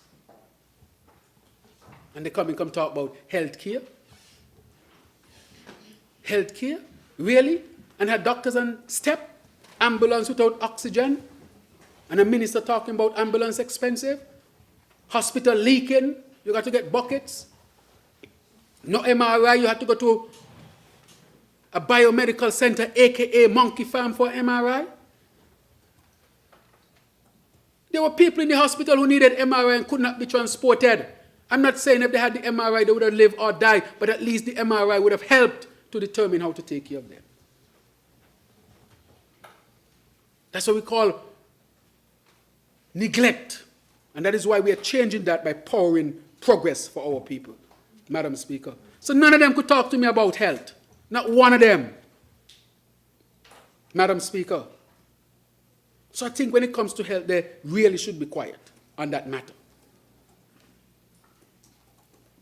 Madam Speaker, I want to also say that we are transforming because we are looking at the Bastia Health Center, either to reconstruct it or when the new hospital moved to put the Bastia Health Center where the hospital presently is. St. Peter's will become a polyclinic, Madam Speaker, so that it can serve the very large area, Madam Speaker. And so I want to say that health will continue to receive its investments and move forward. Madam Speaker, law and order and citizen security, and I see the leaders who are here today. Let me start by really commending the Commissioner and his force. Let me commend the acting commander and his force and the immediate past commander and others. Madam Speaker, they have been working tirelessly hard. I must commend them. And so I think it's important that we recognize their hard work and their contribution. And so to Commissioner Sutton and Acting Commander Sutton, they're not brothers. I want to thank them for their leadership and for all those who serve under their leadership. And for all those who are in national security, in the prisons as well, immigration, customs, wherever you work, I want to really thank you. So Commissioner Dorset, I want to thank him. And then we have Jeffers at immigration, and then we have De Silva at customs. So I want to thank them for their hard work. Madam Speaker, as I turn, I want to say that the issue of national security is critically important. But we have shifted from just national security to citizen security, Madam Speaker. Madam Speaker, I want to say and extend to all the families who would have lost anyone due as a result of senseless killings, to extend our deepest condolences to them. As I've said, crime should not be used as a political issue. And I'm not going to speak today to try to gain any political credit on anything. Crime is a national issue. And I want to say that all of us should work together. I said it in opposition, and in government, I'm doing it. And we are doing it. It's important. It's a national issue. So, Madam Speaker, it's imperative that we adopt the all-of-society approach, engaging communities, families, schools, civil society, and law enforcement to address the root causes of this complex problem, Madam Speaker. Together, we must foster resilience, create opportunities, and dismantle the conditions that allow gang activity to thrive. Madam Speaker, on September 6, we launched a 90-day campaign against violence and crime. And, Madam Speaker, we had all participated. The person who brought this specific idea, I would say that when it comes to health from a public health perspective, that is what it means, all hands on deck. That's one, but also looking at it from a holistic perspective. Let me say we have an expert here who deals with that, and that person is Dr. Isben Williams. I want to thank him for really helping in terms of his expertise. He was the keynote speaker in Trinidad and Tobago at the invitation of Prime Minister Rowley of Trinidad and Tobago to be the keynote speaker on the issues of crime and violence from a public health perspective, Madam Speaker. Madam Speaker, we had a spike in this country. We know what we went through. But I was determined, along with others, that this can be curtailed and we must do everything to deal with it. My approach was bring the whole of society together, not by talk, because anytime this issue of crime and violence stretches back decades, this is nothing new. But anytime persons would, in a sense, talk about whole of society, then I don't know if they really meant whole of society. But whole of society for me means whole of society, including the opposition parties. And so PAM was invited, CCM, NRP. The initial meeting, everybody showed up except PLP, which was sad. And then to add fire to fury, they were saying that they were not invited. And we had to publish the email to show that they were invited. And then on the next meeting, they did show, Madam Speaker. And so I'm happy that all the major political parties in St. Kitts and Nevis came together to say to the country that crime is a national issue and we have to unite against it, Madam Speaker. And so on September 6th, we launched the 90-day campaign. And this idea of the 90-day campaign came from Austin Edinburgh. He had the idea and he brought the idea forward. Ideas came from multiple people. The initiative was founded on the principle that crime and violence can no longer be seen just as a law enforcement issue. There are also public health concerns that are affecting the well-being of our people and communities, Madam Speaker. But, Madam Speaker, in the broader sense, from a public health perspective, mean to apply the scientific principles of public health to deal with crime and violence.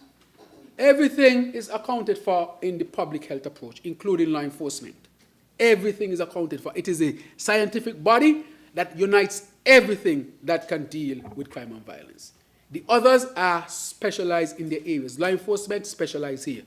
Social intervention specialized there. Education specialized there.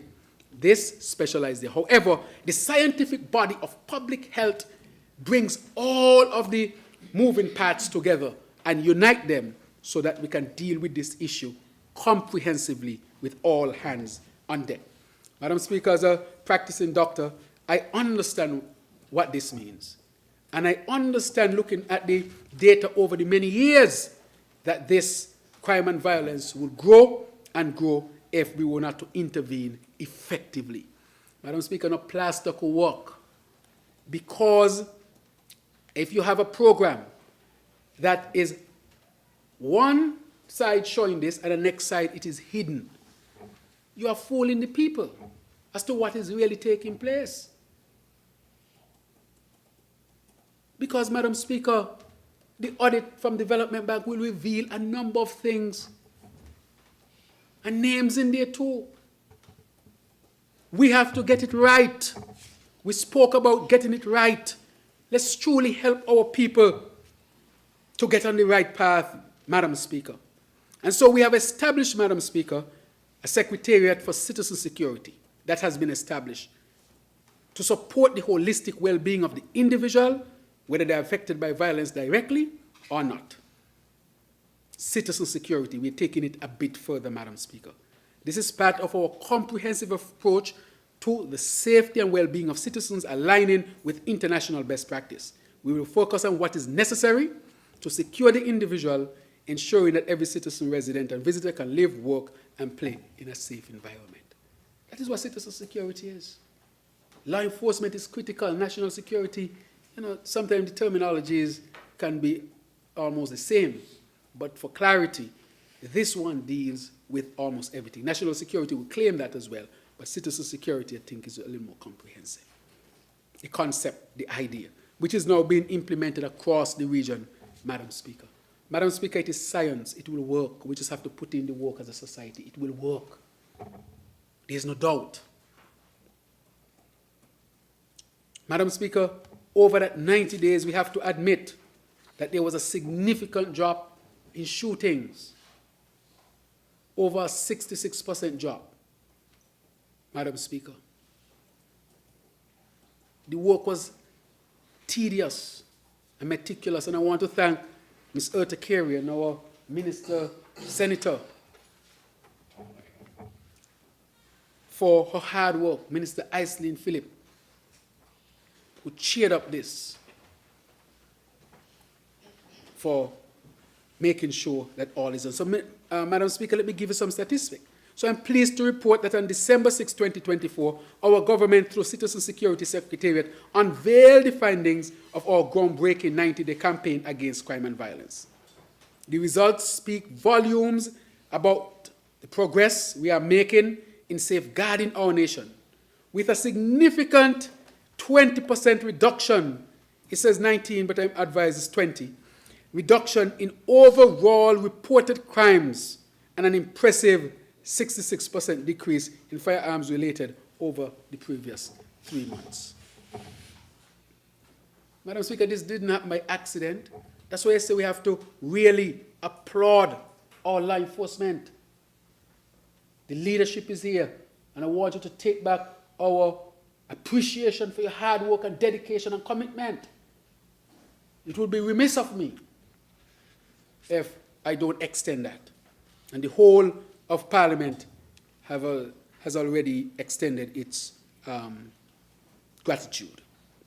Madam Speaker, the St. Christopher and Nevis Police Force provided detailed statistics, insights highlighting that reported crimes dropped from 306 in second quarter of 2024 to 247 in third quarter. A clear testament that the campaign's impact. Furthermore, firearm-related offenses have also declined, with 13 illegal firearms. No, it is now 18 illegal firearms seized so far. When we had the amnesty, we have seized more firearms outside of the period of amnesty than before, outside the amnesty period itself. 18, Madam Speaker, 18. This is critical. let me say, we chaired the council meeting here. I'm going to finish soon. We chaired the council meeting here. And the council meeting revealed, Madam Speaker, the Turks and Caicos came to St. Kitts and Nevis. The governor of Turks and Caicos came to St. Kitts and Nevis, asking for assistance because of what is happening there. Really got out of hand.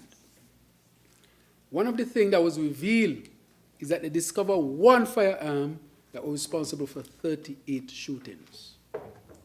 So each firearm that comes off the street is significant. So taking off 18 is a significant achievement. And so I want to thank again the security forces. Madam Speaker, our government will continue to prioritize enhancing our security forces with skills in forensic crime scene analysis, crime detection and prevention, and equally important cyber security, Madam Speaker. This includes expanding our use of artificial intelligence for predictive policing, integrating drones, and cyber defenses. Madam Speaker, we are using a lot of technology. All the success you're seeing, this success is not by accident. This is by careful planning and being innovative, Madam Speaker. Madam Speaker, we have also expanded our CCTV. You see all kind of nonsense on social media. But what you said the name? Walrus?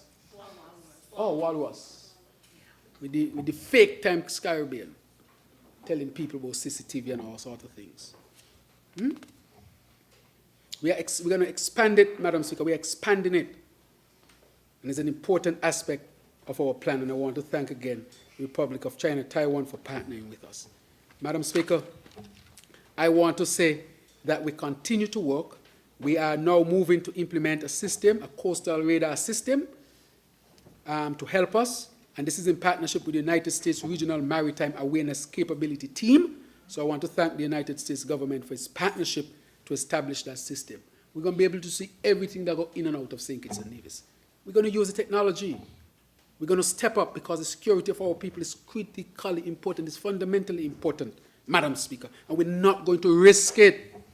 That is why we are investing so heavily and partnering with other persons and other organizations. Madam Speaker, but we look at it from of course, the law enforcement perspective with all of this investment, but I met with Tony Blair, past Prime Minister of Great Britain. He came here to pay me a visit just recently, I think you also. And we were discussing security matters, and he said to me, he said, Prime Minister, one of the things that you can think about is to be tough on crime, but also tough on the causes of crime. Tough on crime and tough on the causes of crime. So if the causes of crime would have to do with lack of opportunities, then create opportunities. That's being tough on the causes of crime. Critically important. That is what we want in this country. Tough on crime and tough on the causes of crime, Madam Speaker. That is why we are expanding our sporting activities. That is why we are expanding creative economy. That is why we are expanding learning opportunities. All of this is being tough on the causes of crime, Madam Speaker. And so therefore, I want to say that we continue to work to do that. Madam Speaker, in 2024, we had the Summer Sea Cadet Program for our young people, 12 to 18, Madam Speaker. We also had the St. Kitts Nevis Defense Force and Coast Guard, who are the St. Kitts Nevis Defense Force, or the security forces rather, that had a summer soccer camp where we targeted persons aged 7 to 17. And this was in collaboration with True Life. True Life is from the United Kingdom. As a matter of fact, the BBC was here recently to do an interview. And the BBC interviewed me because of that program. They heard about the program in Britain. They went back and they spoke about it. They wanted to do some, I would say, a documentary on Cole. That's what's his name? Cole Palmer. And they wanted to know, well, we want to know about this program that you have. And I want to thank Sergeant O'Dane and the others who are so critical for a program like this. This is what you call being tough on the causes of crime. If young people don't have good activities to do, create activities for them. That is what we are doing. And Madam Speaker, you will see the BBC documentary soon. We're going large. We're going large. Large, Madam Speaker. That is what we are talking about. And so, Madam Speaker, we'll continue to work on that. I have spoken about Elevate, and that we're going to get people from Elevate to now sign up to do certification courses and to become TVET certified as well, so that they can build out their lives in a positive way. We will not give up on them, Madam Speaker. Madam Speaker, I would say that we'll keep working on that as much as possible. Madam Speaker, in the area still of national security, I want to jump to the National Drug Council. The National Drug Council has already commenced the implementation of the drug policy with training of 30 frontline workers through the Universal Prevention Curriculum core course. This program will equip participants with the skills to identify and address substance abuse in our communities. Madam Speaker, substance abuse is linked a lot of times to mental health, and therefore we have to make sure. We have launched a mental health program here in St. Kitts and Nevis, because mental health is important, Madam Speaker. There are people with mental health who act in different ways. When people act out because they have mental health issues, let's not propagate it as politics. Find out what are the issues. Don't use people for political reasons. Be responsible. Again, you know who propagate all of these things? Walrus with the fake Times Caribbean. That is what they are doing, Madam Speaker, trying to present St. Kitts in a bad light, Madam Speaker, that even when you have positive results, they're trying to twist the positive results still in a negative way. I mean, how do you do that just for political gain? Madam Speaker, I want to say in November 2024, moving on, we issued our new digitally read e-passport, the first of its kind in the OECS and CARICOM.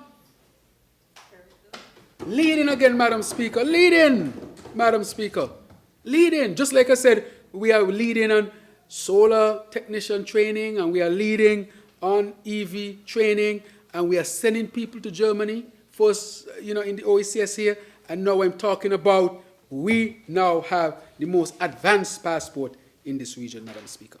This, Madam Speaker, in addition to our kiosk machine, the kiosk machine is where you put your passport and you go. But Madam Speaker, we're not stopping there. We are upgrading to a new system, Madam Speaker. It's going to come to the point that when you come to the airport, you fill out a form before you get there. By the time you get there, all you do is walk through. Just walk. The computers pick you up and all kind of things. You grab the thing and you go. We're going to be the first to do that, Madam Speaker. We're very close to it. Very close to it.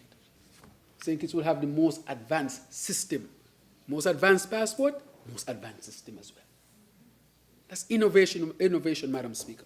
But of course, these things take planning, and the results of them take some time to fully realize. So, Madam Speaker, as a result of our endeavors in the national security space, the following pieces of legislation will pass, and I want to thank the AG.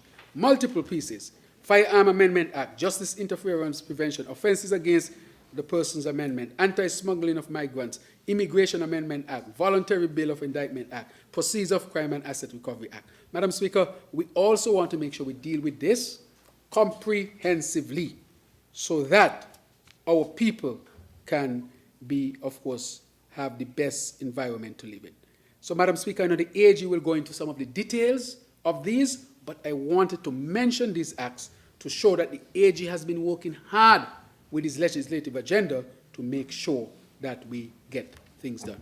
So, Madam Speaker, I want to say that in the area of law enforcement, national security, citizen security, we have invested heavily.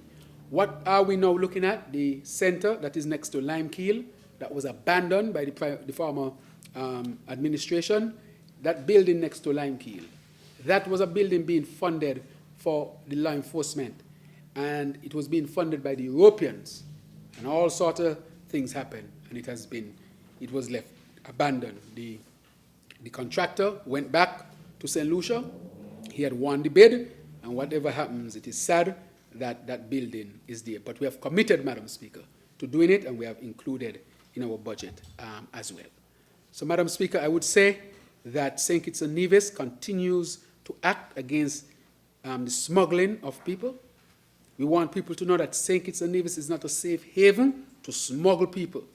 We are working hard to make sure that smuggling of people is not done in St. Kitts and Nevis, Madam Speaker.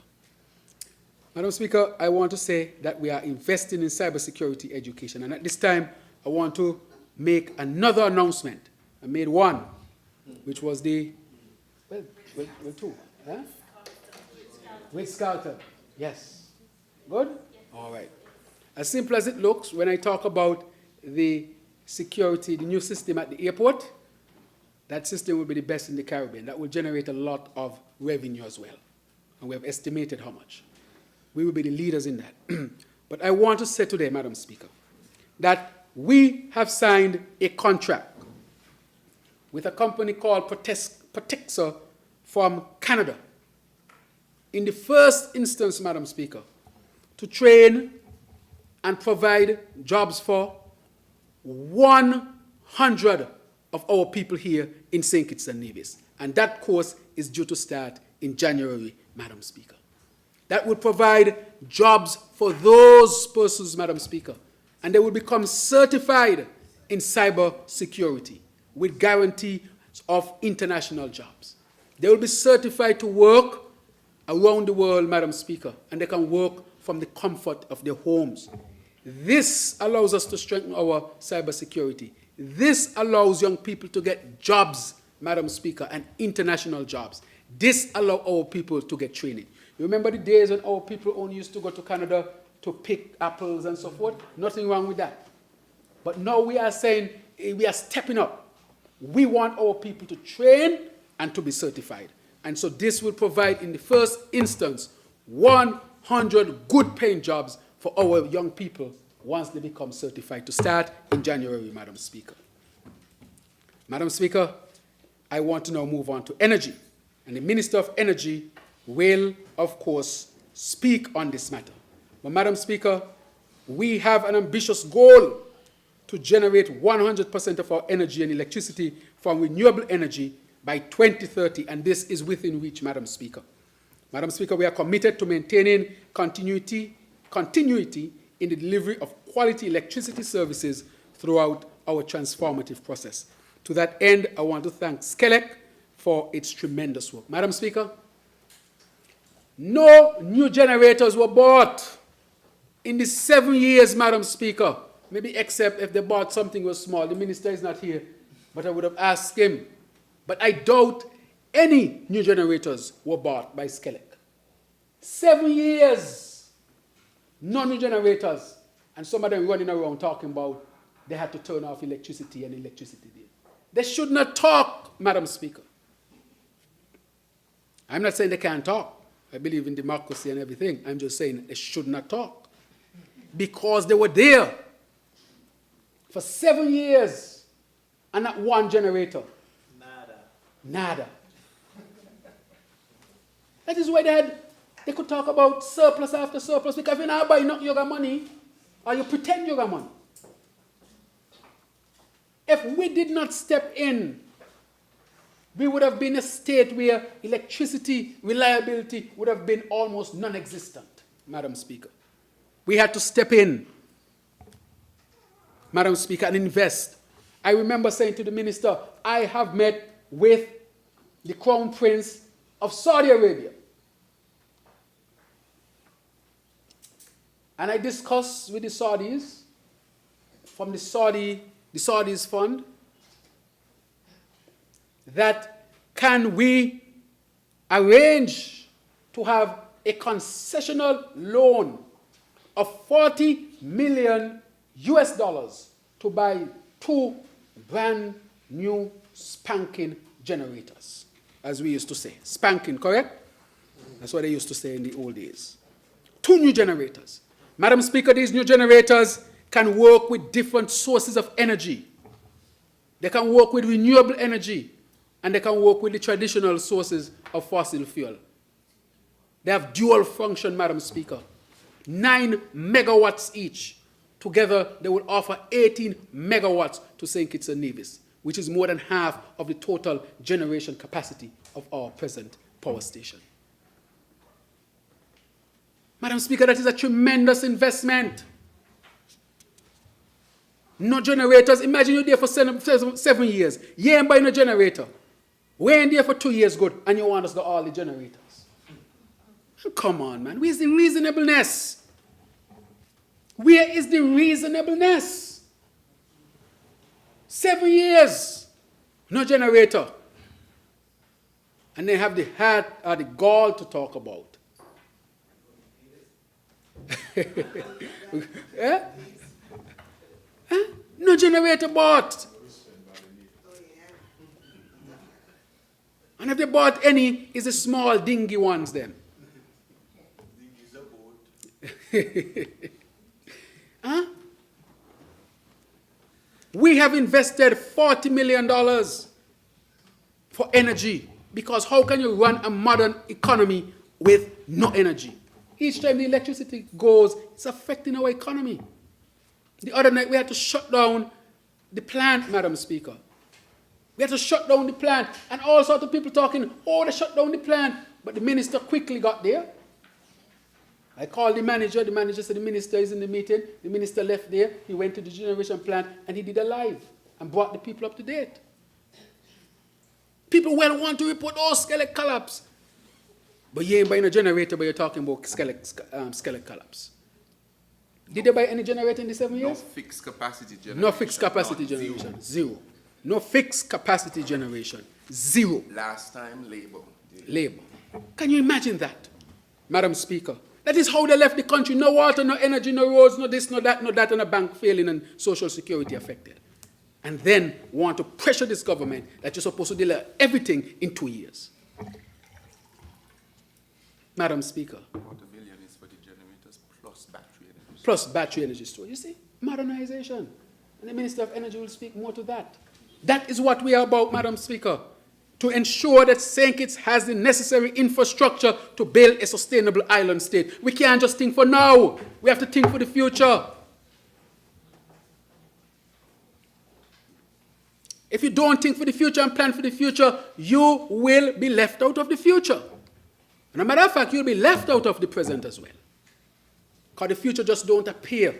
It just doesn't appear. The future appears because of what you do in the present. What you do in the present will determine the future. We have some influence on the future.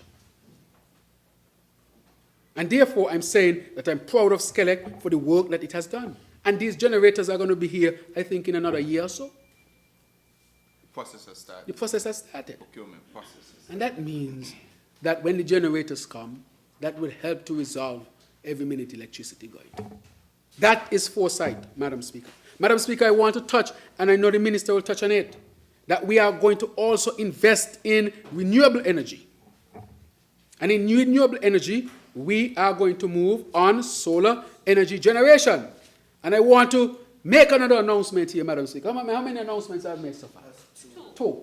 A brand new hotel, training for the young people in cybersecurity, with good paying jobs for the young people. And the third one, Madam Speaker, we are now negotiating to start the procurement process.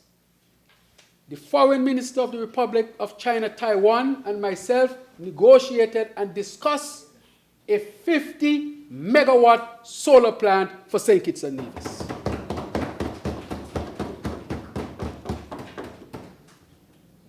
Madam Speaker, what they were doing? I can't understand what they were doing. How you, solar and battery. What were you doing? How you could leave a country without energy and water? How? That's where our priority is. We have to get back to the basics. Madam Speaker, no energy, no water, hospital leaking, ambulance no oxygen, and then surplus after surplus.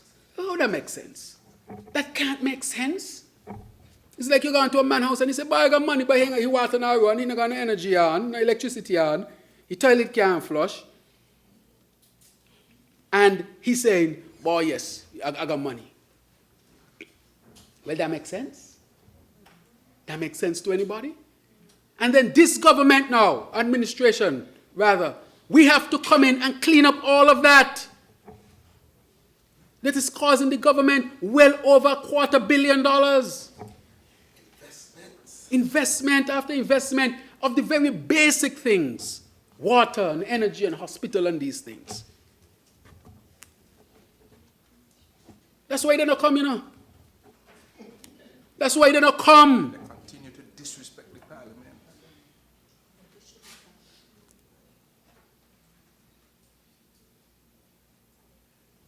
Because they know the truth of everything. Huh? Surplus of problems. So, Madam Speaker, I want to say that we are moving quickly. We are having another innovative innovation in energy, where we'll have the smart meter devices. Madam Speaker, we are already guaranteed the loan for those smart meter devices to help people to manage their energy use even better. Madam Speaker, as I speak, we will talk about later the electric vehicle transition policy, the actions plan, and the small-scale distributed renewable energy regulations. Madam Speaker, these are critically important. You know what that means? For example, we want to reach a point where you can have a little solar panel on your house. You could have what you call a buyback tariff, which means you sell energy, you take the difference, you get some money. If you use less than, you contribute. That happens in 2025. And that would happen in 2025, Madam Speaker. Innovation. Innovation. So a man could say, boy, let me go buy my solar panel, I'm going to get an electricity bill. And if I send in enough, I'm going to get back a change. Innovation, Madam Speaker, because we're going to have the battery storage to go with it. Both that what we are doing with the Saudis, and when we get the 50 megawatt solar plant, it will have battery storage as well. Madam Speaker, the future is bright. That's why people have confidence in St. Kitts and Nevis. I told the cruise industry, we're going to have enough energy for you in the next year and a half. So when you start to look for home porting, St. Kitts is on the list. The minister is here. Member from number 2. That is what we call proper planning, Madam Speaker. And so, Madam Speaker, I have spoken about the water and our investments. I've spoken about what we did in Keon, Madam Speaker. So no need to speak to that again. I've spoken about the desalination plant and the heavy investment, Madam Speaker. So we have done that. Madam Speaker, let me touch on information and communication technology. Critically important. Madam Speaker, the digital revolution has transformed the way we communicate, access information, and conduct business. Digital technologies have become essential tools in our daily lives. In particular, they are important for advancing economic development, social empowerment, and good governance. Moreover, digital transformation is central to achieving our vision for a sustainable island state. It supports the efficient storage and dissemination of data and information needed for responsive planning and decision-making, Madam Speaker. Madam Speaker, in 2025, the Department of Technology intends to establish the foundation for a digital skills economy within the government service to encourage public officers to rethink their business processes and incorporate digital tools while encouraging greater collaboration and efficiency, Madam Speaker. We believe that this will ignite a culture of innovation and creativity across the public service and the country in general. We are also targeting the business community in this regard.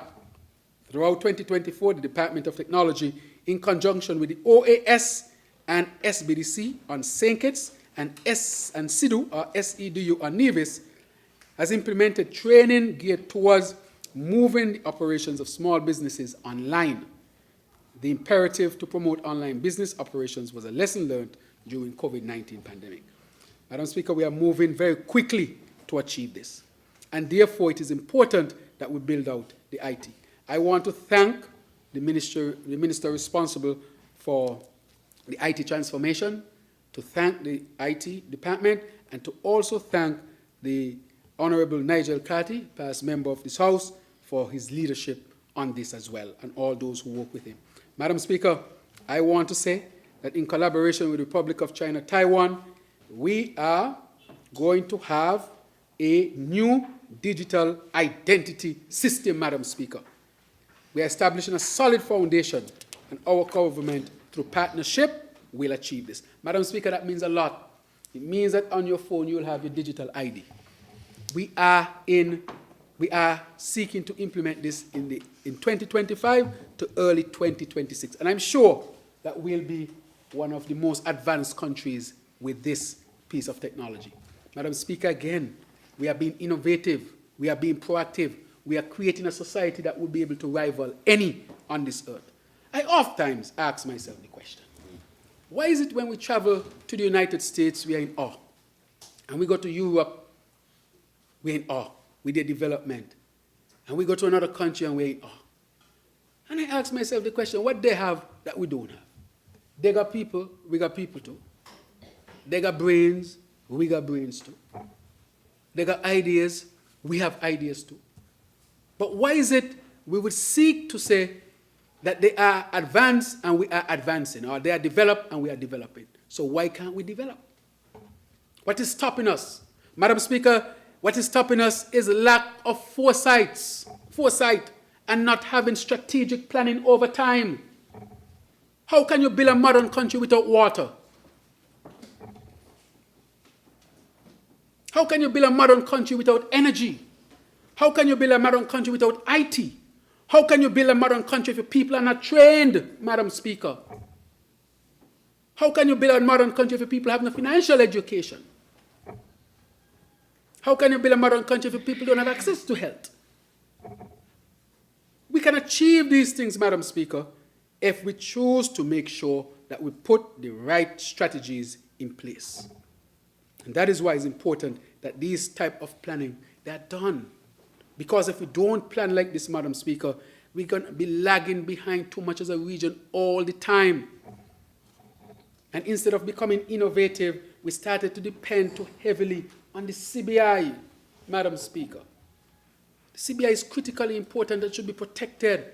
And that is critically important because it helps the economy. It should be a sector that we make sure continue to deliver to the people of St. Kitts and Nevis. But you can't abandon agriculture and abandon healthcare and abandon almost everything else because you feel that this goose is laying the golden egg and therefore I don't care about anything else. Well, if you got depending on the goose every day, you kill the goose. And especially if the goose is not totally your own. But we can do things in St. Kitts and Nevis, Madam Speaker, that can help us to propel, get to that developed state. That is why we want a sustainable island state to be developed, Madam Speaker. And so it irks me when I hear people talking about, this is not necessary or what is happening. What do you mean what is happening? Water is happening, energy is happening, IT is happening, saving the bank is happening, saving Social Security is happening, spending over $250 million for socio-economic support to our people. Madam Speaker, these things are critically important. And of course, we're always looking for ways to help our people. That is why new hotel come in. That is why we have the training in cybersecurity for our young people. That is why we can generate income from our ports as well, Madam Speaker. That is why we are bringing renewable energy to lower the cost of energy. When you lower the cost of energy, you have the potential to have a lower electricity bill. And a state where our people can say to the world, we have reliable energy. Madam Speaker, this is where we are heading, and this takes investments and foresights and prioritization, Madam Speaker. And so therefore, we are working hard to do a number of these things, Madam Speaker, so that we can help you, the people of St. Kitts and Nevis. Madam Speaker, I want to now turn to the last section, which is to deal with the medium-term fiscal and debt outlook and growth targets, Madam Speaker. Madam Speaker, the world is changing and exogenous shocks have become a regular feature of our lived reality as a small island developing state. We're therefore adopting a comprehensive strategy for economic diversification in order to build economic resilience. Our goal is to build an economy that leverages both traditional strengths and new industries, particularly exploiting the opportunities for expanding services, ICT, and renewable energy sectors. In fact, the sustainable economic expansion and diversification pillars outlined in the Sustainable Island State Agenda were identified to promote the transition of our country to high productivity within a service-oriented economy. This, we believe, holds great promise for improved microeconomic and fiscal outcomes and improve living standards. Over the medium term, we anticipate the implementation of major public and private sector projects which will stimulate growth in construction and tourism sectors with spin-off activities in other sectors such as wholesale and retail and trade and transport, storage and communications. The 2025 estimates therefore outlines the policies, programs and projects that have been identified to nurture the seed we have planted. Madam Speaker, we invite all citizens to join resources with the government to facilitate sustainable growth and development from which a transformed St. Kitts and Nevis will emerge for the benefit of all, Madam Speaker. Madam Speaker, when we talk about the seed, we are now ready to implement a sustainable economic expansion and diversification plan, Madam Speaker. Madam Speaker, with respect to the anticipated fiscal outturn for 2024, based on data available as of October, we are projecting a total expenditure of 916 million, surpassing revenues, and I still estimated at 700 and... All right. I'm going too fast? All right. You sure? All right. So, Madam Speaker, this revenue performance, where we saw a decline, reflects a 22% drop compared to 2024, mainly due to decrease in contributions from the Citizenship by Investment program, Madam Speaker. The economy was significantly dependent on the CBI program, and therefore we have decided that we need to diversify. We had to do too many things in order to make sure that we save the program that affected us. However, as explained, the CBI program is on a new path and is back to recovery. But in addition to that, all that I've mentioned thus far and other things I'll mention is to make sure that our economy can diversify. Madam Speaker, however, this outcome is a direct result of strategic decisions made and aim at safeguarding our nation's long-term stability and investing in critical priorities, Madam Speaker. So what we had to do, Madam Speaker, while we realized this, we made the decision to invest in critical areas like water, energy, training, so that our country does not fall behind, Madam Speaker. So when I said that the CBI program would be the most challenging that we face, or I face, it is because the country had become too dependent on the CBI program. So anything that affected the CBI program would affect our economy. Madam Speaker, the expenditure performance reflects our Labour Administration's commitment, and I've already said where the investment went, for our people and the future of our nation.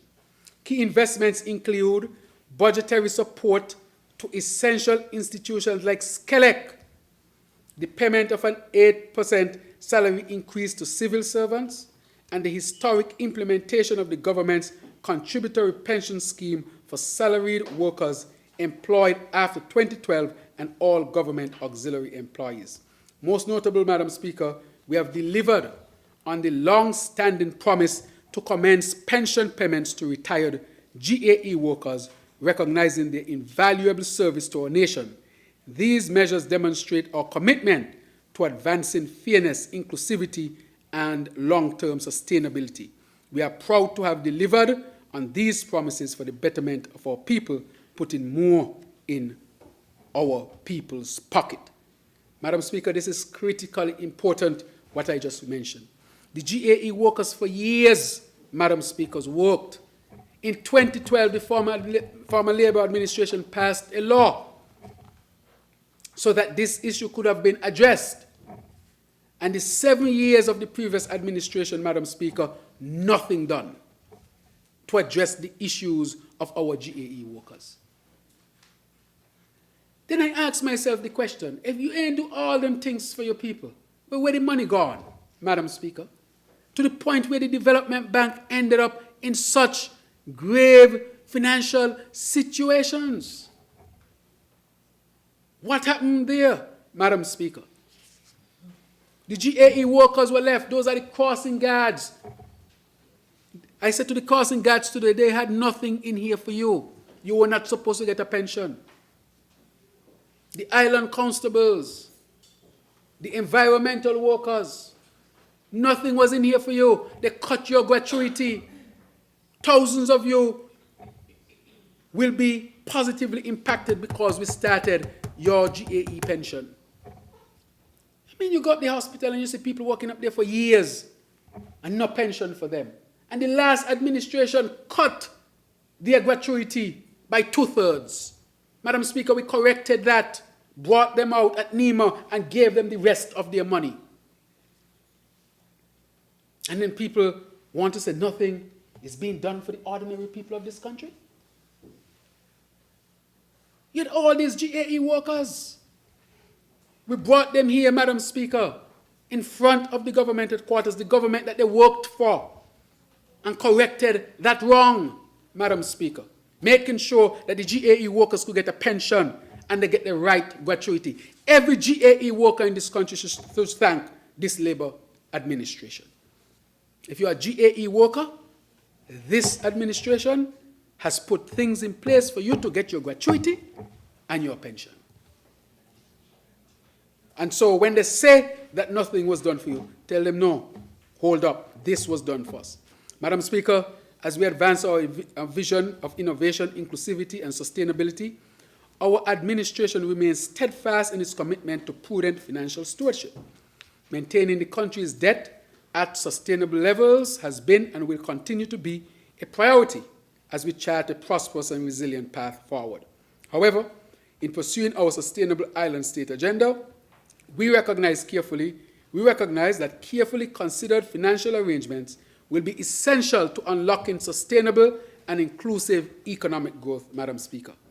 Let me assure this Honourable House that the people of St. Kitts and Nevis that any financial arrangements entered into will be done with the utmost caution, ensuring minimal risks and securing the most favourable terms. Our commitment is to keep debt servicing payments manageable while strategically investing in the transformative development of our nation. At the end of December 2024, the total public debt is projected at 1.5 billion, which represents a reduction of 57.1 million, or 3.6% as compared to 2023. So the debt has come down, Madam Speaker. I would say,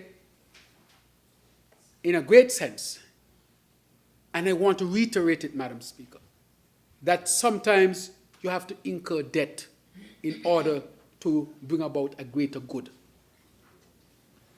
But our debt has dropped. But at any point it is necessary to do it for greater good, we will do it. It is, for example, Madam Speaker, people take mortgages. That's a debt, but it's a responsible debt because you expect a return. The return is not going to be right away, but you expect the return over time. So you make a long-term investment incurring a debt. That is why we need financial education, because people need to understand how do you invest and when do you incur debt and what are the risks associated with it and how do you manage it, Madam Speaker. Madam Speaker, the decline was also as a result of the Nevis Island Administration debt, which fell by 25.8 million or 5.4%.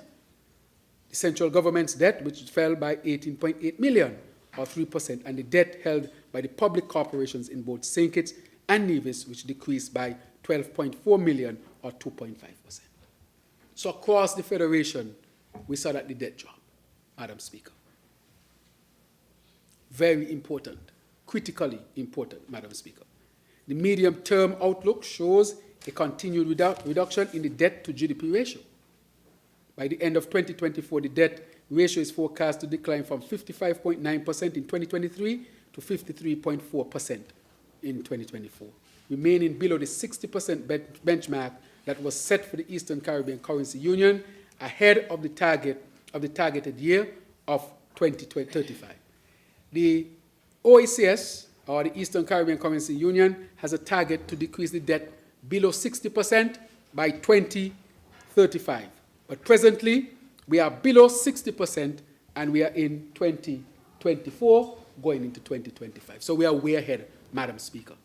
Again, you never know what will happen, but we are going to take critical decisions to make sure we manage our public debt and manage it well. So I want to say that this is very positive, but we continue to work hard, Madam Speaker. All things being equal, the following years project a similar trend with a debt to GDP ratio estimate of 51.8% by 2025, 48.4% by 2026, and 44.4% by 2027, Madam Speaker. I know I speak a little bit fast sometimes, right? So, Madam Speaker, the trend is downwards, not only in St. Kitts, but also on Nevis as well. The anticipated downward trend in total public sector debt positions our government to seize emerging development opportunities in the years ahead, ensuring we can invest strategically in the sustainable progress of our nation. Very critical, Madam Speaker. For example, we had to take a loan for generators because people would understand that is a good debt to take on. We need electricity. $50 million for our desalination. We also had to take a facility to help that as well, Madam Speaker, because it's important that people have water. So we also had a facility for our new hospital. These are the very basic things. Our people must have these things. You don't take on debt for frivolous things. You take on debt for fundamental things and things that would transform your country and things that would offer the very best services for your people, Madam Speaker. So, Madam Speaker, with respect to the performance of the economy, the Ministry of Sustainable Development is projecting a real GDP growth of 2.5% in 2025 and a 3.0% per annum over the medium term. The projected GDP growth is attributed mainly to the expected increase in economic activity in various sectors, including agriculture, as we discussed, construction, hotels and restaurants, transportation, storage and communication, and public administration. Against these backdrops, the medium-term fiscal framework, which spans the period 2025 to 2027, was developed by the Ministry of Finance to guide the preparation of the 2025 estimates. The framework establishes the government's fiscal strategy that would focus on improving the management of recurrent and capital expenditure, cost recovery for selected government services, and implementing tax policy reforms to ensure a more equitable and efficient tax system. The fiscal policy priorities will also target public investments, such as in renewable energy and water infrastructure, which are critical to achieving sustainable socio-economic development. Based on the framework, the government is expecting to raise revenue in line with projected GDP growth. The estimates therefore indicate that the government fiscal operations would result in an overall deficit of $28.5 million for 2025 and a surplus of $28.7 million for the medium term. Madam Speaker, critically, because we are making the necessary investments, Madam Speaker. The current revenue is projected to be approximately 1.04 for 2025 and 1.05 over the medium term, and that's billion, Madam Speaker. The amount for the recurrent expenditure would likely reach $88.5 million for 2025 and an average of $89.24 million over the period 2026 to 2027. We are also projecting $209.7 million for capital expenditure and net lending in 2025, while over the medium term, outlays are anticipated to average in the region of $104.9 million, Madam Speaker. Madam Speaker, today we present the debate in this Honorable House, the 2025 estimates totaling $1.127 billion, with recurrent expenditure totaling $88.5 million. So I'm going to slow on these numbers. And capital expenditure totaling $209.4 million. Madam Speaker, therefore I will now present some highlights of the allocations being proposed for fiscal year 2025. The Ministry of National Security, Citizenship and Immigration continues to perform its role cognizant of its ever-increasing responsibility in ensuring citizen security, which is vital in transitioning to a sustainable island state. Therefore, in 2025, policies will be reviewed to improve efficiency, and revision of the Immigration and Citizenship Acts will be prioritized to ensure relevance. In support of the efforts of this ministry, a recurrent budget of 88.6 million has been proposed for 2025, an increase of 7.9% compared to 2024. Investment will continue to build critical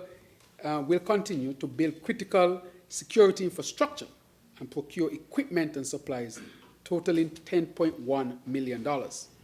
Major initiatives that will be supported include the Safety and Security Improvement Program, the refurbishment of police stations, the closed-circuit television surveillance and traffic management system, the relocation of the traffic department, the purchase of vehicles and equipment for fire services, the demolition of the existing fire and rescue services facility, and the disaster resilience improvement project. Madam Speaker, it's critically important what we are going to do for fire and rescue.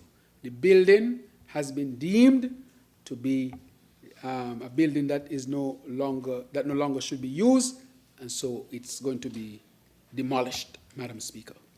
Madam Speaker, we are proposing that the Ministry of Social Development and Gender Affairs receive an allocation of 41.7 million for its recurrent expenditure, representing a 1.2% increase when compared to 2024. A total of 2.0 million is proposed in support of capital projects, which include the upgrade of community centers, construction of the new administrative building for social development and gender affairs, and the New Horizons upgrade and enhance projects, Madam Speaker. Madam Speaker, to achieve the stated objectives for the agriculture sector, a total of 19.4 million is proposed for the Ministry of Agriculture, Marine Resources and Fisheries to facilitate recurrent expenditure, a 4.8% increase when compared to 2024. Capital expenditure totaling 14.9 million is proposed, representing a 58.7% increase when compared to resources allocated in 2024. The investment will continue to facilitate the upgrade of small farmers' machinery pool and agricultural mechanization, Madam Speaker. The Barefoot's Livestock Center of Excellence, the Agricultural Support Project, the greenhouse villages, the storage facility, the purchase of equipment for veterinary laboratory, cannabis research and development, the rehabilitation of Old Road and Gateway fisheries complexes, and the improvement of fisheries management project, as well as the pest control program. Efforts to foster collaboration with private sector partners will be pursued. Madam Speaker, the Ministry of Tourism, Civil Aviation, and International Transport will prioritize sustainable practices across all tourism operations, focusing on conservation, renewable energy, and responsible tourism development. Cognizant that diversification within the sector is critical to its appeal, in 2025, our government will properly establish the Eco Park as a unit under the remit of the Ministry of Tourism. This will allow for renewal in its operations and maintenance of its environment for the benefit of citizens, residents, and visitors. Recurrent expenditure totaling 53.3 million is proposed for 2025, a 92.7% increase when compared to 2024. To complement the identified strategic action, a total of 10.2 million has been proposed for capital investment. Major initiatives, such as the coastal erosion mitigation and South Frigate Bay beach enhancement, will continue to provide improved beach and social amenities. Work is expected to commence on the refurbishment of the Pelican Mall Phase 2 at the Kansas Food Village project in 2025. Madam Speaker, next is the Ministry of Public Infrastructure, Energy, Utilities, and Domestic Transport. A total of 25.6 million is proposed on the recurrent expenditure, representing an increase of 6% when compared to 2024. These resources will be used to facilitate the recruitment and critical technical personnel to further strengthen the capacity of the ministry. In 2025, a significant investment will continue to improve access to resilient public infrastructure and utilities. To this end, a total of 79.1 million is proposed for capital expenditure, representing an increase of 28.2% when compared to 2024. These resources will support the implementation of high-impact projects such as construction of the coastal area revetment, as efforts will commence to stabilize the Fort Lands cliffside. The road improvement project which continues to facilitate access to new communities. Slope stabilization, well drilling and extension of water lines, the constructions of reservoirs, and the construction of the Bastia desalination plant. Resources will also be budgeted to produce additional heavy equipment for Public Works Department, with particular attention given to the upgrade of the equipment at the quarry. Madam Speaker, it is proposed that in 2025 the Ministry of Education will be allocated recurrent expenditure totaling 107.5 million. 107.5 million. Thank you. An increase of 10.5% when compared to 2024. In reference to capital expenditure, it is proposed that the Ministry of Education be allocated 12.9 million, an increase of 21.9% when compared to 2024. These resources will support the continued efforts to ensure that our schools are safe, secure, and conducive to learning. Major initiatives that will be pursued in 2025 include the upgrade of school bathrooms, reconstruction of the Joshua Obadiah Williams Primary School, the construction of the new Bastia High School, the secondary school electrical upgrade, Phase 1, the Washington Archibald High School bathroom, roof and window renovation and the Advanced Vocational Education Center enhancement projects. The ministry will also continue efforts to enhance the information technology connectivity in schools through the Enhanced Education Network project and undertake the purchase of additional furniture for the various schools and a school bus to ensure the safe transport of our children to and from school. Wow. Education is the center. Wow. Madam Speaker, thank you. The Ministry of Health is cognizant that it must remain agile and strategic as it charts the course forward to modernize the health sector. The provision of quality secondary health care requires that critical specialists and other medical personnel continue to be recruited to provide the services required. In support of these efforts, recurrent expenditure totaling 86.8 million is proposed for the upcoming year, reflecting a 9.5% increase when compared to the 2024 estimates. A total of 17.6 million has been proposed for the 2025 fiscal year to continue capital investment in a number of projects, including the construction of the St. Peter's Health Center, the health sector improvement, purchase of medical equipment, and the construction of the new Smart Hospital project. Madam Speaker, we continue. Good. Fiscal measures and other strategic interventions, Madam Speaker. Madam Speaker, the experiences of the past year have made it abundantly clear that reforming our citizenship by investment program was not only necessary, but the right and timely decision, Madam Speaker. It was the right and timely decision. Madam Speaker, as we have seen elsewhere, failure to address the vulnerabilities in such programs can have dire consequences, and we were heading down that road. The last administration was pulling us down that road.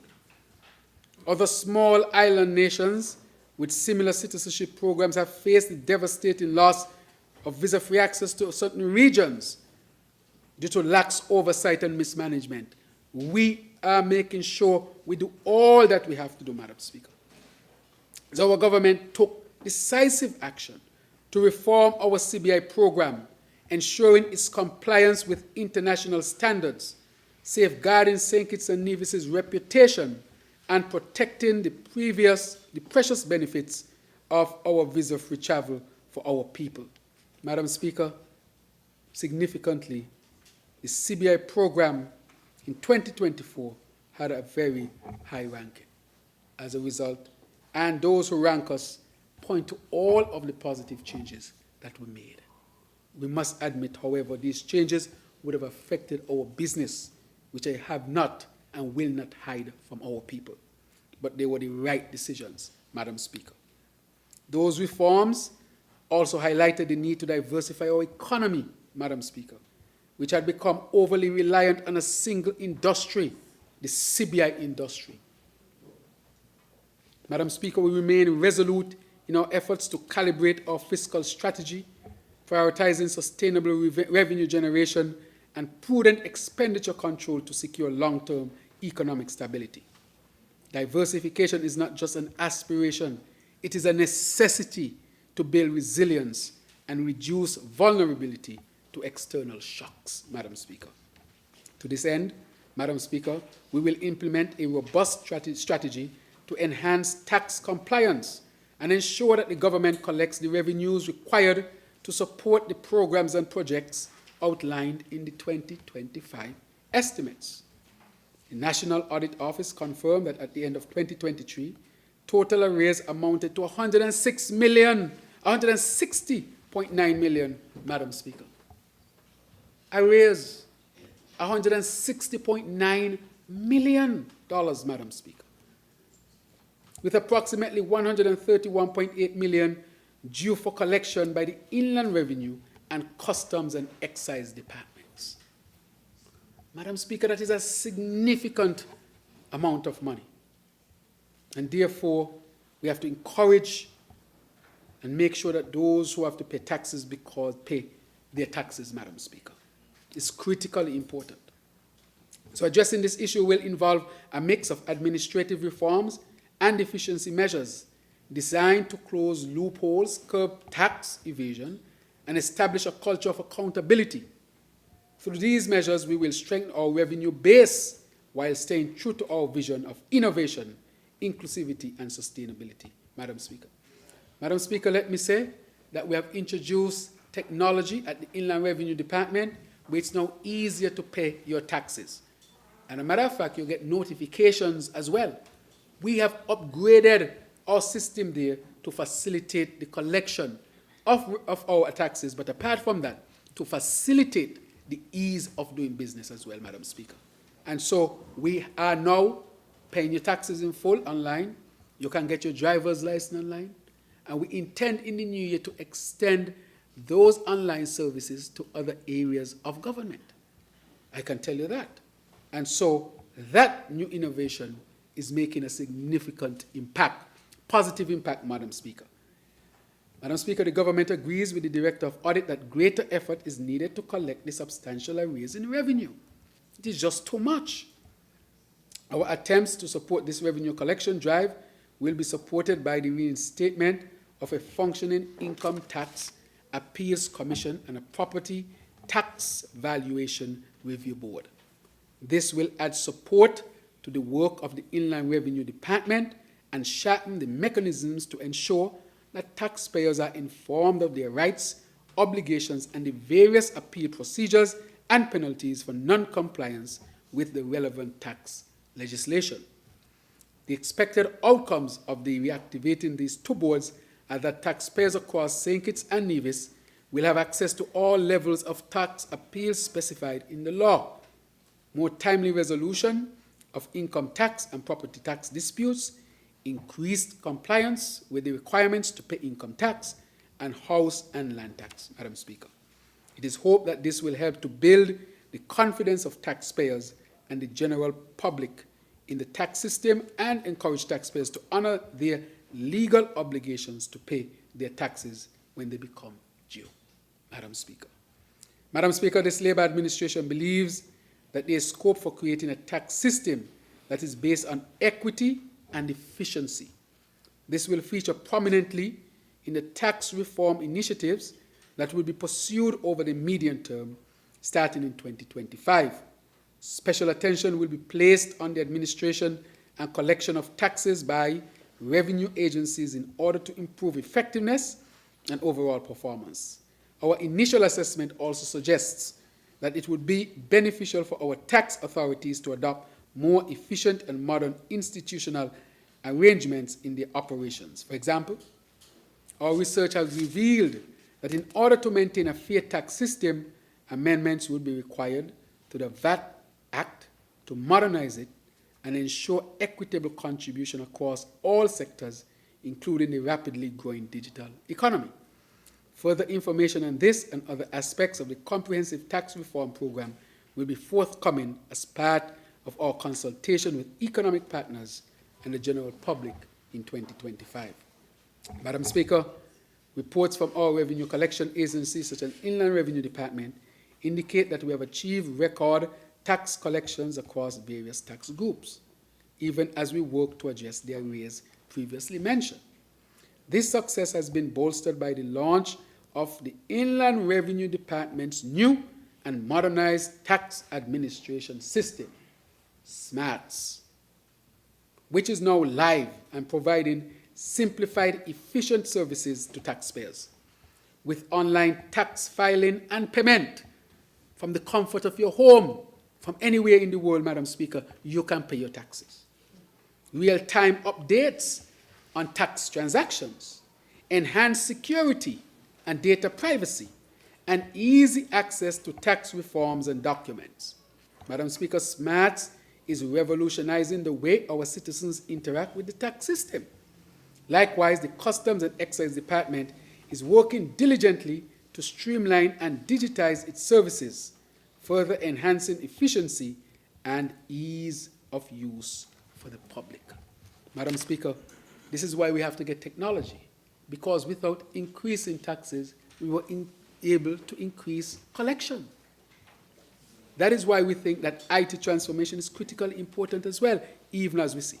Madam Speaker, as Minister for National Security, I want to emphasize the government's commitment to also strengthen border security with the implementation of an electronic travel authorization ETA system in fiscal year 2025.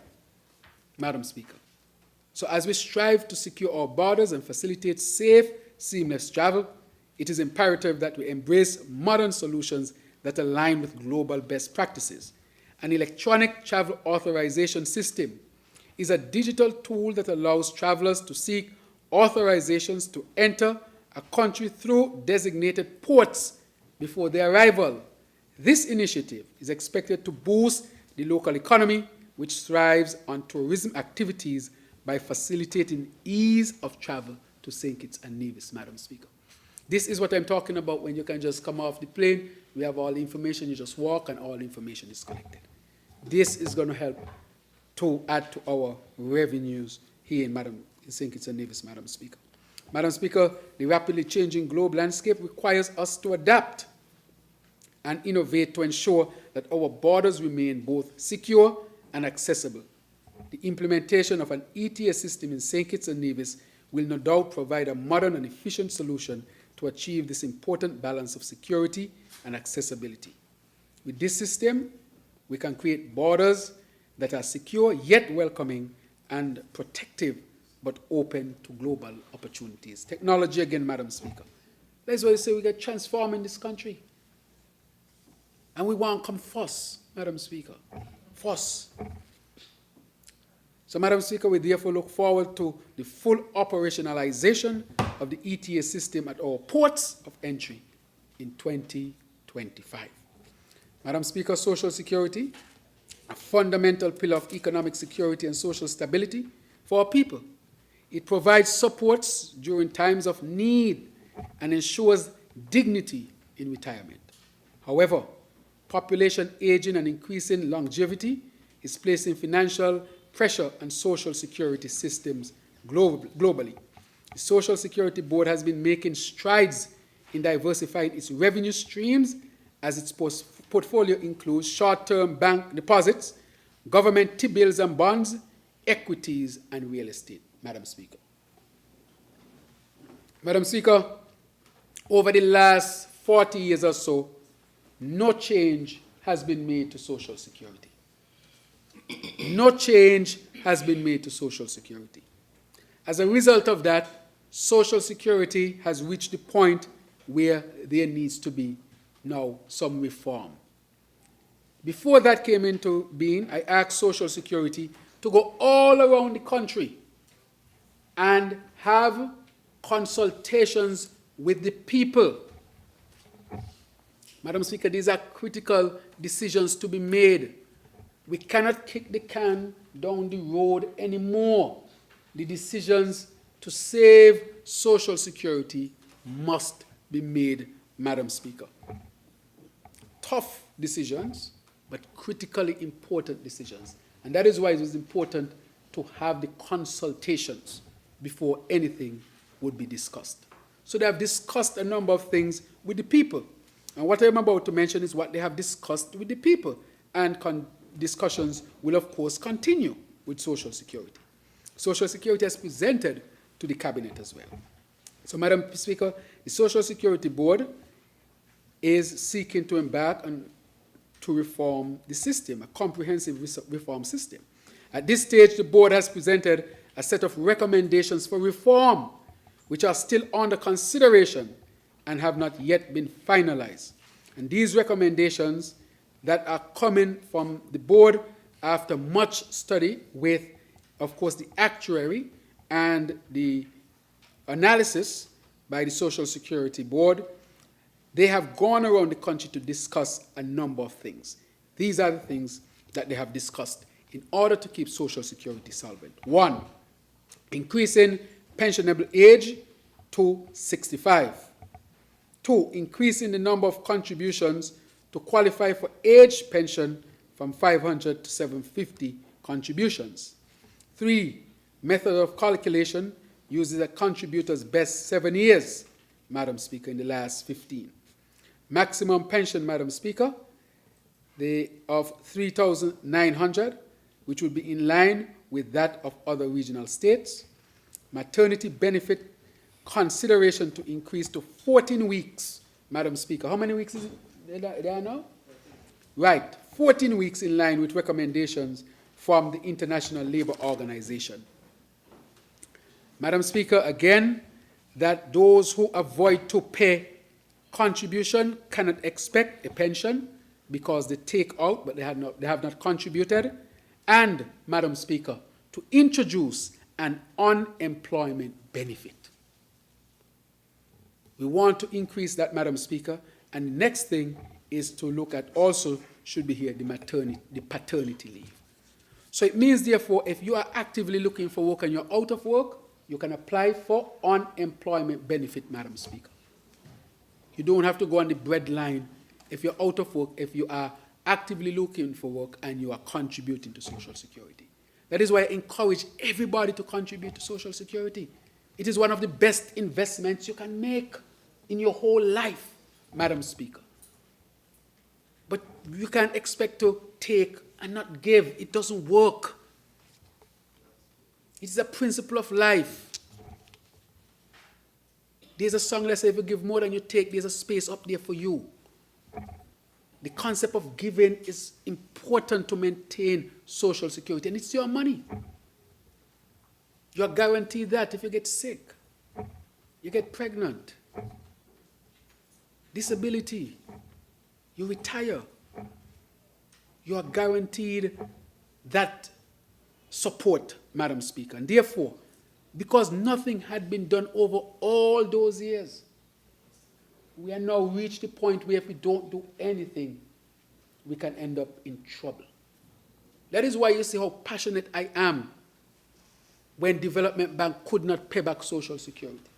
6 months, they went without paying a cent, threatening Social Security, Madam Speaker. And therefore, we have to continue this conversation with our people, because again, the truth has to be brought forward. That if nothing is done, but you don't want to do things in a draconian manner either, but you do things to make sure that social security continues to be strong. The unemployment benefit, and to have extended maternity leave so that mothers can remain with their children longer, is excellent. Madam Speaker, I want to speak about job opportunities that would be available for our people, because jobs are being asked about. In a small island developing state like ours, creating jobs is not just about economic growth. It is about strengthening stability. It's about strengthening stability, reducing poverty, and building resilience against external shocks. A job brings pride, a purpose, critically important. This government has worked diligently to foster an environment where job creation thrives, ensuring opportunities for our people across multiple sectors. As of June 2024, the monthly average number of jobs in St. Kitts and Nevis reached 26,559, reflecting a 0.6% increase compared to the same period of the previous, and making the highest number of jobs recorded since before the pandemic, a clear testament to our dedication to empowering the workforce. In 2025, the job market is set to expand even further, with opportunities in agriculture, including the launch of the Tabasco Hot Pepper Project, where we want to do 100 acres at 30 acres per 10 acres. So if you have 30 per 10 times 10, that's 300 workers for 100 acres. Correct, mathematician? Sorry, I wasn't counting. You wasn't counting? No, just... All right. 30 per 10 to 300 per 100, correct? Say it again? 30 per 10 to 300 per 100. 30 per 10? Yeah, so 300 per 100. Yes, yes. Okay, yes, good. Yes, yes. All right, the mathematician says on. Right? Also, we'll have jobs in construction with major projects such as the Bastia High School, hundreds of workers, the New JNF General Hospital, hundreds of workers, the smart homes, scores of workers, the hotel developments like Ritz-Carlton, hundreds of workers, Madam Speaker. And we need to also discuss the Performing Arts Center, which is a major development as well. The desalination plant, when it will hire much more people as it gets going, Madam Speaker. Roads. So you'll have construction jobs all around St. Kitts and Nevis, and that is why I'm happy that that young man from the Elevate program went to get himself certified at AVEC so that he can show up at his new job to say, look, I'm a certified worker, and I'm here to seek a job. That is what we have to do, Madam Speaker. Madam Speaker, additionally, over 1 million cruise tourists expected, an increase yearly from regional and international markets. Tourism sector jobs will continue to grow. Madam Speaker, for example, the folks at Marriott's and Park Hyatt and so forth telling me they had to hire more people, they want more workers. They said to me, can we have more work permits? I said, no. Do job fairs and ask our people to come to work. They said to me, Prime Minister, we are having issues in getting people to come to work. I said, do the job fair, do other things to get people to come, Madam Speaker. So I'm encouraging our people to take up these jobs. People are coming from overseas seeking to do these jobs. Take up the jobs, our people. Take up the jobs. You have priority. That's why we are doing all of this, so you can have jobs. And therefore, I'm encouraging our people to take up these jobs, Madam Speaker. Furthermore, our cybersecurity certification program, which initially will start with 100 nationals, and we intend to cater up to a few hundred nationals. Take up the jobs, our people. Take them up. So when we put out the ad to apply, take them up. Please, these opportunities are for you. It's to equip 100 nationals with critical digital skills, expanding to 200 participants. So we're going from 100, then the next one we want to do 200. And these are good paying jobs. Certifying our young people, we're starting with 100 first to pilot the program. But quickly we want to get into the realm of 200 and 300, get our people certified. And we're ready for the job market outside of St. Kitts, but you can work from the comfort of your home. And that is why we're saying to our people, take up the jobs. For example, when we put out ads for nursing, you know how much foreigners are applying for nursing jobs in St. Kitts and Nevis? Because our people were not going to nursing. Because they did not have maths and science, some of them. So I started a pre-nursing course in college, maths and science base, along with other things. The class full out in quick order. And so once they pass, they go into the full nursing and they come and take up the jobs. I'm not saying we can't have foreigners, but we have a lot of good nursing jobs at the hospital. They are high paying. Why our people are not taking up those jobs? So I'm saying to our people, take up the jobs, get trained, get certified, take up the jobs. Madam Speaker, the Labour Administration is committed to ensuring that our people not only find work, but thrive in sustainable, high-quality jobs and contribute to growth and prosperity of our Federation. Madam Speaker, we are starting the small business facility at the National Bank. So small business will have more access to capital so that they can expand. That, too, will create jobs. Madam Speaker, I want to say the government is acutely aware of rising costs of living and significant challenges it presents to our people. That is why, throughout 2024 and even earlier, we have implemented and continue to deliver a comprehensive suite of measures to ease the financial burdens and ensure more in your pocket, or people's pocket, especially for essential goods and services. These measures include Independence 40 reset for housing, water, and electricity areas, the unprecedented payment of 2 CBI dividends to our people. Yeah. And take my time on these ones. Let's go back. Independence 40 reset for housing, Madam Speaker. These help people with their water bill, their housing bill, the electricity arrears. Nowhere else in the Caribbean did this. Madam Speaker, the unprecedented payment of 2 CBI dividends to our people. The first time in history of St. Kitts and Nevis, period. Madam Speaker, no other place in the Caribbean did this, Madam Speaker. Each one of these is a revolutionary program to help our people. An 8% salary increase for civil servants and pensioners. Madam Speaker, the historic implementation of pensions for government auxiliary employees for the very first time. Additionally, we delivered a 39% increase in the national minimum wage, Madam Speaker. A 37% increase in pension payments. A 16% increase in the minimum age pension at Social Security, Madam Speaker. Madam Speaker, when you look at this suite of things that we have done for our people to ease the challenges, to ease the squeeze, this is second to none. But of course, we are fully aware that the international inflation crisis is affecting our people. And we continue to work to help.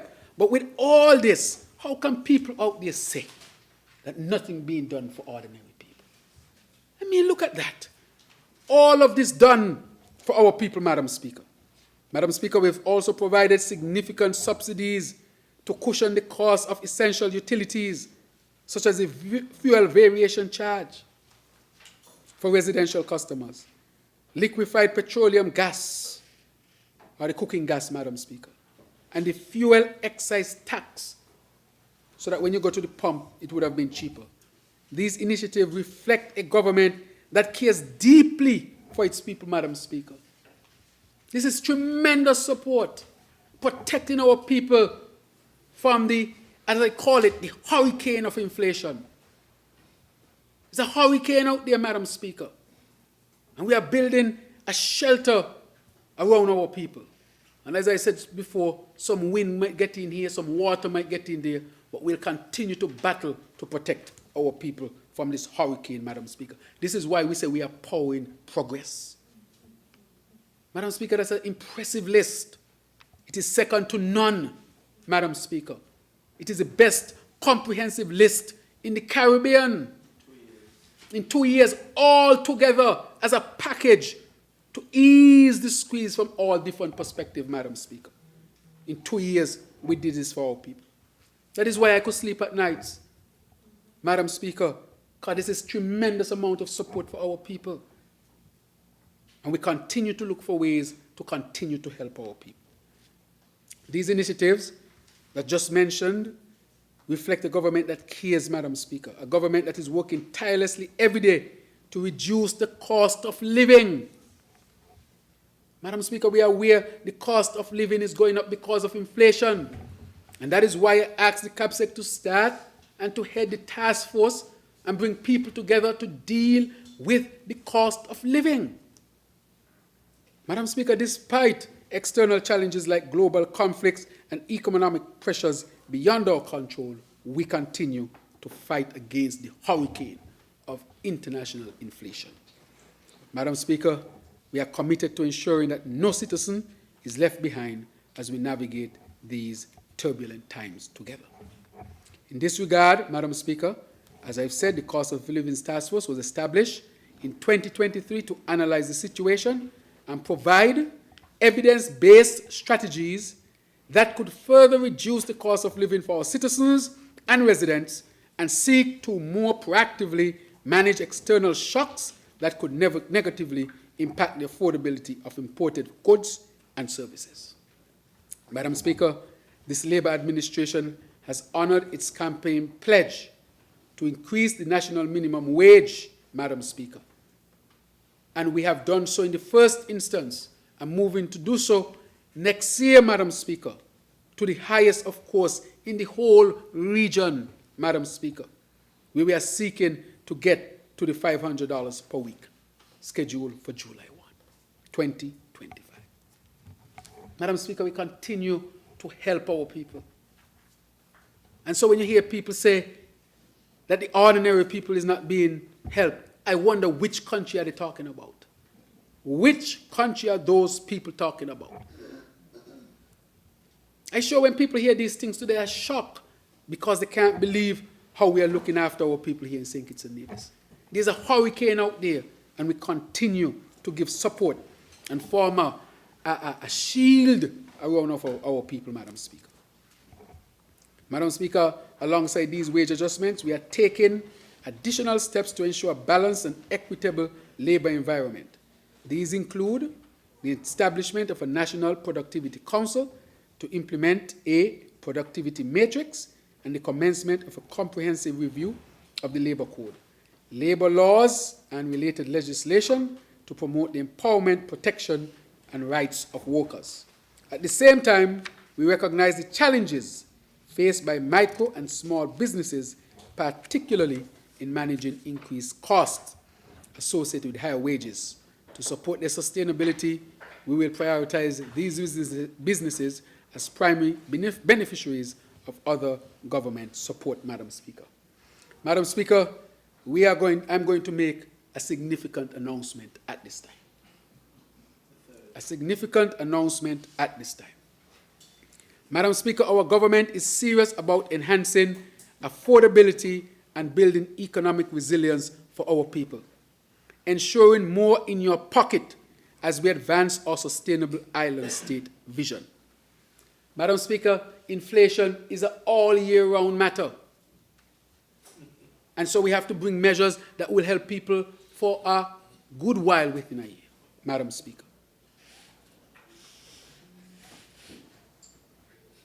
So therefore, Madam Speaker, I am therefore pleased to announce that the Building Reset Program will extend for one more year up to December 2025.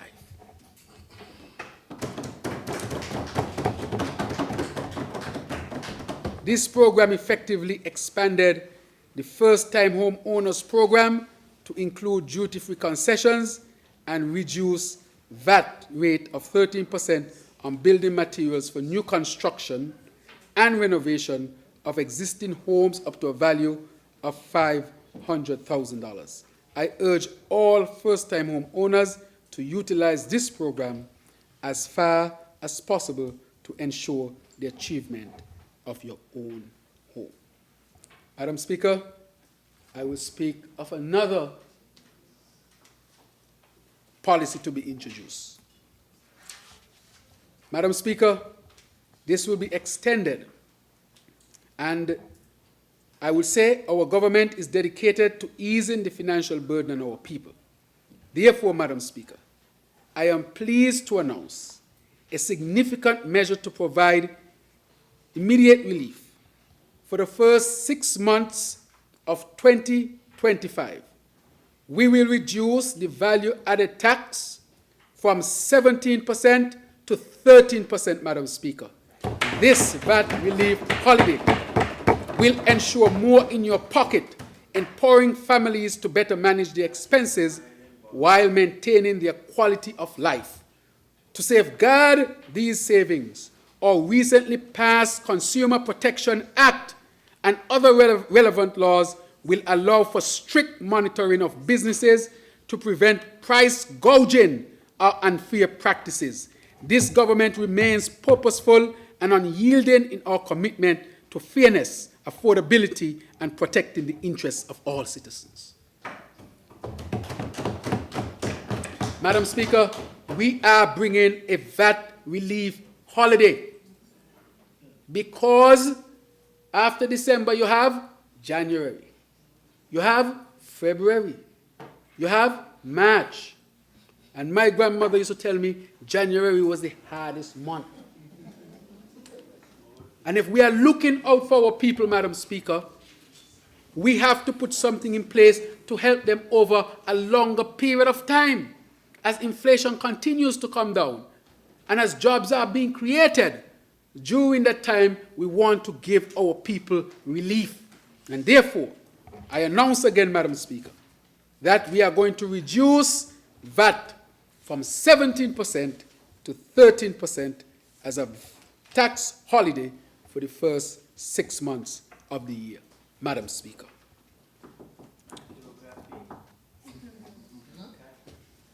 Madam Speaker, we want to offer some more help to our people. The reason why we are thinking this way, Madam Speaker, is that people have to deal with inflation on a daily basis. They're not dealing with the inflation on just a one-time thing, Madam Speaker, because people will still have the issues, as I said, going into the months in the year. And we will have to determine how is best we apply our resources to help more of our people for a longer period of time. Madam Speaker, there are policies which exclude other people. We don't have unlimited amount of resources, but all of our people are feeling the crunch. And what can we do to at least alleviate the pressures across the board, Madam Speaker? And reducing the VAT from 17 to 13% would result in benefits to all of our people, because all of our people consume. Madam Speaker, I want to appeal to the businesses that we ain't going to accept you keep the price unnecessarily because of this holiday. I'm asking businesses to pass this on to consumers. And I think consumers need to become vigilant as well. What the consumers could do, put your prices online. Let people see what is happening with the prices. We have to monitor as well, because this can benefit businesses as well, benefit consumers, benefit all of us, but all of us must be fair in this. And I must admit, vast majority of businesses are honest people. So I don't want it to be said that they're not. I'm just encouraging all of us to be fair and make sure that the benefits are passed on to the people. It will be very sad that these benefits are not passed on to the people. And so we're going to be vigilant. I myself going to start to go shop. And I want to see when the price on a sardine, because I like sardine. I like sardine and rice. Surprise? No.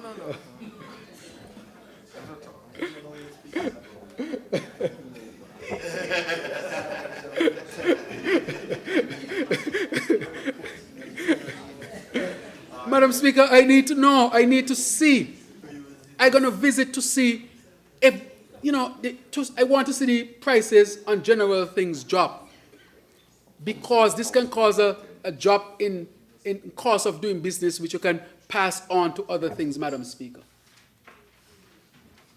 And I'm saying, let us work together to make sure that our people can benefit as well.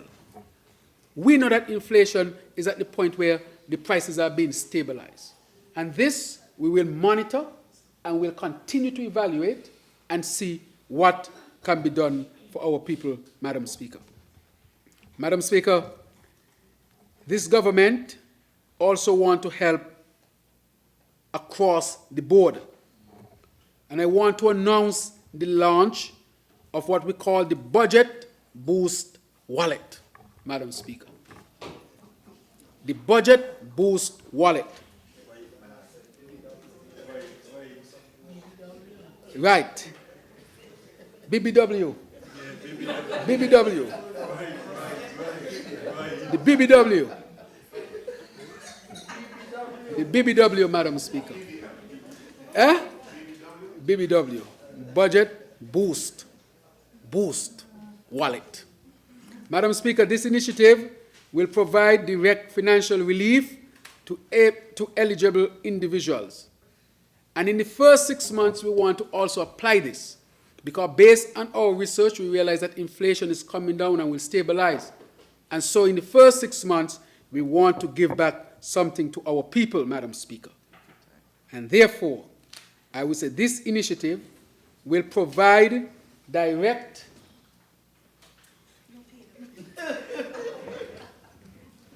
that can work too. This program, this initiative will provide direct financial relief to eligible individuals owning $5,000 or less per month by offering per month $250 per month for the first 6 months of 2025. So, Madam Speaker, we have the technology, and this will be uploaded into your wallet.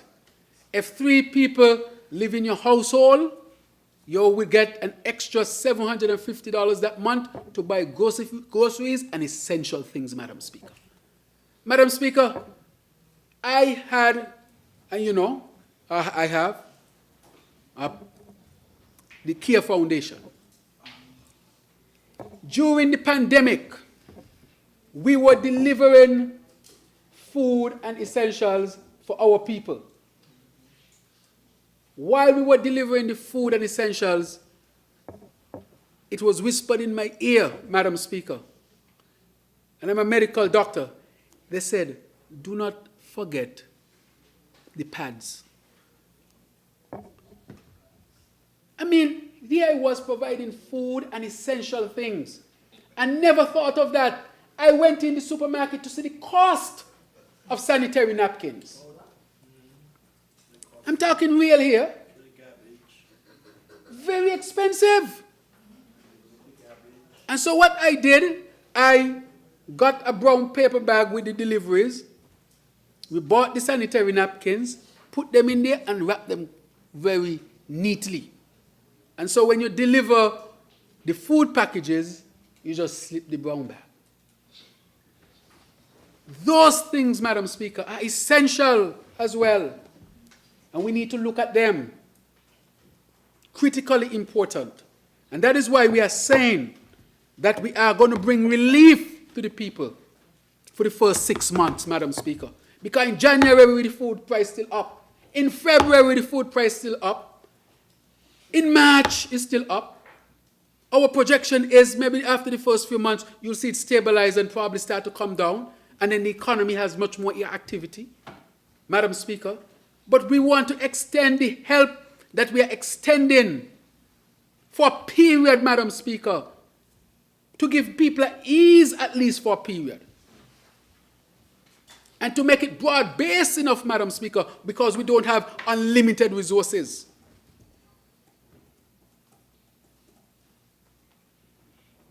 Madam Speaker, what are people going to do in February if you don't apply something? So the government has to ask itself a fundamental question. How much people do we want to help? How broad-based should it be? Is everyone feeling the squeeze? Of the hurricane of international inflation? Everyone is feeling the squeeze, Madam Speaker. It's challenging. It's difficult. And that is why we want to limit it to very basic things. If we are going to incur a debt, incur it for the right reason.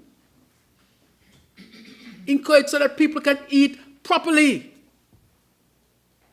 If you are going to incur a deficit, incur it for the right reason. Don't be irresponsible with it.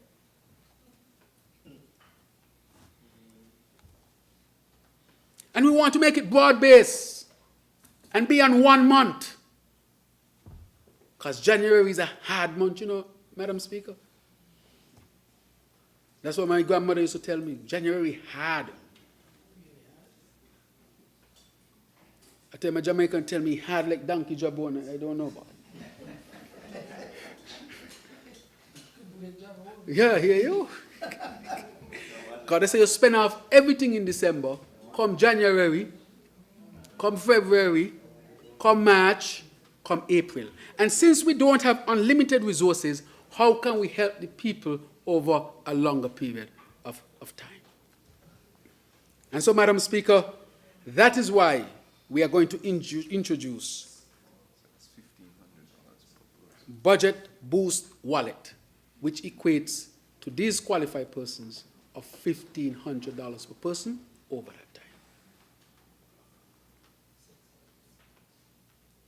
$1,500 per person over that time. The vast majority of people.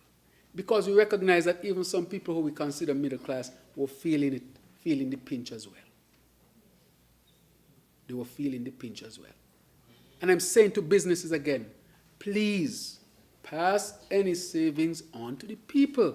You're going to see increased buy-in, so pass some more savings on. Drop your unit price. If you used to sell 1 cornflakes, you're going to sell 3. So instead of selling the cornflakes, how much for a cornflakes? $23? Well, what you don't say, boy, if you buy 1 is 3, but now more people could buy. Let me drop down the price of the cornflakes. And decrease the margin, but I'm going to increase my profit because I'm going to be selling more. I'm asking the businesses to participate. I'm going to ask for a meeting with the major people. I need a meeting early. So I'm going to ask the CAPSEC and the director of my office to quickly call a meeting. Because we have to work on this together. Man, drop your price if you're going to get more sale. If you're going to give everybody $250 over this time, that's millions of dollars going to come to your store because they ain't going overseas to buy. Then drop your price now, man. 33 million. 33 million, then drop your price now, man. Decrease your markup. Sell more. Let everybody benefit. You smile, the people smile, all of us smile. I'm asking the businesses, join us. Partner with us, all of us feeling the hurricane of international inflation.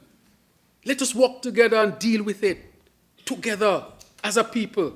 You make more, the people get more, and everybody happier. Budget Boost Wallet.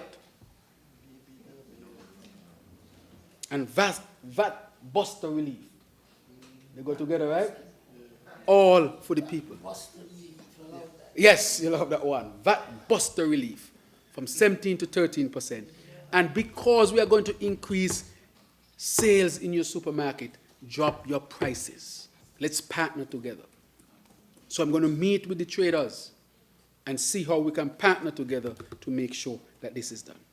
Madam Speaker, so if you can see what we have spoken about here today. So as a caring government, we believe it is only right to give back to you, the people, to help ease the burden of rising living costs and put more money in your pocket. That said, Madam Speaker, I must also implore our citizens to adopt prudent financial practices wherever possible. This includes budgeting wisely, saving diligently, investing strategically when opportunities arise, and making informed choices from the supermarket shelves or wherever you have to shop from. So, Madam Speaker, while our government is committed to supporting our people during these challenging times, we cannot do it alone, Madam Speaker. We need the people, we need the businesses, the government. We have to sit and work together to come up with a solution. Because if you have a business in St. Kitts and you're doing so well and people are around your ball, how can you feel comfortable? Aren't you looking for opportunities to see how you could ease the balling of the people as well? So together, we must adjust and adapt to the realities of the hurricane of global inflation and the high cost of living. And that is why we have to build resilience as a nation, Madam Speaker. That is why we are bringing renewable energy.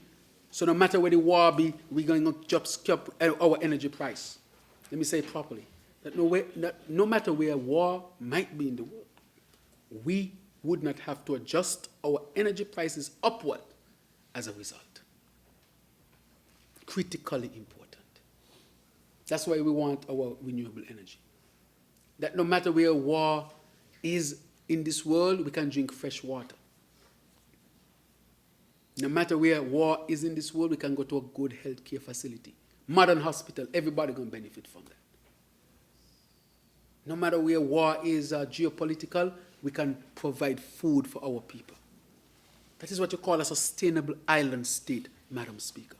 Having energy, water, food, education, security, harmony, working together as a people. That is what we mean when we say a sustainable island state. Government and people and business working together to create the best scenario for all of us to exist at the highest socioeconomic level possible. That is what we are talking about, Madam Speaker. That is why we have to strengthen our social security. Our banks never to risk them with irresponsible policies. That is why if we incur debt, let's incur it to help the people, Madam Speaker. And not for frivolous reasons. And that's why we are making this investment.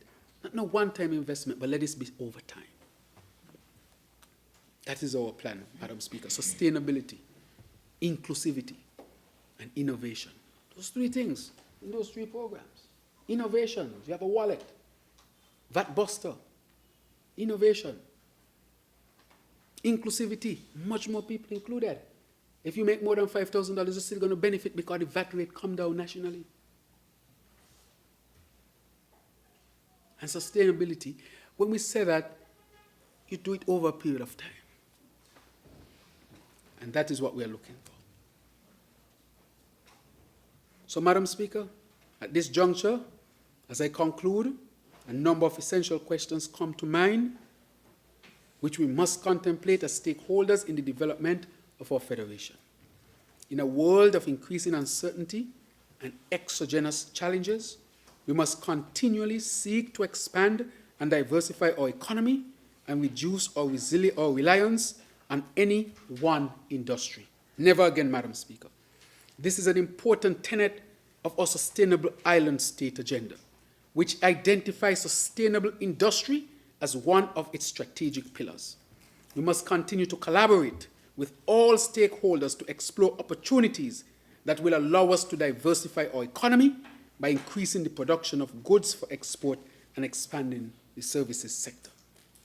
Madam Speaker, I want every citizen and resident to therefore wholeheartedly embrace our sustainable island state agenda. We must individually and collectively seek to discover the specific actions that would enable us to actively contribute to the achievement of our goals in the shortest time possible. Madam Speaker, we don't have time. We have to act and act now. The urgency of now is what is required, Madam Speaker. The current trends in government expenditure also present a good opportunity to build consensus on the appropriate size of the government and its expenditure patterns. It is time for us to have a serious conversation about sustainable financing for government operations, the magnitude of the wage bill, public assistance, and extent of government subsidies. Another important issue for us to contemplate as we plan for the fiscal year is what will it take for us here in St. Kitts and Nevis to not only achieve the growth numbers that have been estimated by the Ministry of Sustainable Development, but also how do we double that growth, which I think we can.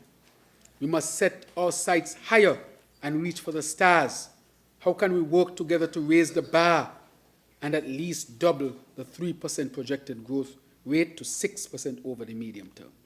Furthermore, it is acknowledged that the public sector continues to play a significant role in contributing to growth in the domestic economy.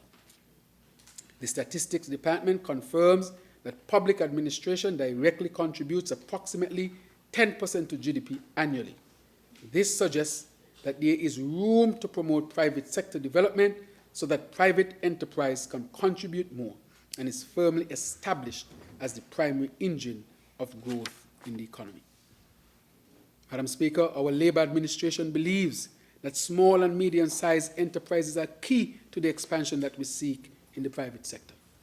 In addition to the work currently being undertaken by the Ministry of Small Business and Entrepreneurship, the St. Kitts Nevis National Bank, St. Kitts Nevis Anguilla National Bank, recently launched its Banking and Small Businesses program designed to provide concessionary, tailor-made business flex loans to entrepreneurs.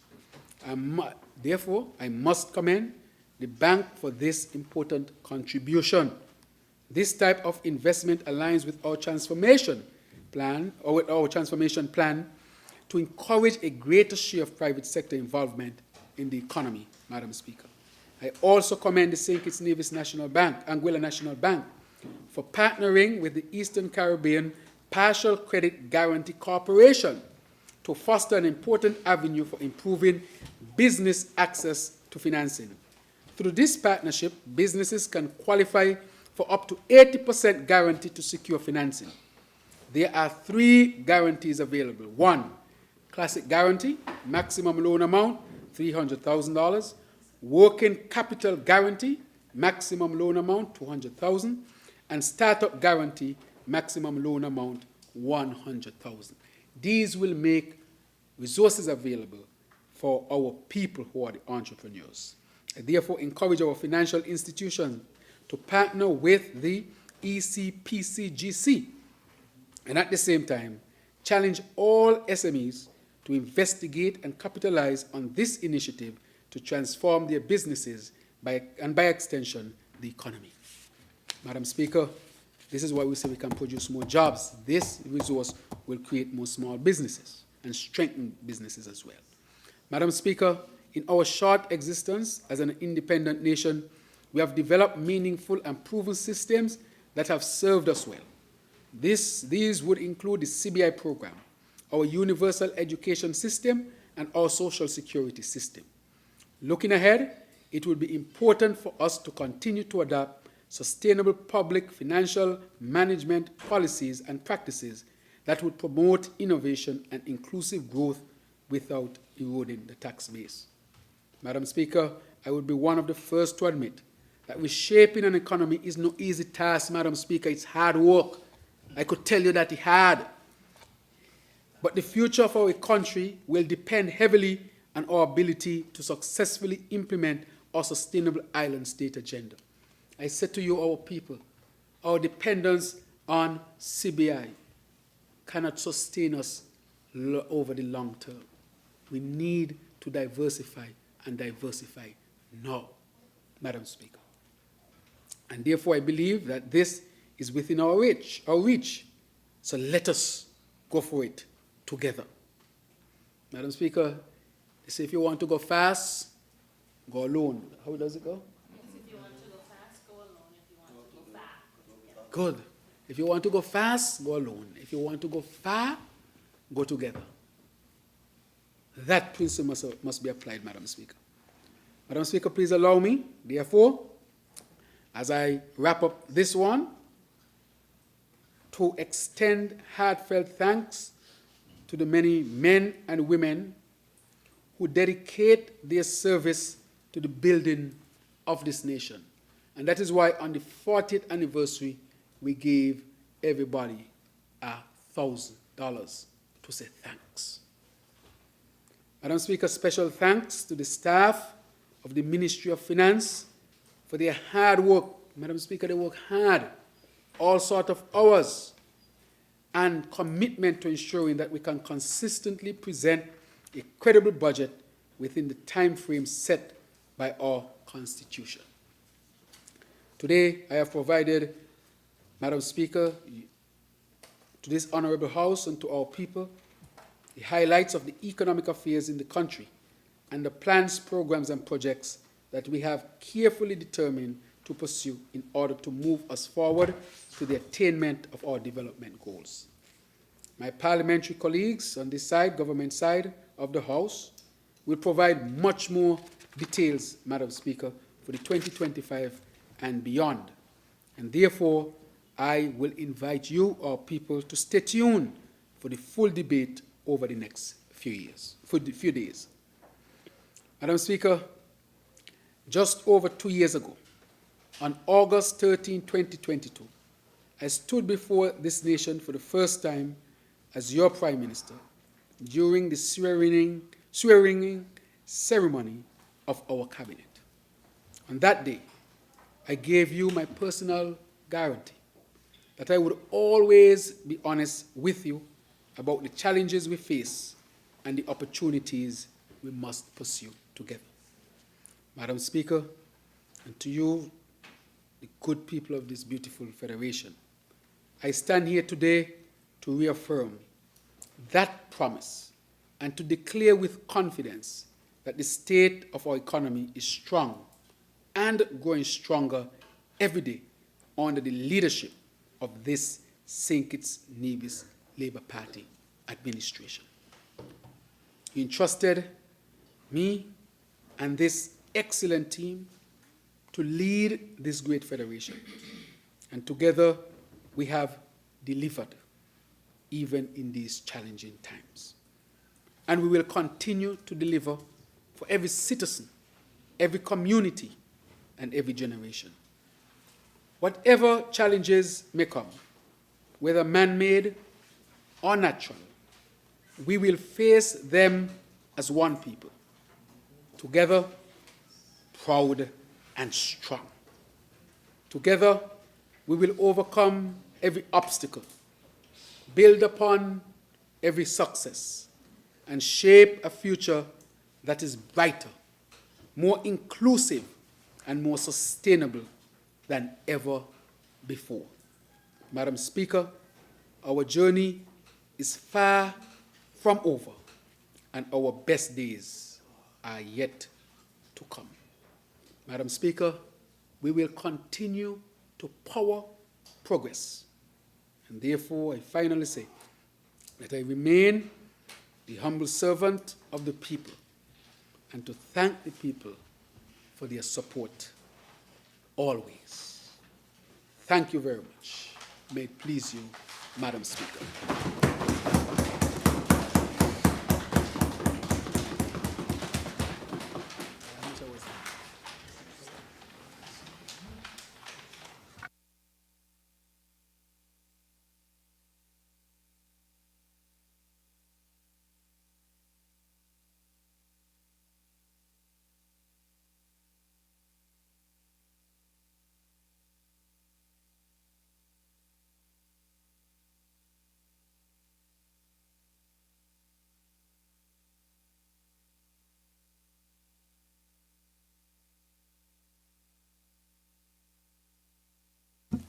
I recognize the honorable member for St. Christopher.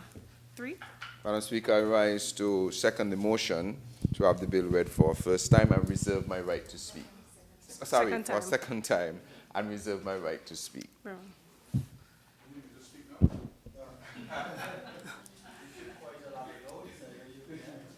Thank you to the mover and the second of the bill.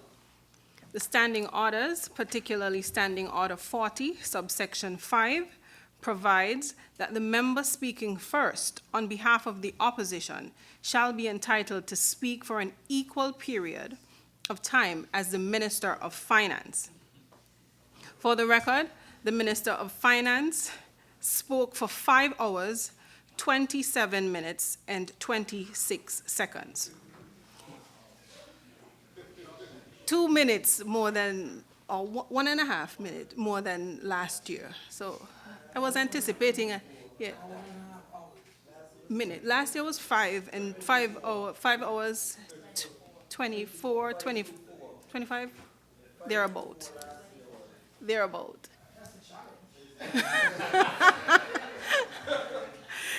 It therefore follows that the opposition's first speaker will be afforded the same 5 hours, 27 minutes, and 26 seconds in response. I wish him the very best.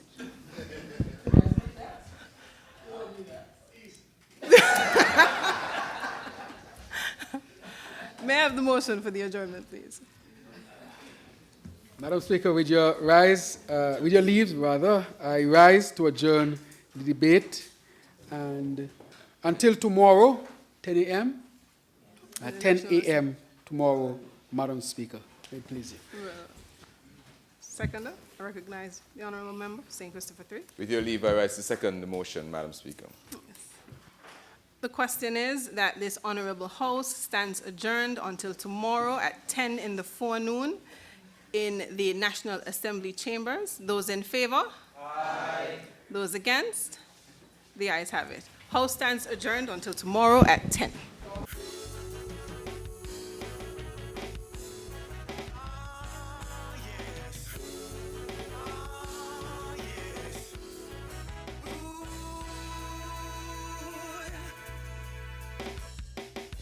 Land of my birth, filled with beauty. I got to give thanks and praise to the Almighty. The world so wild and crazy, still I am eager use a peaceful place. And we're living by God's grace. And if you don't believe me, take a little trip and see. Oh yes, Liamiga, land of water and sunshine, warming up this heart of mine. We're standing still in time, and we ain't got no borderline. We ain't got no borderline. Liamiga, land of water and sunshine, warming up this heart of mine. Though the storms may blow sometime, still we ain't got no borderline. We ain't got no borderline. Still we got to till the soil. Oh yes, 'cause food is the staff of a life. Lord, there's enough for each and every one. So just take a little and let us live so long. Get yourself together in sweet Liamiga, Liamiga, land of water and sunshine, warming up this heart of mine, standing still in time. And we ain't got no borderline. We ain't got no borderline. Liamiga, land of water and sunshine, warming up this heart of mine. Though the storms may blow sometime, and we ain't got no borderline. We ain't got